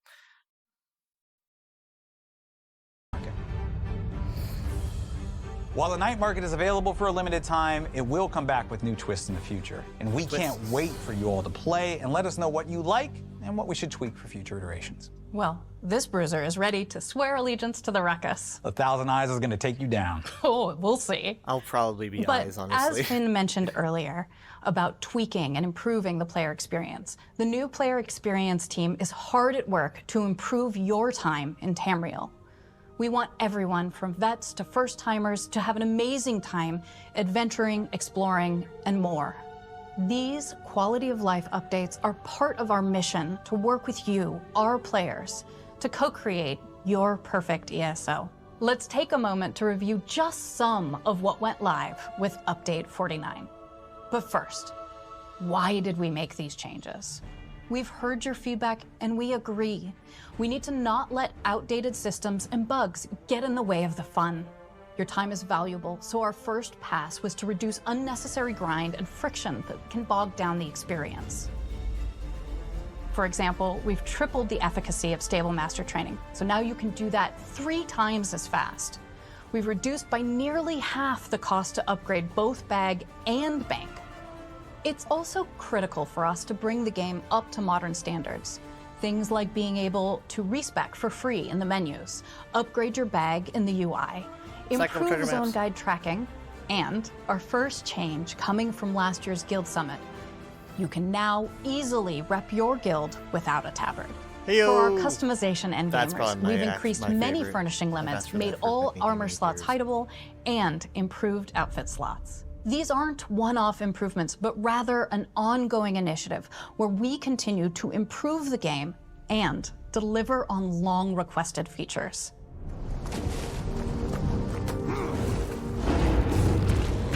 Speaking of new features, challenge difficulty, previously referred to as overland difficulty, is one of our most requested features by players. Earlier this year, we unveiled the system and how it will work, but to give you a brief refresher, it's an opt-in selection for players to tailor their experience in overland and overland-adjacent zones to their liking. Think delves, public dungeons, story instances, and the like, but trials, dungeons, arenas, infinite archive, and the new night market will be exempt. You select one of 4 difficulties and will take increased damage and do reduced damage to monsters while gaining increased experience and gold based on your selection. As we mentioned, the system is built to be able to add to it in the future. This could take the form of new monster abilities, achievements, golden pursuits, in addition to increased or unique rewards. The system is completely opt-in, so no one will be forced into choosing a difficulty they don't want, and it will not affect the players you see and group with, as each choice is character specific. We're very excited to see players get their hands on this, test it out, put it through its paces, and give us feedback so we can see how best to tweak and adjust it in the future. You'll see it in game on June 8th during Season 0. We have some great updates surrounding combat and PvP that will release with Season 0 and future seasons. We'll leave it to our combat pro, Brian Wheeler, to share the details. Thanks, Kira and Finn. I'm happy to be here today talking about all things combat and PvP for Season 0 and beyond. In 2025, we started a massive PvP journey together, codenamed Vengeance. Thanks to everyone who's been participating and providing feedback for that. The Vengeance Test Campaign was a special rule set for Cyrodiil PvP with altered versions of abilities and character templates that reduce the stress on the server, allowing truly large-scale battles with a smooth connection and minimal lag. This also lowers the barrier for many players getting into PvP by giving everybody equal footing with their abilities and their stats. Vengeance is an ever-evolving campaign and will be adding new perks and additional skill lines or altering abilities within the campaign. During Season 0, we plan to have one more test for Vengeance addressing feedback about healing versus damage. We know larger battles in Vengeance can really hinge on whether you have more healing or more damage, which can lead to some prolonged battles where there doesn't seem to be a clear winner. We'll be trying out a few things with damage caps on area abilities and seeing how that plays out on the battlefield, but also on the server. On the tail end of Season 0, there will be a new reward system for players who participate in Cyrodiil, Imperial City, and Battlegrounds. We're calling this Veterancy, and its progression is keyed off alliance points and experience earned in those areas. As you level up in Veterancy, you'll earn new titles, perks, unique weapon and armor visuals, and a few skill styles you won't get anywhere else in ESO. This really gives our PvP players a new progression path and a badge of honor, something our PvP veterans can proudly show off. The rewards will be updated every 6 months, and some will carry over from season to season, giving you a chance to earn them in case you missed that initial drop. We invite everyone to see what's happening on the PvP side of things. Climb the ranks, and receive some unique rewards. Also, last year we asked about your feedback on ESO's classes, including pain points and overall thoughts on class identity. As part of our efforts to address that feedback and improve the overall look, feel, and balance of combat throughout 2026, all classes will receive updates that will round out and modernize them in relation to the current state of the game. I still love this render. It's a favorite of mine. You may have already seen the work completed on the Dragon Knight in Update 49. This included the video and audio refresh for abilities, but also their functionality to reinforce the Dragon Knight's power fantasy being rooted in the earth and fires of Tamriel. Also note, players can earn a full set of blue skill styles for Dragon Knight abilities in Season 0. Yeah, I really like them blue stuff. In U49, the two-handed weapon skill line has been updated with new effects, animations, and audio adjustments to really emphasize that weight and force. There'll be more changes to weapon lines in the future to update their animations and effects as well. We're also looking into reinforcing the power and capabilities for those who don't dip into subclassing by introducing a new class mastery skill line for each class, with a few passives that increase your capabilities in various roles like tanking, support, and damage. We'll be releasing more information about this as we go through the development of these new class skill lines. We'll have more updates for combat and PvP as we share details on future seasons. In the meantime, keep the feedback coming, and I'll see you on the battlefield. Back to Kira and Finn. Now that we've gone deep into features, let's talk about in-game events happening during Season 0. We'll kick things off with our anniversary Jubilee event. This will lead into the launch of the night market. Look at that costume. Then, to round things out, we will be bringing back the Zeal of Zenithar event. We've been working to find a balance with having our regular events, new ones, and refreshing the ones that exist to keep the game exciting and So rewarding let me know if things are too loud throughout. or too quiet. There's lots coming in Season 0. Did we mention that the launch was imminent? We'll see you all in Tamriel for our very first season very soon. Let's turn it over to Jason Barnes. Bye for now. Bye for now. But together. But together. But together. But together. Bye for now. We're just gonna keep that in. I'm Jason Barnes, Associate Design Director on The Elder Scrolls Online, and today I'm really excited to walk you through the new content that's coming with Season 1. The team's been really hard at work on a bunch of things that we can finally talk about in more detail, which really feels great. With the new season model, the content team is still focused on what we do best. It's stories with depth, interesting and beautiful areas to explore, and just more moments where you get to make choices and really mold the story to your character. But we're also taking a familiar type of content and giving it a new twist and adding even more new activities out in the world. The goal is really simple. Make Discovery feel exciting again and give you more fun stuff to run into while you're out there exploring. So, let's get into it. First up, the Thieves Guild is coming back. This is a continuation of the original guild story, but with a new cast and taking place in Glenumbra. Ooh, Glenumbra. You'll be teaming up with Quinn from the original Thieves Guild story as they try to expand into Daggerfall itself. But there's another group, the Kaldane Cartel, stirring up trouble in the shadows. You'll need to pair up with some unlikely allies to uncover what it is the cartel's after and get to it first.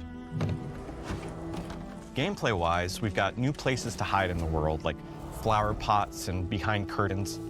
We have a new thieving item called Somno Powder that lets you stun guards and other NPCs while you're sneaking around.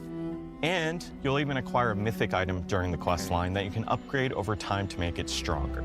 And like all of our stories, you can jump into this even if you haven't done the original Thieves Guild quest yet. But if you have played the original first, you'll see more options and some unique dialogue. I literally still have to do the original. And since Thieves Guild is part of the base game now, yeah, just a terrible go play it. While we're in intend to. Glenumbra, I also want to call out the art team. They've been doing a bunch of work to bring the zone more in line with our newer areas, updating building textures and props, plus lighting and clutter passes similar to the zone refreshes we've done before. Now, if you want something that's not all stealth and a little bit more chaotic, we've also got a Sheogorath questline in Season 1. Sheo time. And there he is. It's basically Sheo deciding he wants to experience life as a mortal for a while. So, he sets his power aside and goes wandering around Tamriel doing very normal mortal things, like showing up at cheese festivals as you do. What? And of course, it turns into complete chaos. His powers start doing their own thing, people try to steal them, everything spirals, and it's just Sheogorath being Sheogorath. It'll take you all over the world across 6 quests, and it gets weirder and weirder the deeper you go. But quests aren't the only thing we've been working on. We've also been looking at some of our older ways of delivering content and figuring out a way to freshen them up. So, let's talk favors. Here we go. Okay. They didn't really go into these in depth. Favors are a new take on daily quests. They're tied to specific characters and guilds, and they send you all over the world doing a mix of different activities. They're kind of an homage to the old hireling letters in the sense that each favor has an ongoing story that's attached to it. Every day, you complete a specific favor, you'll get a letter that continues that character or guild's narrative. And once you finish their story arc, you get a special reward that's tied to them. Something personal, like a self-portrait you can hang in your house. It's also a fun excuse for us to bring back characters you haven't seen in a long time and check in on what they've been up to. People like Tellinger the Artificer, Holgren One-Eye, and lots of others. And then there's something totally new. Rumors. Think of rumors as optional narrative scavenger hunts hidden out in the world. You'll find a rumor, get a set of clues, and then it's on you to follow the trail and figure out what's really going on. Fuck yeah. I want to use my brain. To help, there's going to be a new rumor section in your journal where you can track the clues you've collected and reference them as you go along. But it's old school in the best way possible. There's no UI telling you exactly where to go or who to talk to. You get the goal, you get the clues, and then you go solve it. It honestly feels a bit like classic Morrowind questing from Test 3. Yeah, You're using your brain to figure things out. Or search engines and wikis once those come out for those who just want to get things done, and that's fine too. We will document One final note on USB, rumors but... is some even have multiple endings. You might think that you've solved it, but if you pay really close attention, you can uncover that there's a whole nother layer that changes how you see the whole story. Next up, because I have even more to talk about, dynamic world events. Dynamic world events pull from a few things we already know that players like. It's a combination of bigger public challenges like Hero Storms and Dark Anchors, as well as finding these interesting little moments that you stumble across out in the wild. Like the mage stuck in a bubble in Solstice, or the frog that just straight up eats a dude as you walk by them. Dynamic world events can pop up across the world. They scale based on how many players jump in, and they have several stages that you work through to succeed. And they're not just kill stuff until a boss spawns either. We've got different sizes of events and different goals within each of them. You might be rescuing animals in danger, or defending a farm under attack, or even teaming up to hunt down an epic vampire that's causing trouble all across the zone. And this is just the starting point. Dynamic world events aren't a one-and-done Season 1 thing. We want to keep expanding this system as we go forward, so keep an eye out. And finally, the last thing I'm going to cover today, because we've covered a lot, is something called the Sage's Vault. The Sage's Vault is this space between realms that safeguards Sage Vornet's most prized possessions. Vornet? And it's something you're going to learn a lot more about during the new Thieves Guild story. Okay, Vornet was it's not a name that comes up often. It's not unless it's someone different, because I don't remember it being spelled that way. But like Varnet, I recall it being spelled with like an O, like an O and an E, but I could be wrong. Maybe it's the same guy. But it was like a very powerful Breton wizard, I believe. I'm looking at the architecture, and it looks like it could be Breton, sort of. And considering that the Thieves Guild story is in Glenumbra, and it's connected to that, I think it makes a lot of sense. So we're getting more lore on this individual. I think he has 2 names, and no one's sure if it's the same guy. I'll need to look into it. It's not a name that's come up in ESO very often. It's very much like other stuff, to my knowledge, unless I'm crazy. Can't easily skip back either, you know, because it's like so hard to click on things on this bar and like go only 5 seconds back, you know. To get in, you're going to need to track down nowhere keys all out in the world. You'll earn these by doing some of the new activities in Season 1 as well as some other means. Now, once you're inside, you're going to have 3 wings that you can tackle in whatever order you want. Each wing is made up of a series of rooms, and the order of those rooms, with some of the elements inside of them, are all randomized, so each run feels different and distinct. But here's the important part. This content isn't about damage numbers or perfect gear sets. Each room is built around puzzles, traps, stealth, and even some pretty wild traversal challenges that the team's cooked up. A big part of this experience is uncovering secrets in each of the individual rooms and then realizing how those secrets connect to the other rooms.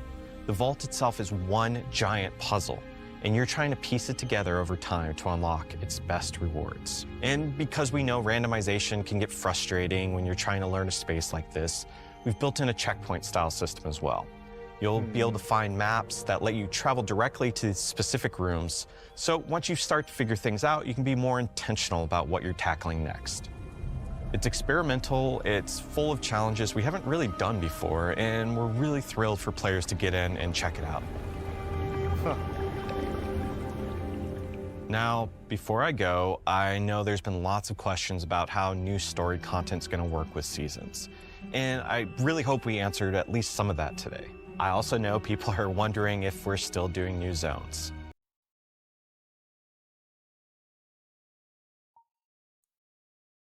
Yes. Well, okay. No, I'm not wondering if they're still doing new zones. It's more like, what's the general cadence of new zones? You know, it's a different question.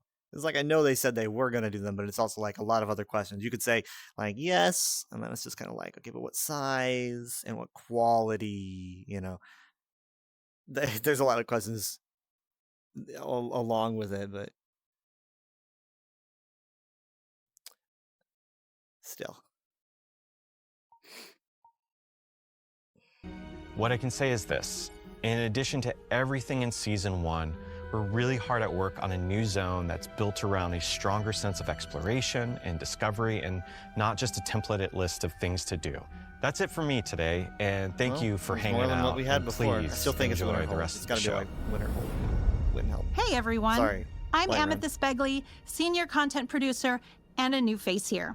Thanks so much for joining us today as we share exciting details coming to future ESO seasons. What exactly do we mean when it comes to experimental content? Well, let me tell you a little bit about the High Seas of Tamriel. This is a new type of event that introduces naval combat elements, undersea exploration, and various oceanic encounters. We're talking ship battles, deep-sea fishing, maybe even puzzles and combat sequences on the ocean floor. No matter your playstyle, solo or group-based, this event is poised to bring you fun and challenge. If you like high seas adventures, unique underwater locations, and of course, pirates, you'll want to dive in when it launches. From swashbuckling to dungeon crawling, get ready for solo dungeons. Yes. We're gonna start with Moonhunter and For this highly requested content, we're rolling out versions of previously released dungeons reimagined for solo players and players with companions, beginning with 2 solo dungeons, Moonhunter Keep and March of Sacrifices. You said you'd love to experience the story of dungeons without a rush pace that often accompanies group play. We heard you, and this is the perfect way to do that. For those that want a more casual story experience, you can jump right in and experience the story solo or with your companion. For those who seek out a challenge, there are often mechanics at the entrance to make your run a bit spicier. And on the rewards front, there will be new monster masks and other cosmetic items for solo dungeon completion. Last thing from me, fans of Trials and ESO, rejoice. Our development team is cooking up a new one for this year. Crimson Velt, our first base game trial in 12 years, is set in a section of Hircine's hunting grounds. It's the familiar gameplay you've come to love with ESO Trials, but also some new wrinkles to challenge folks. Hard mode base pop. That's right. Sorry, what? We heard your feedback and are incorporating this feature into Crimson Velt. Stay tuned to the ESO website and social channels for updates and more details on everything coming soon. Does anyone know what that means? And with that, we're Base almost pop? at the end of the show, but we have a couple last things we want to talk about. First that off, different than just later regular this hard mode? year, ESO will be launching on PC Game Pass and Xbox Play Anywhere. So if you're a PC or a handheld player, you'll have a new way available to explore Tamriel.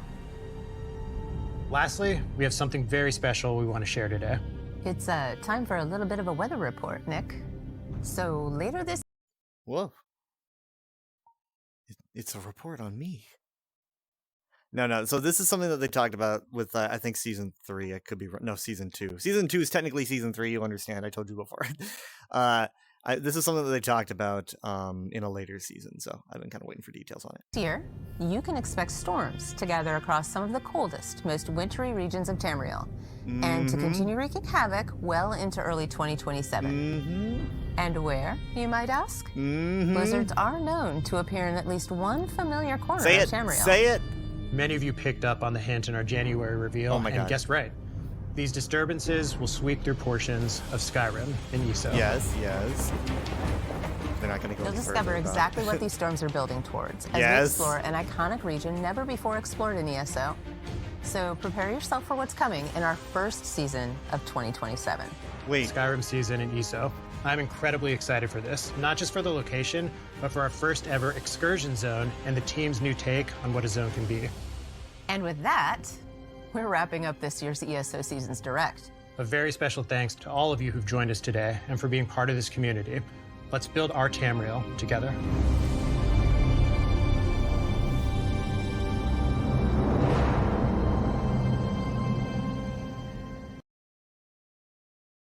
But did they just straight up confirm Winterhold pretty much? Did that just happen? I mean, like I'm both I'm both, you know, super elated, but also like it's also a big question of like,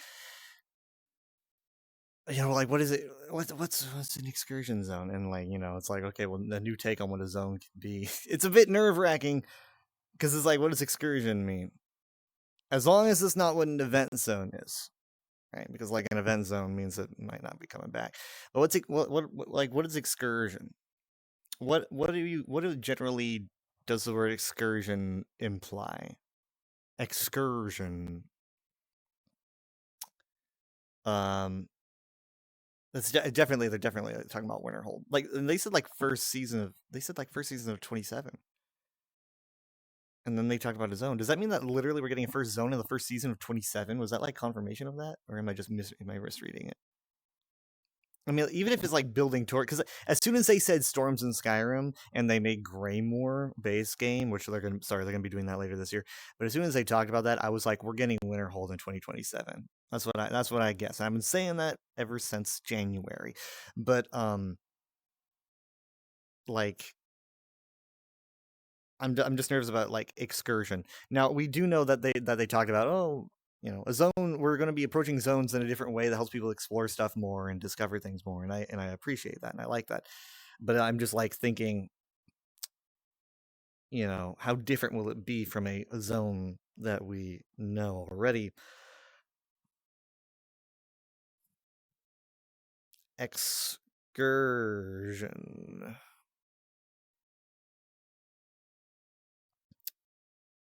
A short journey or trip, especially one engaged in as a leisure activity, a deviation from a regular pattern, path, or level of operation. So that might be what they mean, because it is a deviation. But they called it excursion zone with a capital E, like it's. And if you call something different, you can't call something different for very long, because it's not going to be different after like a few seasons of, or rather a few years of doing new zones. So why would it be called an excursion zone in caps? I don't know. Interesting. Also, what's interesting is that there's still time left on this thing. Hold on. It says there is still like 30 minutes left. No, well over 30 minutes. Why does it say that if they just ended? Did they have technical difficulties? I've got a bunch of screens here, guys. I've got a screen here, I've got a screen here, I've got a big screen in front of me, and I've got the bar here, and I've got my camera here. So I'm sitting here in like a freaking, computer room. So give me a second. Oh, hold on.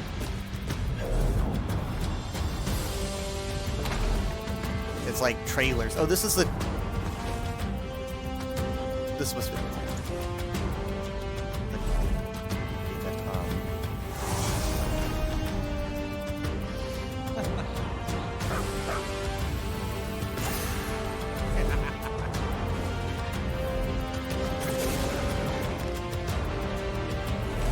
Sorry, hit a lag spike, but we're good now.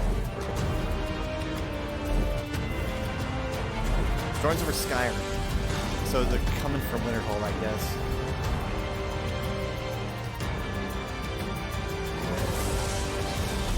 I'm gonna assume at least. They didn't specify. For all we know, it could be coming from just, I don't know, Dawnstar. I'm sure Dawnstar would be included.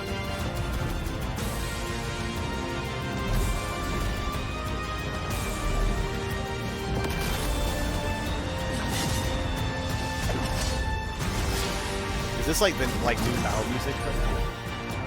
Is Brad Barrick still getting paid? Is he still working? I think so. It sounds like some new hot tune.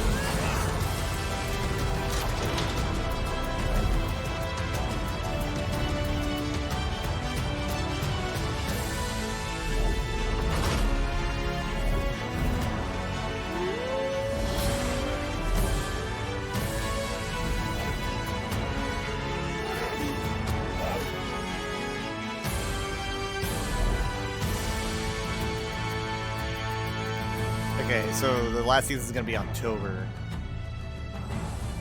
Yeah, it's good to get that. It's good to get that clarified.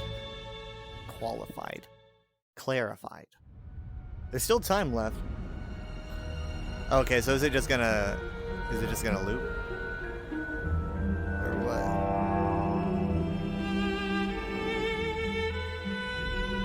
Or are they just gonna show like a behind the scenes? No, I don't know. Looks like it does keep going.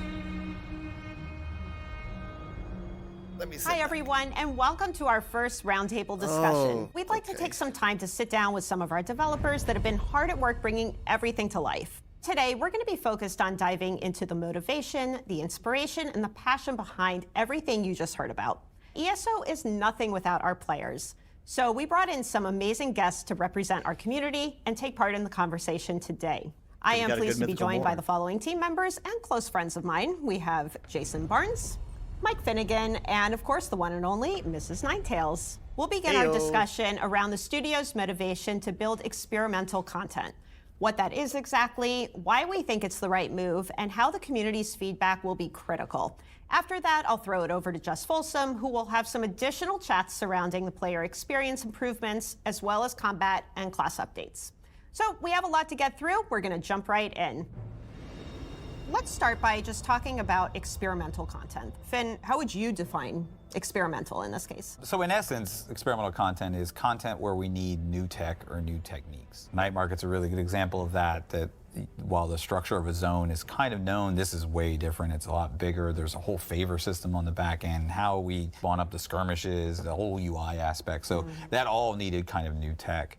And sometimes it's also taking tech that we have and techniques that we have and then packaging it in a new way. So dungeons, we've been doing dungeons for 13 years. We know exactly how to do dungeons. How do we take that experience, learn from it, and then make it for solo players? With the content team, it's kind of similar. You know, we've been doing a certain type of content and quests for a lot of years, and it worked great for many, many years, but it kind of became predictable. And so we were like, well, when we want to change it up and experiment, like how do we do that? And I think the first thing is kind of stepping away from the rules a little bit and saying, this is what we know we can do. What if we do some of that, but also take some of that time just to step off into another direction, maybe throw some ideas at the wall, see what maybe fits the theme, and go from there. And so for experimental for us is really just stepping outside of our safe zone a little bit and try new things like Rumors, where, you know, it's not quest content. I like to call it narrative treasure hunts in the world, and you have to kind of figure out how that all works. But we also have the Vault, which is totally from the ground up. I call it like the fun maze. Every room has some unique type of gameplay that you go through. And there's tons of secrets that you have to kind of uncover as you go through it as well. So that's kind of what we mean when we say that. It's nice to hear kind of your perspective on what experimental content is, because I can guarantee that what you guys kind of define it as, the community probably sees that very differently. I think maybe it's going to help quell some, you know, potential miscommunication or expectations of, you know, when you say we're getting experimental, that may mean something different to us. So I appreciate that kind of definition to hopefully, like I said, quell some of that. There's another definition of experimental too, is when we're putting something out to the community, we want to see, you know, how they react. And that's experimental in its own right, of saying, hey, this is something brand new that we've never done before, and let's put this out there and see the feedback and the reaction that we get. And if you like it, awesome. And if you don't, then we'll look at why you don't and see if we can do it, or we say, hey, okay, this didn't land. Cool. We didn't lose, like, you know, a ton of time on it, but we can go and try new things in the future and kind of veer off in a different direction. Yeah. And some of the new stuff is like foundational, right? Where we're starting with the new stuff and then building on it for the future. I know in your community, you focus a lot on, you know, new players and helping folks that maybe haven't played the game in a while, but there's all different play styles in your guild and in your community. So I bet they're pretty stoked for all the things that we're working on. Yes, it's, you know, for a while we've kind of felt like, you know, everybody's lined up for, you know, their turn at some content, right? And we have so many play styles. You know, we have our, you know, more hardcore, you know, trial players, our PvPers, our casuals, our housers, the people that love to quest. We have so many across the board. So it always felt like, you know, kind of waiting like, all right, the trial's coming, it's my turn, and gonna get some dungeons, it's my turn, and then, you know, some housing updates, that's so cool. So it feels like, you know, with this kind of model that you guys are going with, it's gonna hit so many more play styles and kind of, you know, roll out so that we don't feel like we're kind of waiting in line for things, and it's really going to, you know, hit broader on the community than it kind of has in the past. Before we sort of had to hold things, and we were beholden to, you know, the chapter release and certain beats for things to go out, but now we can just kind of release it when it's ready, which is really cool. Talking about this wide range of content, how do you think all this is going to resonate with the community? You know, we're super hopeful because we're sticking with what we know, right? Like narrative and storytelling, that's always the heartbeat, of a lot of, like, especially like a lot of people play ESO and they play it solo, right? They play it like a single player game. We're never going to get away from that. Like quest in a group. But I think we are also trying to just have more types of gameplay in general. It's definitely a delicate balancing act of appealing to the long-term fans that we have, but then taking maybe some of the experiences they've had and adding on to it. The night market's a good example. There's a lot of group kind of activities and stuff in there. Dynamic world events, if you're used to incursions or even random, what we call RDS, random distraction content, if you see that, this is another take on that and evolving kind of these experiences. One of the biggest things I've heard from the community, you know, my community, other communities, is that, you know, everybody's afraid, you know, on the roadmap, it gets put out very high level. If they're not seeing something that fits their content style, they're worried that, oh my God, it's gonna go away, right? You know, we've definitely heard, you know, Zone was a big one, right? It's nice to hear that, like I said, we're not gonna stray from that, because there are so many people, like I said, I've been around 12 years and I love what we do, but, you know, again, change is hard, right? It's, you know, we've been doing something for so long, and, still you like know, to everybody know what to wants to expect still from feel at home zones, here. though. You know, we're Don't going to feel be comfortable until I changing get some to see things, it. but we're still making an Elder Scrolls game, right? Like, we're still going to be telling stories. And to your point earlier, like, stories is part of our DNA, and that's what we do. One of the things is we've committed to moving the timeline forward. That's and so now we can, like, do long-term planning on that type of stuff and like build out huge storylines. And I used to joke, it was like whenever we would release a new chapter, since everything had to take place at the same time, it's basically like writing chapter 1 through 3 of a new book and then going to a next book. So I was just gonna say, it actually is design-wise, it helps us a little bit that we don't have to like, okay, well, if this happens here and that happened there, then how does this happen and stuff. It's solving puzzles of our own making. After 10 plus years of content, becomes a very intricate and complex cube of like storytelling. And it's like, oh yeah, I met this character here, but I don't know if I remember them from here. And so this is gonna help a lot going forward. And again, storytelling, right? We're gonna keep doing that. Gonna see a lot of cool stuff later on too, right? So yeah.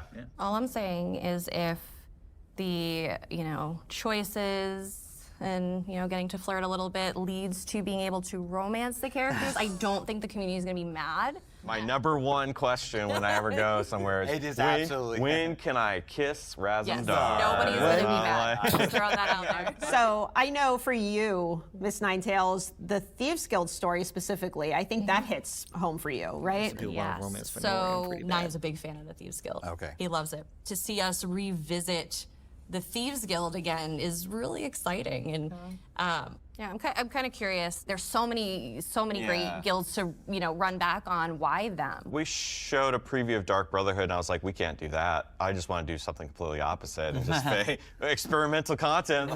Fake it. No, I think Thieves Guild has always resonated with the player base. It's also kind of an interesting thing where if you play Dark Brotherhood, it's like, okay, you're a killer, like you're a very specific type of player. Thieves Guild is a little bit more neutral. Like you can be a gray thief, right? And I think it just has a little bit of more appeal to that. And not to say that we won't touch things with like Dark Brotherhood and stuff in the future, but just talking through it and going back and being able to kind of continue that story even. We bring back Quinn from the original Thieves Guild, which a lot of people liked, and continue her story, because she's kind of at the whole beginning of this. She's putting this together. And so you're helping her out along the way, and we really like her character, and so we can base a story around it. And yeah, it just kind of organically fell in place that way. A little bit of both happening at the same time kind of thing, where we're like, oh, we want to kind of, do we want to explore Thieves Guild? What mechanics do we want to do? And it kind of all gelled. Yeah, and that is one thing that we're trying to just do more of too, is having things that are thematically linked to stuff. A lot of times we'll just throw a system in the game, and it was like, cool. It exists on its own thing, scribing, Tales of Tribute, have storylines associated with them. I know, because I did them. But they didn't necessarily feel linked to what you were doing. Yeah.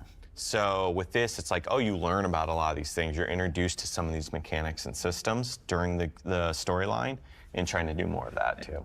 Building on that, kind of like the Sage's Vault is a good example of, while it's thematically kind of initially linked to the Thieves Guild, that doesn't mean it ends in the Thieves Guild number stuff. We can carry forward. This kind of what we were talking about earlier, building for the future and stuff. We can absolutely, or we have built that system that we can build on in the future. So.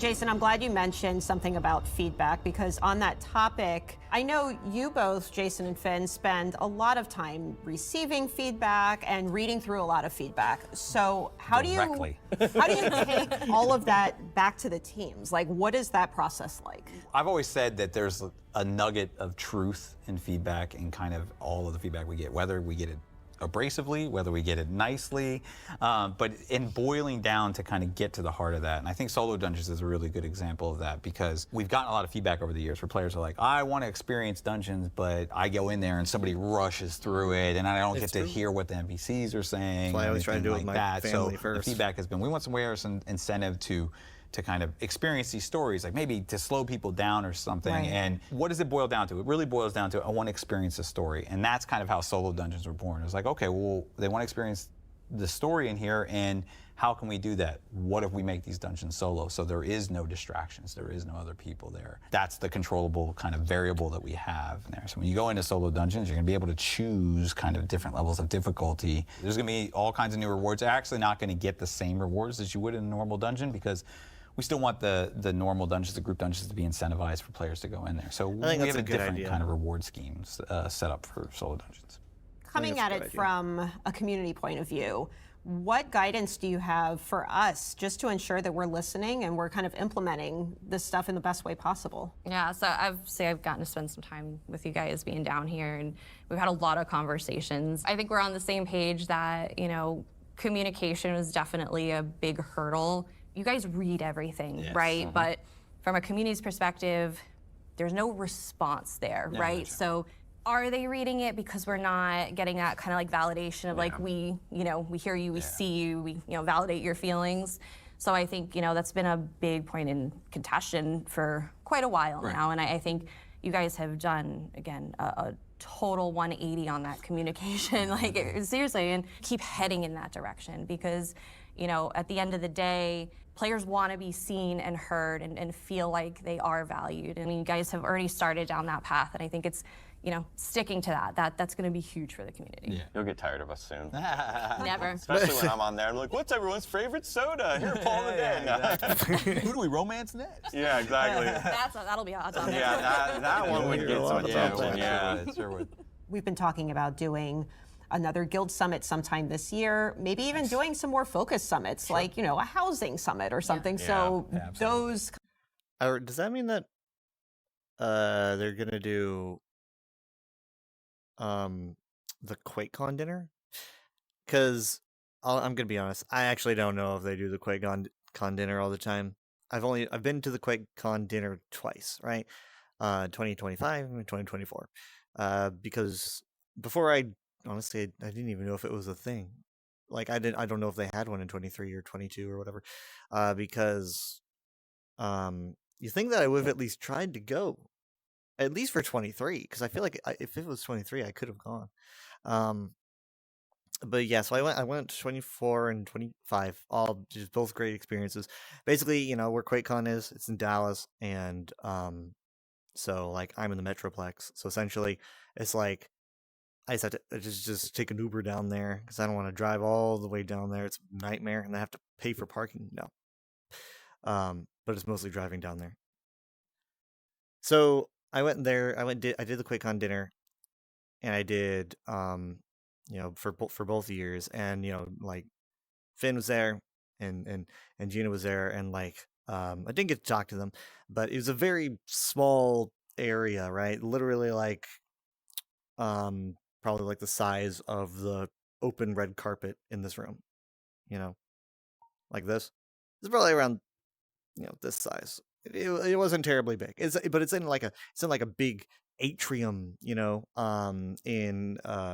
at this resort. I think it's technically a resort. It's like this huge, it's like a massive atrium with like a glass ceiling, and it's gorgeous, really. It's got like this Spanish mission vibe, so it's kind of it almost looks very like it almost looks like you're in the ruins of something to a degree because it all looks very earthy. But like I love those dinners, and I would love it if they had another one this year. Usually it's like QuakeCon's like early August. It's like the first week of August or something. So if we did one this year, I'd probably go again. I might bring my parents this time if I can get them to go. Usually it's only like a couple hours or something, but they've got food. At least they did when I went. It was very, very fun. Meeting some fans and chatting with people about ESO. The sub-communities can sit down with the teams and just have a dialogue directly. I mean, Romance Summit. What NPCs do we want? Line out the door. Yeah, we got this. I really do feel like that between our studio and the community, we really inspire one another through the feedback and the discussions and the creations that get made. So let's talk a little bit about what inspires you. What feeds your passion to just continue adding to the game, and in your case, adding to the community? Mm-hmm. Yeah, so for me personally, we've been in the community for 12 years. ESO has been such a massive part of our lives, right? Like, it is so ingrained in our household. Something that Nine and I recently kind of ventured out on is we're actually starting a nonprofit. And we realized that, within our community, there's a lot of isolation, right? Gaming, you're online, it's anonymous. You kind of get walled off in your own area. And we saw that as an opportunity to try and, bring people out to kind of get the community together. And we're starting a nonprofit that was completely inspired by ESO to start and bring these fantasy experiences to conventions for people to, you know, come out, meet other members of the community. We really wanted to bring everybody's love for ESO and connect people that way. And, you know, we'd love to, you know, expand to other worlds. But at the end of the day, ESO's the content that started it. And we did it for the first time last year at GCX, and we got such an overwhelmingly positive reception to it. I know you guys mentioned you even heard about it. Oh, and, absolutely. You know, it's gone beyond just streaming for us. Yeah. It's kind of like the lifeblood of what we do, and seeing player feedback and stuff. Feedback that we got from, I mean, from people at the tavern, for instance, in live, in person and stuff about what about rewarding golden experience. And it's like, okay, that gave us a nugget to kind of explore and see if that, you know, would kind of move the needle, and that kind of gets the process going and stuff. So yeah, a lot of that feedback is directly related to features that we're putting in the game. I mean, going to the tavern, some of the... I love it every year. That whole event in Germany is just so fun. And, you know, the amount of guilds and community members that come out to that and just are enjoying themselves. If you get a chance to go. It's amazing. Amazing. It's funny because you go to an event like that and there's times where you just kind of stand back.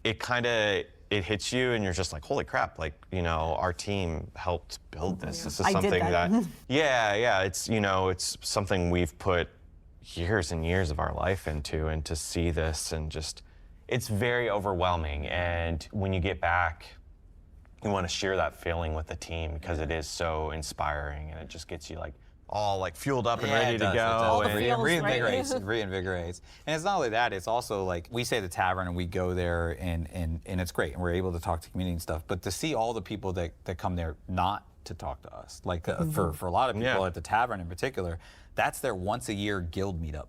And they come from all over the world even to meet up with their fellow guild mates, and they all grab a table and they're able to hang out for the weekend and stuff.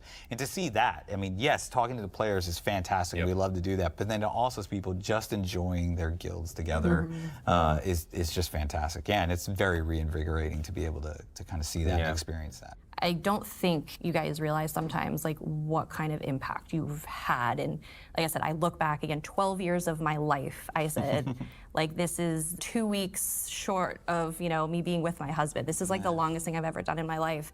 And out of this, I've gotten my best friends. I've gotten my family. I'm going to be going to my second wedding for guild members. Like, I don't think you guys realize like how much you really do impact, you know, without sounding too, you know, cheesy, but like kumbaya. Yeah, right. Where's the tissue? But like I said, like you guys did that. If it weren't for you, it wouldn't exist, and we wouldn't have that. So yeah, that's my sappy, you know. Oh, we appreciate it. We need a group hug after this. Well, this has been a really great conversation. I want to thank all three of you for your time and just sharing your stories and some insight. It's been really nice. But we have a whole nother roundtable to do, so we're going to pass things over to Jess to take it away over there. Yeah, we got about like 20 minutes, I think. I'm sitting down, I don't mind. Hi everyone. So let's keep the discussion going with my good friends from the ESO dev team and one of our ESO creators. We've got Kira Ross-Schlitt here and Brian Wheeler, as well as our community guest, the wonderful Calawan. As Gina mentioned, we'll be discussing campaigns to improve the many facets of our beloved game, whether it be general quality of life updates, bug fixes or campaigns, and tests or improvements to PvP. It is incredibly important to us to continue to evolve ESO and deliver the very best experiences for everyone. So without further ado, let's get into it. How has that evolution of gaming informed our seasonal approach and the future of ESO? Let's start with the short stuff. When people come to ESO, I really want to make sure that they're not being forced to spend time on these systems that feel outdated now before they can really get to the part that they want to do, that they can play their way and have fun and focus on the good stuff. Like you said, the gaming landscape has changed. Trends have changed. How we approach battle passes time now. and progression has changed. And, you know, we took that barrier out, so you don't have to port back to a shrine before you can do that. Keep going. Yeah. And I was really excited to see that. You know, I've been playing MMOs a long time, and I really appreciate it, and I know my community really appreciated it. There was a lot of great stuff in those player experience improvements, just sort of removing some of that friction from the game so that we can get to the parts that we do really enjoy. I'm honestly excited to hear more about how you're going to continue to approach that with Seasons. We're really trying to make sure that we're respecting your time, not just in one particular area of the game. Like, it's going to be holistic that we're looking at your time spent. And again, with the progression system for PvP, that's just one of them that we're working on. I love hearing that too, right? So regardless of what type of PvP that I like to participate in, whether it's Battlegrounds or Cyrodiil, whether it's Vengeance or Greyhost, I can still work towards this system. Yeah, it's gonna be fun. I mean, you saw a sneak peek today. Yeah, I did. And I'm excited. It looks real cool, and I think it's been a long time coming as well, right? Yeah, I'm absolutely jazzed about it too. And like hearing everybody from the studio, like, yeah, let's go, let's get some more stuff in there. Like, starting with Vengeance last year and everybody on board with it has been great, and the team's been all about it. So it's So something that I like that they said was that they're giving it's like, oh, this PvP progression system has special rewards that are only available for like the players that pursue it and things like that. And as someone that doesn't do PvP at all, I'm honestly, I like that. It sounds weird to say, but I like that. These are things that I like things that are rewards that are only really catered to people who do specific kinds of content. I know it sounds dumb to say that I like that, but I like the idea that it's like, okay, well, not everyone gets everything. It's like certain players get these things because it incentivizes that kind of play, right? Because if you give everyone everything, then that kind of play doesn't have to be touched. And the people who do it just kind of feel like they don't really get the rewards like everyone else. I don't know. It feels like certain rewards being catered to specific types of play is important for a game, because honestly, I'm not interested in PvP, but if there's a reward that I really wanted in PvP and I really, really want it, I would sit there and go, you know what? Maybe I could get into that someday. Maybe I could be good enough to actually pursue that avenue someday, and that kind of makes me want to play the game more instead of just going, well, I could just get it this way, and I don't even need to do it. Now, I'm not saying do that with everything, because that's a terrible idea. We need all kinds of we need things that everyone can get, but some special little things just for certain kinds of play. I feel like those little nuggets are important for a game. Because it incentivizes people to do that kind of content. And if they didn't have things like that, there's a lot of content I probably wouldn't have even touched. It's like, I enjoy being guided around and doing something that I might not have done before because the reward interests me, personally. But that's just my opinion.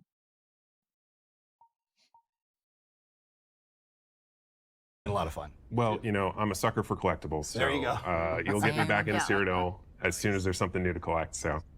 It's not only we want less friction, we want your time to be better spent, but we also want it to literally feel more rewarding, right? So the Tamriel Tomes, the Gold Coast Bazaar, all of these are really about making it easier to earn rewards in-game by doing the things that you want to do.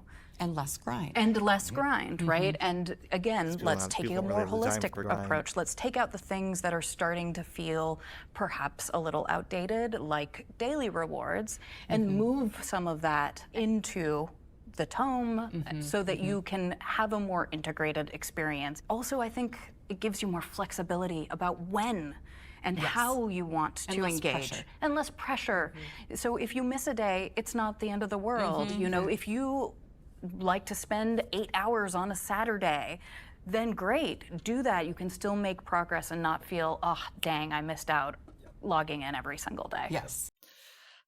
I'm sorry for pausing it all the time, but sorry. This is my stream. I can say things, but as much as I loved Endeavors, and as much as Endeavors did give me a direction of things to do, because honestly, as much as I love ESO, I love getting on and seeing my Endeavors and going, okay, this gives me a jumping point, so I know it moves me around, and I might go to Reaper's March for an Endeavor, and then oh, I didn't notice this, oh shit, I missed a book.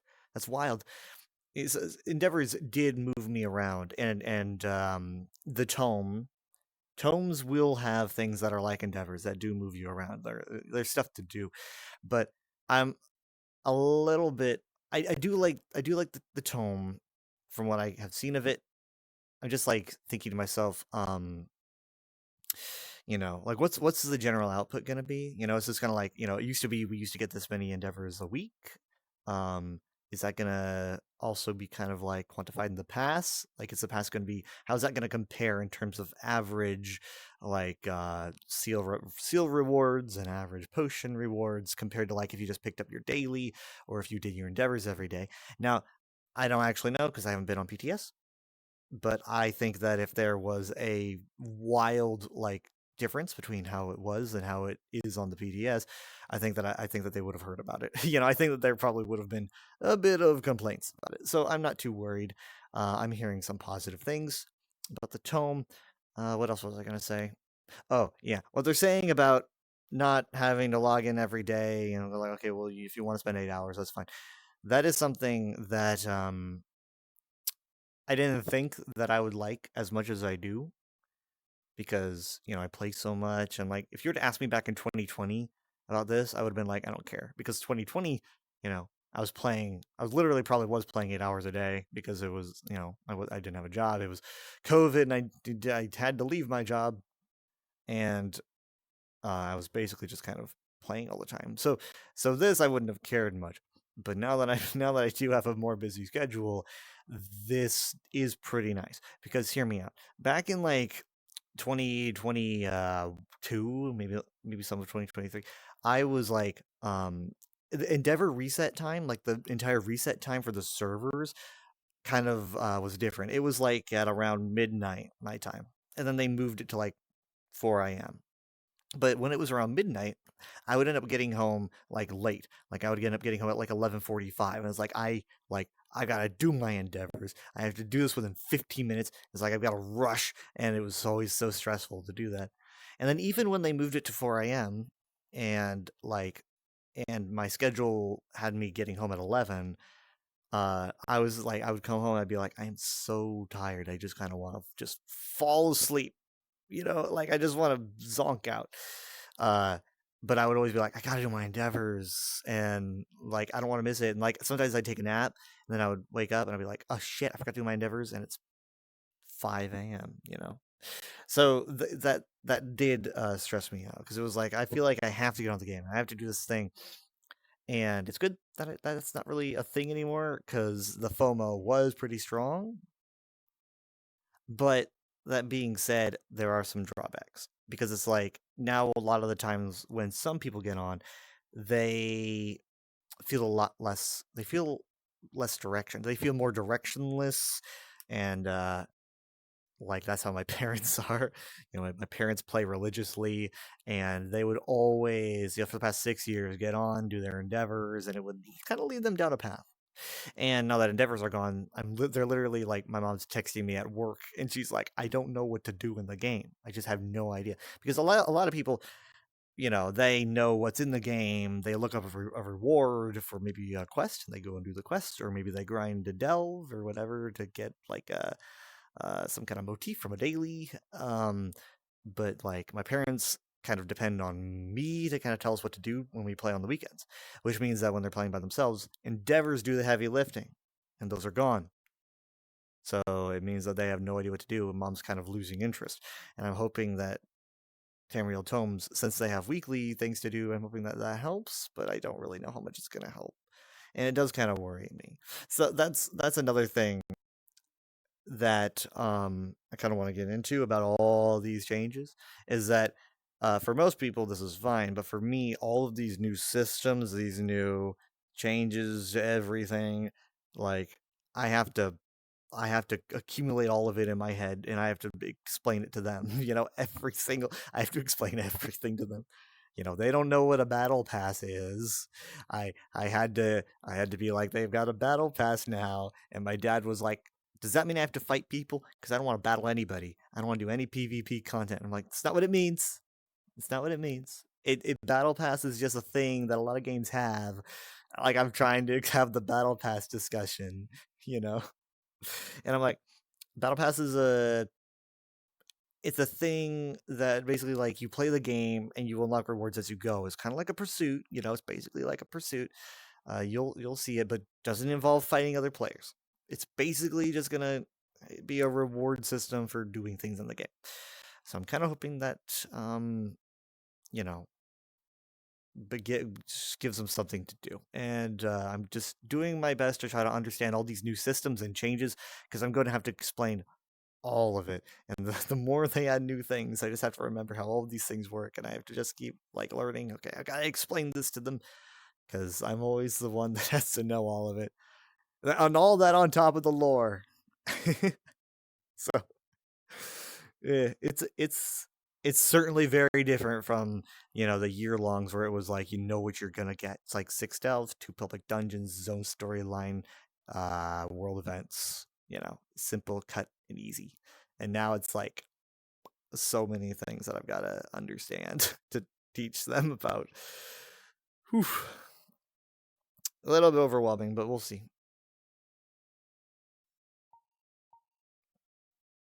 I love that too, not having to log in every day, make sure that I can still get access to those rewards, not feel so much pressure to get the daily endeavors done. The coolest thing for me was finally having some more agency over what those rewards actually are. 100%. Completing the tome and then being able to go to the Gold Coast Bazaar and buy the XP scrolls or whatever it is that I need, rather than, you know, they add stuff that I more want for tripods. today. Yeah.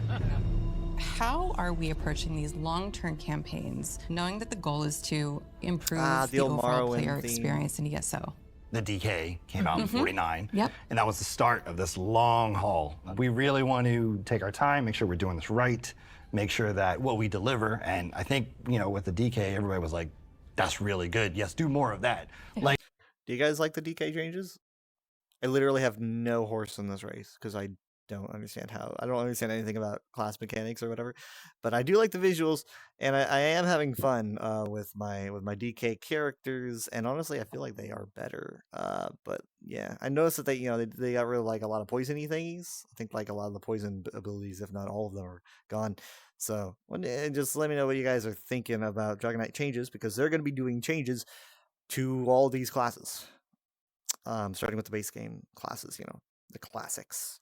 when you saw the DK, that got you excited for the Warden or whatever else is coming up next. And I like that we're taking the time to give each class its own moment, which also internally gives all the teams that are working on that, the audio team, the visual effects team, the combat team, that same time to work together on any adjustments or improvements. Yep, and you know, that's really key, like trying to make sure that every class has its chance to shine. And again, we're not gonna like ignore the other class or balance points as we're doing this. We know that it's a live game. And as you know, things crop up from build X or Y, we'll look at it and handle it, but like we're trying to really make sure every class gets its spotlight.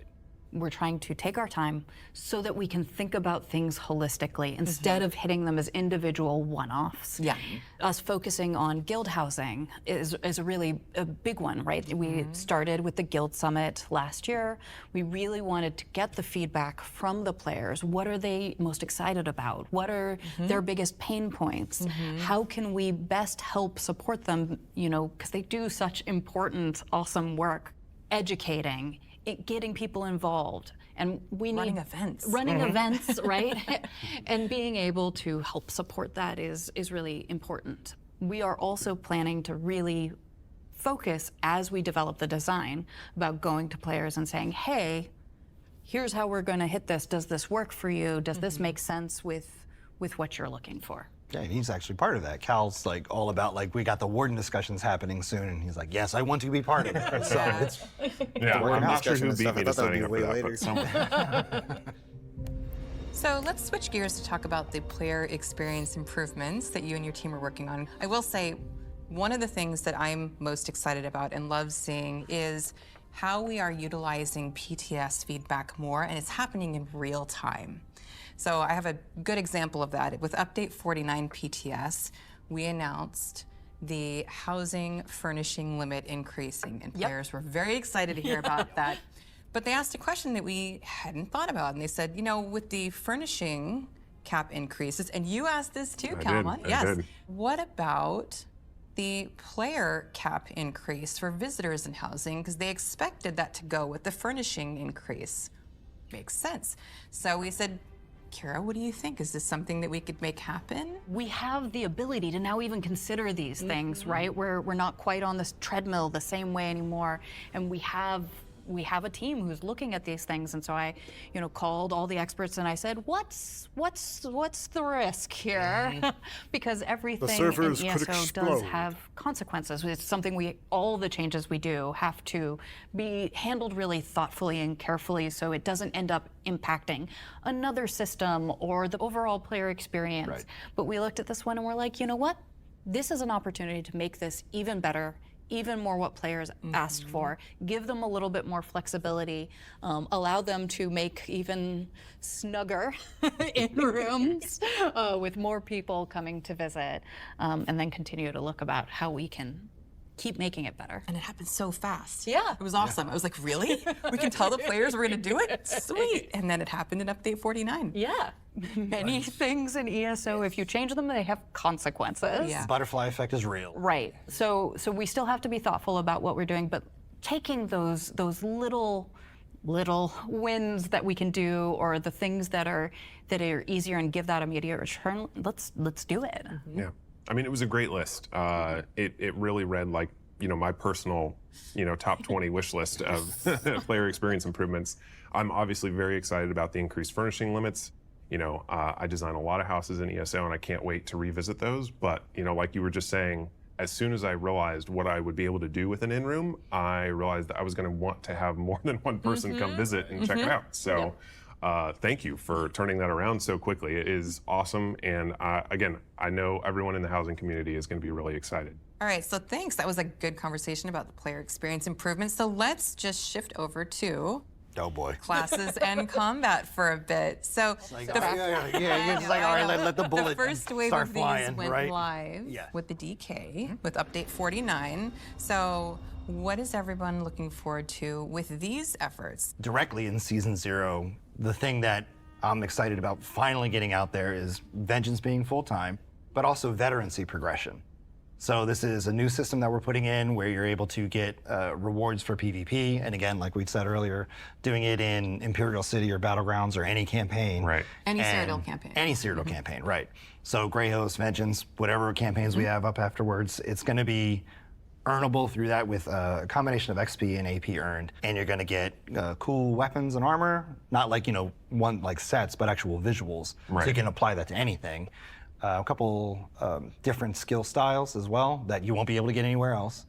But that is like, the gang is jazzed about that coming out. You're going to get titles and all kinds of stuff, but the Warden on the class side, the crew is excited about that as well, for sure. We're trying to spread that theme around. Same thing with animals and for seasons or nature. So creating just sort of a more cohesive class kit, I guess. Yeah, very much like how Arcanist and Necro, their feel is spread throughout the entire skill lines. They have their specific tanking, DPS, and support line as well, but the feel of the Arcanist is holistic. Same thing with the Necro. But part of all that is tied to the feedback loop, but also just statistics that we've seen, all the data, like when we see who's subclassing and who isn't, we're using that data as part of these discussion points as well. Right. We are going to be introducing basically a new skill line for every class. We're calling it Class Mastery, where it's going to have some passives that sort of boost you up a little bit for whether you're DPS, tanking, or support. There's going to be a couple, broader passives that we have in there too. But it's going to be, another layer for the high end to be like, okay, how do I play as a DK or play as a Warden or play as a Templar? So it's going to be a case where this is going to evolve as well, because we're putting that out sooner than all the other classes are getting done. Yeah. So this is going to be a case where these mastery lines are going to evolve, and they're going to exist beyond the refresh. We're going to keep, analyzing and seeing what people are doing. If a certain build is lacking due to pure classing, we'll look and see what we can do in the mastery lines to try and help pump that up. Again, something really exciting to hear. I think that was one of the key pieces of feedback on the DK refresh was that a pure DK still wasn't quite at the level of a subclass build. How do you think that we are positioned to garner attention back to players who may not have played in a while, and we'd love to have them come back and give it another shot? Many ways, we hope. But I'd definitely say that one of the big ones, and we've heard it requested for a very long time, and we've been working on it, but it's big and it's complicated, is of course crossplay. The word, it has been said again. I mean, like they said it on the recent dev stream, so it was really not a big deal. I talked about this earlier in the stream, but yeah, I was like, they said the word.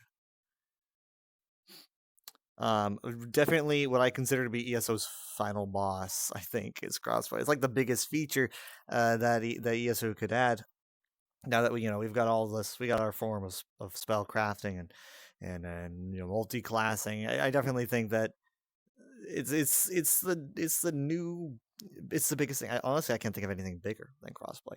I think that like the game, look, it's so crazy active when you have all these different like servers, these different players playing together, and I really want that group finder to start moving, because it always felt like the activity was kind of lacking on it. I think it is important to say crossplay is not coming in 2026. Yes. There you go. There you go. Not coming. But we are that, working on it. We are making good progress on this, and this is something that is really important to us. And we also want to make sure that we do it in a way that feels good, right? We're also really looking at how ESO can be overwhelming for everybody. Quest markers everywhere. Yeah, right. 10+ years. Right. All these systems layered on top of each other. So we're going to be looking at things like, we have Heroes Return for people who've been away for a while. We're doing some updates to that. We're doing one for new users that sort of kicks in after Cold Harbor and helps sort of lead them along a little bit. And one of the other ones we're looking at is trying to smooth out the experience from level 50 to CP 160. Right? So really looking at how can we make it easier to come back into ESO if you've been away a while, and also just make it easier if you have friends for them to just join and play, right? That's great. I know anybody who's played an MMO or even oh my God, coming back. Yeah, you're honestly, like, what do I do? A more complicated game, especially with something that has a 10+ year history, you come back after not playing for a year or more and you're like, oh my goodness. Yeah. Right. Where did I leave? What are these? I mean, it's not just that. I mean, that is a big thing. I'm sure. For me, it's happened with WoW and Final Fantasy 14 as well. I just played some 14 last night, and like it happens sometimes. Like I'm playing WoW and I'm like, what was I doing? So sometimes it happens, but like it's mostly not just for returning players, but also smoothing things out for welcoming players, like new players. That is huge, because I don't know about you guys, but I've introduced people to ESO before, and they're not really necessarily overwhelmed by all the menus because maybe they've played MMOs before, but it's mostly like the lack of not forced direction, but highly suggested direction, right? Like ESO generally shouldn't force you to do anything, but like just a big suggestion, right? Like a big neon sign saying, "Go over here, please." There, like this would be better for your experience instead of talking to this guy who's offering you a quest for a trial. Please just go over here. It will be better for you. That's way better, because so many people that I play with, like back in the day when I would get them into ESO, they would just go into a main city, and what do you find in main cities? Prologue quests, right? So next time I check in on them, they're going from doing quests for the Prophet, and then suddenly they're doing the prologue for Necrom, right? And they don't really know what they're doing. They're just like, I thought this was related, right? And these days ESO's got a box that pops up and says, you're doing a prologue quest. If you do this is a prologue quest. So just so that you know what you're doing. That's a big change, and I'm hoping to see more things along those lines. And I like what they're doing here because they're adding like a golden pursuit for new and returning players that will kind of direct them into various things to either remind them or show them how things work, and it gives them gold in the process, thus keeping a lot of new players from the pit that is greed. Trust me, players that start out in ESO, I see all the time, they're like, how do I make gold? I want to make gold because it's like I want to buy things. I want to buy a weapon. I like this thing from this merchant. I want to buy it, and they just want gold. So they just like the fact that they would give people gold for doing little things like I don't know, doing the first quest or something like that. That's big because it keeps the players from getting sidetracked off to do whatever and completely lose track of what they were doing. That teaches them how to play the game. And they get really overwhelmed, and then they leave. So I'm glad that this incentive should keep people kind of on the path that they're supposed to be on. At least, like, it incentivizes them. Because, again, forcing people onto that path, you don't want that. Because, like, there's all kinds of issues with a system like that. So something like this is just basically like, hey, if you want gold, if you want a reward, you should do this thing. Because it'd be pretty cool. Plus, you'd learn more about the game. And that's a great way to be a tutorial for players, because it's like a lot of games the tutorial is forced on you, and that is how ESO does start with a tutorial, but like there's a lot more in ESO than just what is taught in the tutorial, right?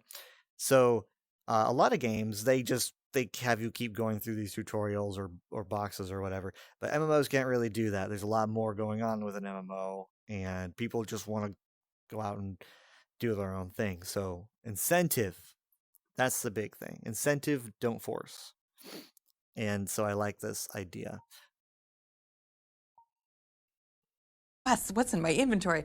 So this is all really great. Right, that accessibility is really awesome. Whether it's PvP or PvE or just figuring out the systems, I know how overwhelming it can be, because I see those people show up in my Discord or in my guild, and you know, some of the questions seem really, you know, mundane, but we've been playing for forever. Right, so, exactly. Yeah. I think we're all subject to our own bubbles in some way there, right? I'm honestly just impressed with the overall volume of the player experience improvements and a lot of the stuff that's coming. I know, you know, some of it isn't necessarily the kind of thing that makes the back of the box, I like to say, but I think it makes a big difference to players in the game, and I'm just really excited to see what's next. As we're working through this seasonal content, why do you think it's more important than ever for ESO to focus on community? It's interesting from the player perspective and the creator perspective, because we are all invested in this game right alongside you guys. So much. Yeah. You know, obviously, as a YouTube channel, you know, I want people to play the game. I want people to watch the videos. And so I want ESO to grow and thrive. And I want it to grow as much as it can. You know, I want more features and more stuff and, you know, more houses to collect. And so I think a lot of players feel that, and that's why they're so passionate about it, right? They have great ideas, and they obviously want a seat at the table, and they want their voices heard. And, you know, it's very personal, right? So many of us are players ourselves, and we run into these same friction points and pain points that our players do. And because we were on that, you know, chapter treadmill, it was really hard to pull the time out to be able to focus that way. But this game is not for us, it's for the community. And so being able to deliver on these long requested features, to fix the things that are driving them nuts that aren't meant to be that way. It's incredibly heartwarming to get to see the reception to these changes, but it's also, you know, it gives us more power to want to keep making it better and stronger, you know, so that ESO can be that 30-year game that we talk about. Like one of the things that got actually brought up today in the team chat, somebody said, well, if the players are getting excited, then that makes me excited to do more work. Yeah. And that's infectious. And anytime we can either give more background or more details, like earlier today, talking about actual metrics that we can talk about with people, like showing the grass for vengeance, like people being able to see like the why we do the decisions and being able to explain it is really exciting.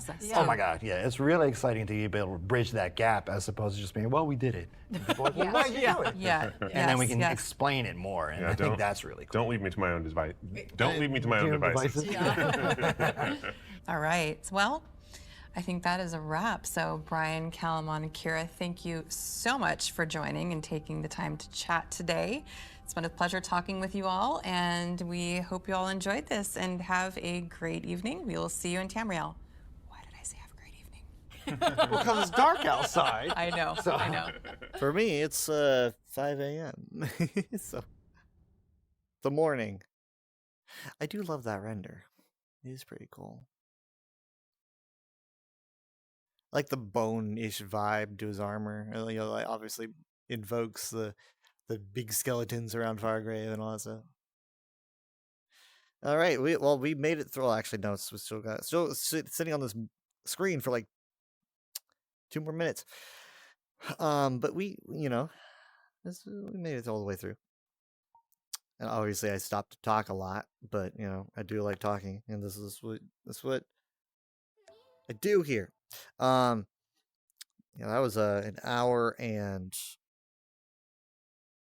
12 minutes, just about. Okay, so yeah, a lot of good information. Literally, I guess the biggest news for me, because again, this is ESO is something for all kinds of people. Just whole different bubbles that everyone likes everyone lives in, and for me, it is zones and exploration. Like world building, zones and exploration, that's top tier for me. That's like the very top, even above questing, which might seem weird, but like questing is like right behind it. Because I mean, like obviously questing and zones go hand in hand, so it's kind of hard to act like they're different. But like exploring and reading and like seeing the details and talking to all the people of Tamriel and seeing what they say and all the little, like the smallest implications, you never know what someone's going to say. That's interesting. That's what I really enjoy playing the most in ESO. So that's my bubble, and I think that's gonna be satisfied to a certain extent in the night market. Obviously, there's gonna be a lot of people to talk to and new lore. I like these new like items that they talked about that you get to like unlock and explore new things with it. It's kind of like this little game within a game, and that's something that's interested me a little bit more on the night market. I'm just kind of now it's like, man, now we're really going to be waiting for it, because the night market does not release with it got dark. Hold on. Hold on. I'm gonna there we go. The night market does not release with like the immediate start of the season. It's actually going to be on the 29th, so we're looking at a whole another month. Hold on, let me just kind of So yeah, it's gonna be another month, but it's at least a month that you can get hyped for it, and it's not like you gotta wait forever for anything new, because the season, the Tamriel Tome is starting, and that'll keep us busy. We've got all kinds of things going on, so yeah. So like again, my favorite part was definitely pretty much confirming what I've been theorizing ever since I saw the season roadmap. It's that we're looking at Winterhold in 2027. They didn't say Winterhold; they just said Skyrim making an excursion zone. Granted, literally, it could be Whiterun, but it would be weird. I'd like it, honestly. I'd like it to be both, right? I'd like it to be both Whiterun. Oh, my legs! I've been standing too long. I like it to be Whiterun and Winterhold, like as one big zone, but I'm not really getting my hopes up. But I would guess, if you were to guess, like, oh, what Skyrim area are we talking about? I'd say we're probably looking at Winterhold, because they did say in January, they said, what's going on in Winterhold? And obviously that's pretty much like, you can't even really make a theory based on that. It's pretty much like, okay, we're going there eventually.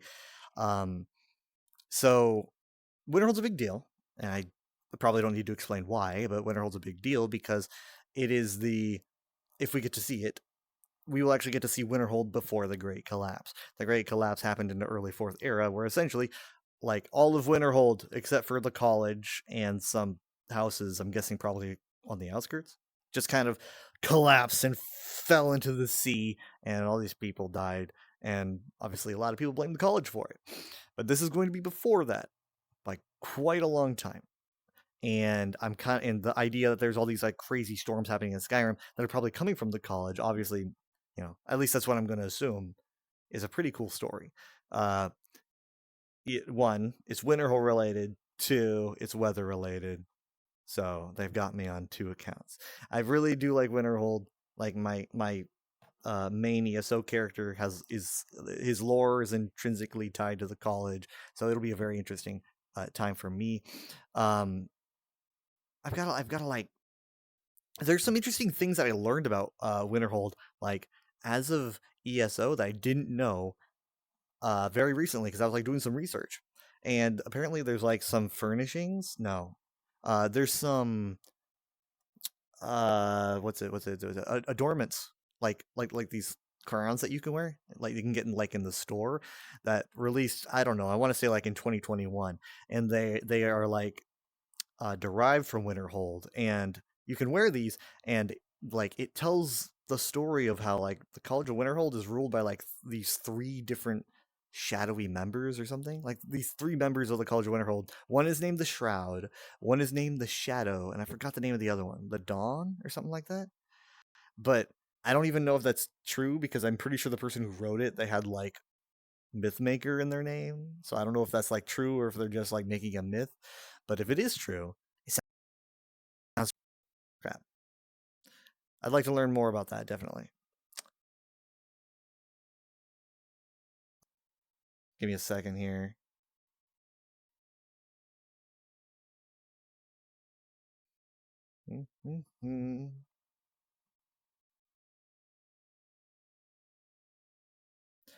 Can I find that part again?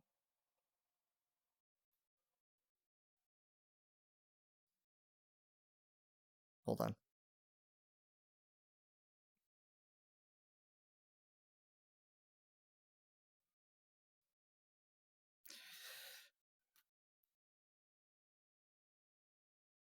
I've got the sword, the video sword.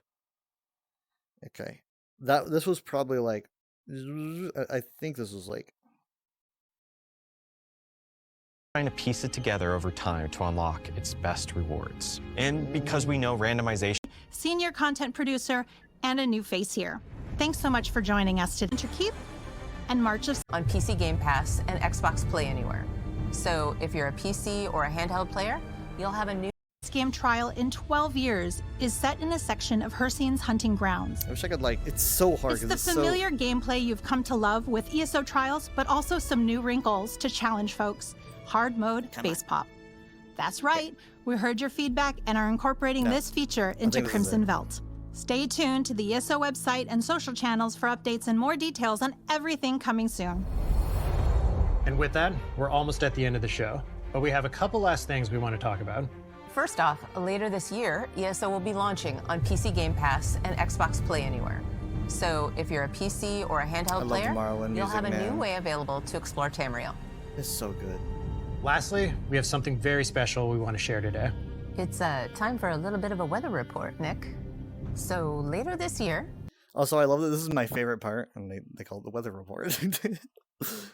You can expect storms to gather across some of the coldest, most wintry regions of Tamriel, and to continue wreaking havoc well into early 2027.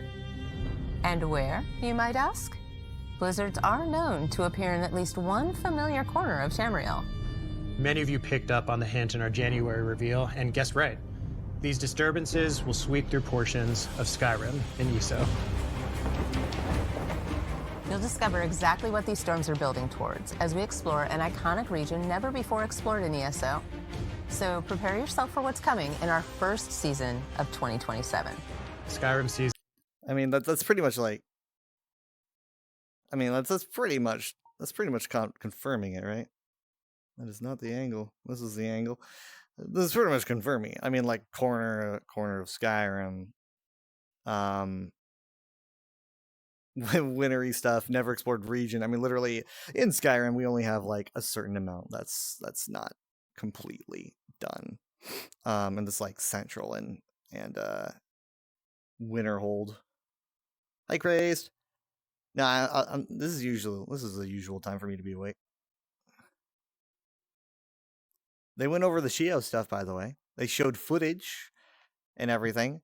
They've got a lot of details on it. I mean, like, I'm gonna assume, I don't really know if they got Wes Johnson for Sheogorath, but he's apparently just a straight up character, and it's not like it's just going to be about him, but he's just going to straight up be there quite often. So I don't know if they got Wes to do the voice this time, or if they got the base game Sheogorath's voice actor. But I'm really interested to see where that goes. But yeah, so basically, I'm really, really interested to see how these storms link to potentially Winterhold, and that's what I'm really hyped for, because that's what I've been theorizing for. How long has it been now? Pretty much 4 months. So, favorite part. I'm just nervous about what excursion zone means. Yeah, I mean, because like I don't know what that like. I don't know. Like, is it maybe I'm a bit picky. Maybe I'm just coming off as a bit picky. But personally, I do like a good old zone with delves to do dailies in, my public dungeons, world bosses. I like that. I don't know why other people are kind of like done with that, but people are just kind of like, no, we want something different. Personally, I find a lot of comfort in it, and I find a lot of interest in it. Maybe, you know what, it might be because the interest that I find in ESO is not necessarily the content, but how it's portrayed, right? So it's like, it's not necessarily like, I don't go, oh god, another delve. I go like, what can this delve offer in terms of like, you know, lore for me to go over, or cool pictures for me to take, or something like that.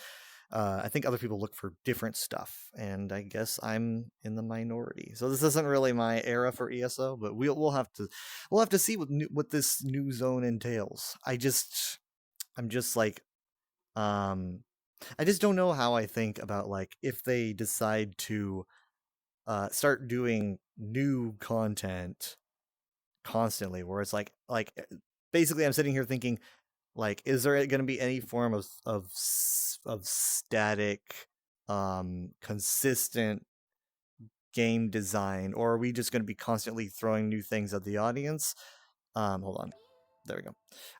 Are we just going to be constantly throwing new things at the audience, like constantly, or what? I'm just wondering about that.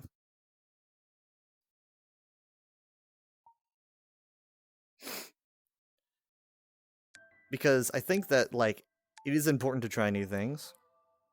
I mean, definitely. I'm not saying, like, oh, I don't want them to do these new ideas, because I do think they're all very interesting.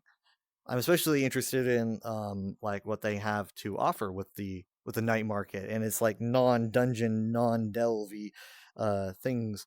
But I'm just sitting here thinking, are we just going to be doing this constantly, or are we going to just kind of settle into like, okay, this is the kind of content that we have, and we're going to be giving you different versions of it each year, which sounds like a nightmare to some people, but it sounds pretty nice to me, because it's like having to explain like all these different new kinds of content every year. It's just kind of like, at a certain point,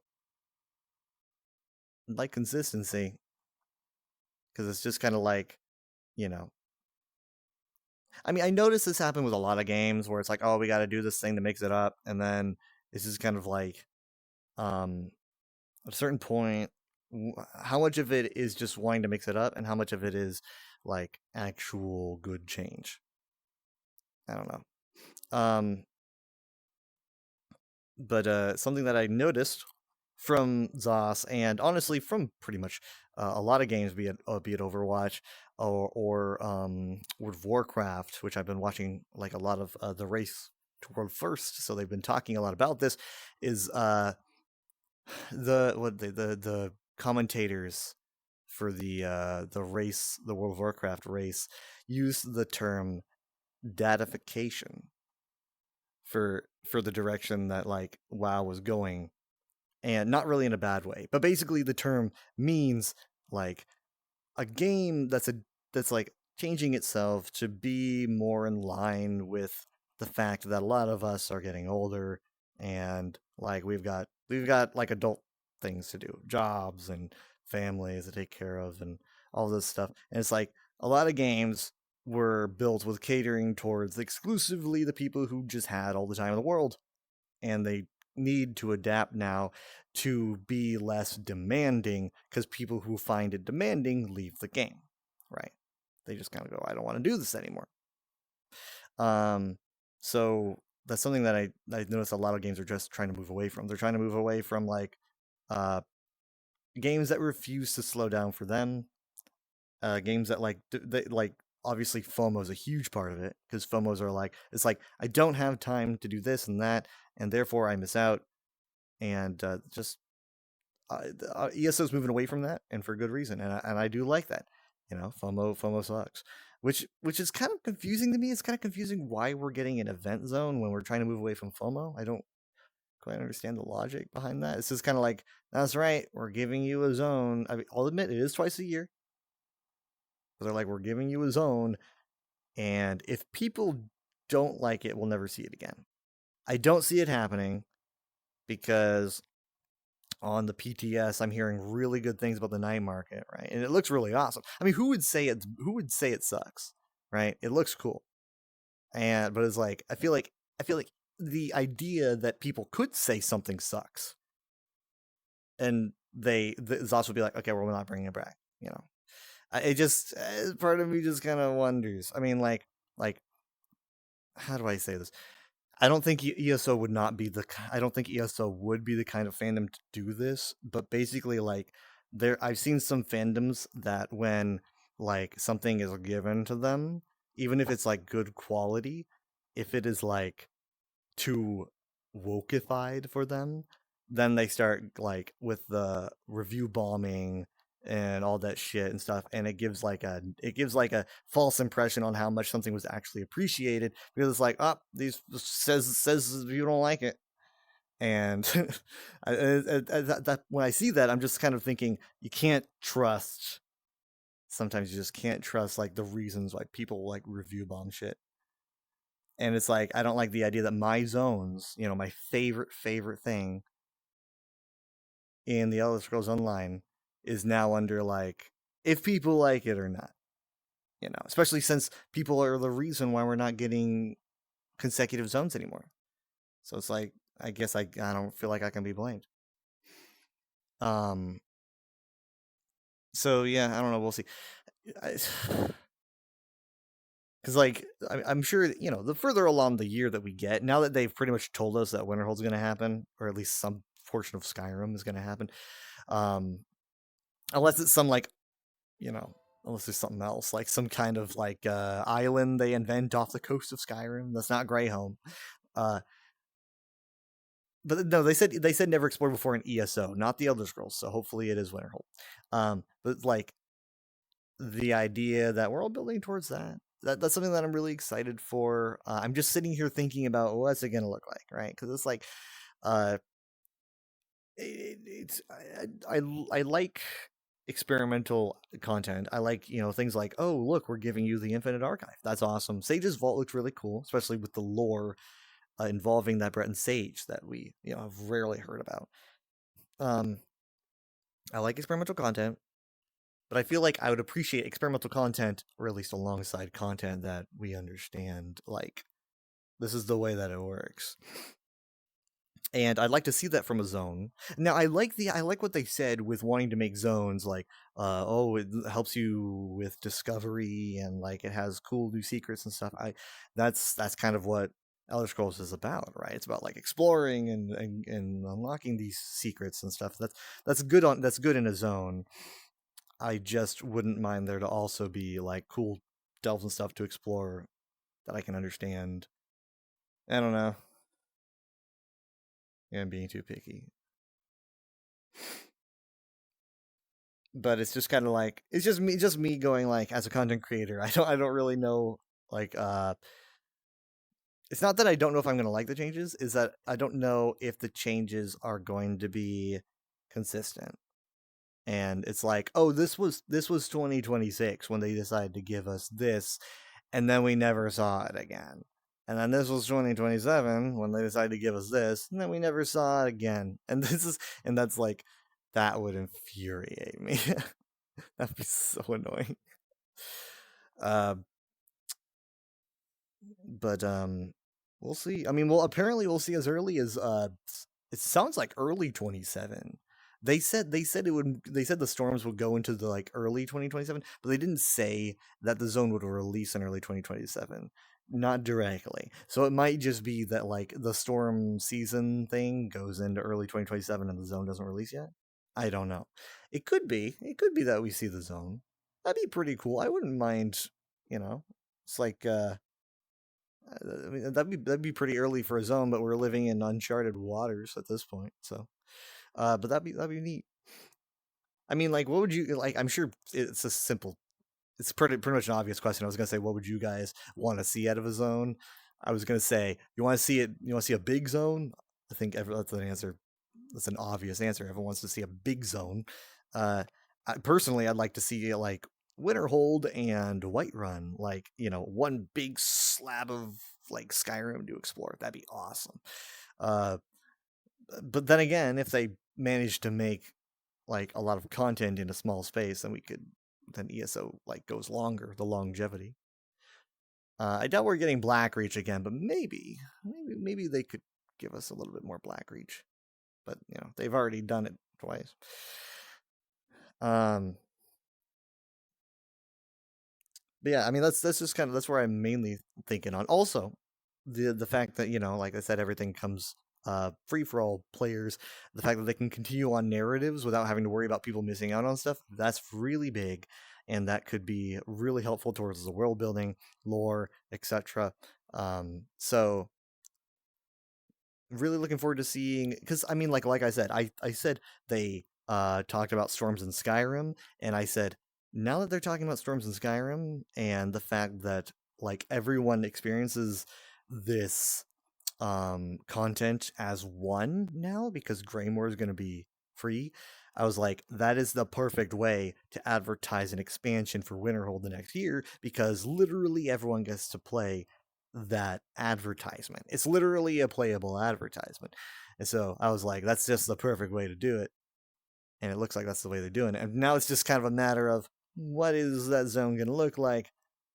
Because I'm just, that's my biggest question mark. Like, it's right over my head. You can't see it.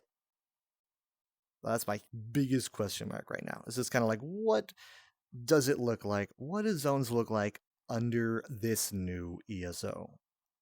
Because that's a really big question.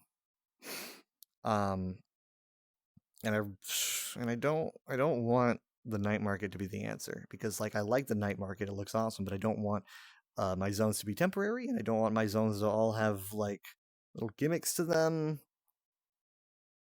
I don't know. We'll see. It is 5 a.m. And yes, it is warm. Oh my, well, it's warm in my room. I don't know why. It was because I can't have my fan on, because it would make too much noise. It is 70 degrees, but it's like, feels way warmer inside my room. Smaller space. Oop, that was weird. Oh, I went behind the wall. All right, well, thank you guys for joining me for this. I will definitely be, obviously, talking about it as time goes on. The season literally starts on the 2nd.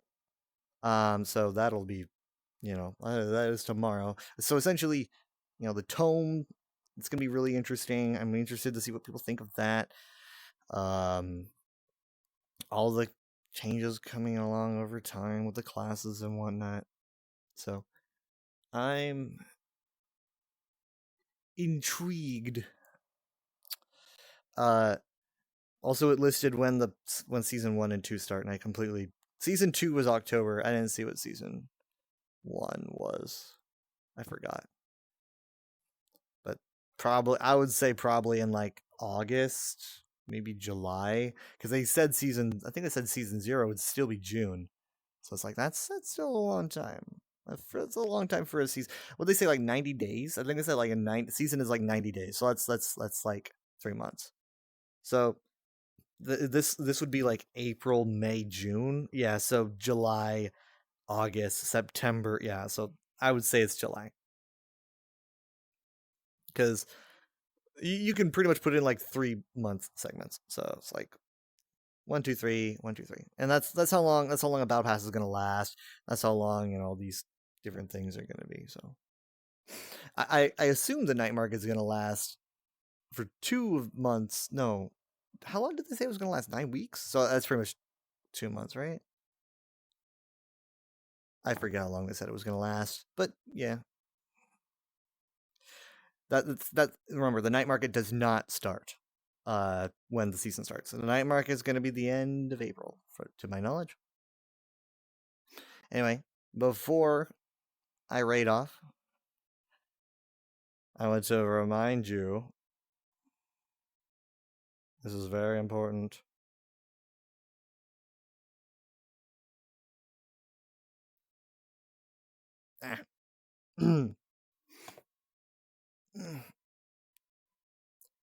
Don't believe anything that you hear today, unless it comes from me. I didn't lie about any. I'm not putting any breaks on you. Not me. I was giving you honest opinions, and this video is real. But everyone else, just don't forget. Today is the day when they lie to you.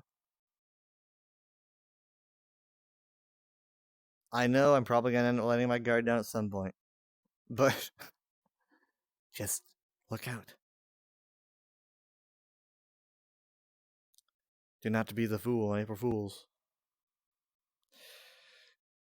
Give me a moment. I will get the raid ready. I will find somebody to raid.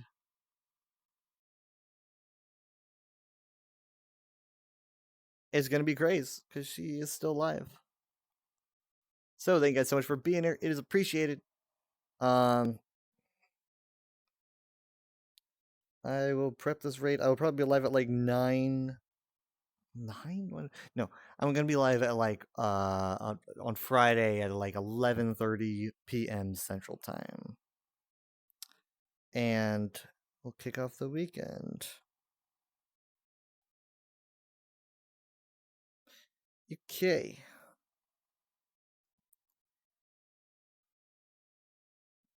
Right. Where is? Here it is. Okay. Bye.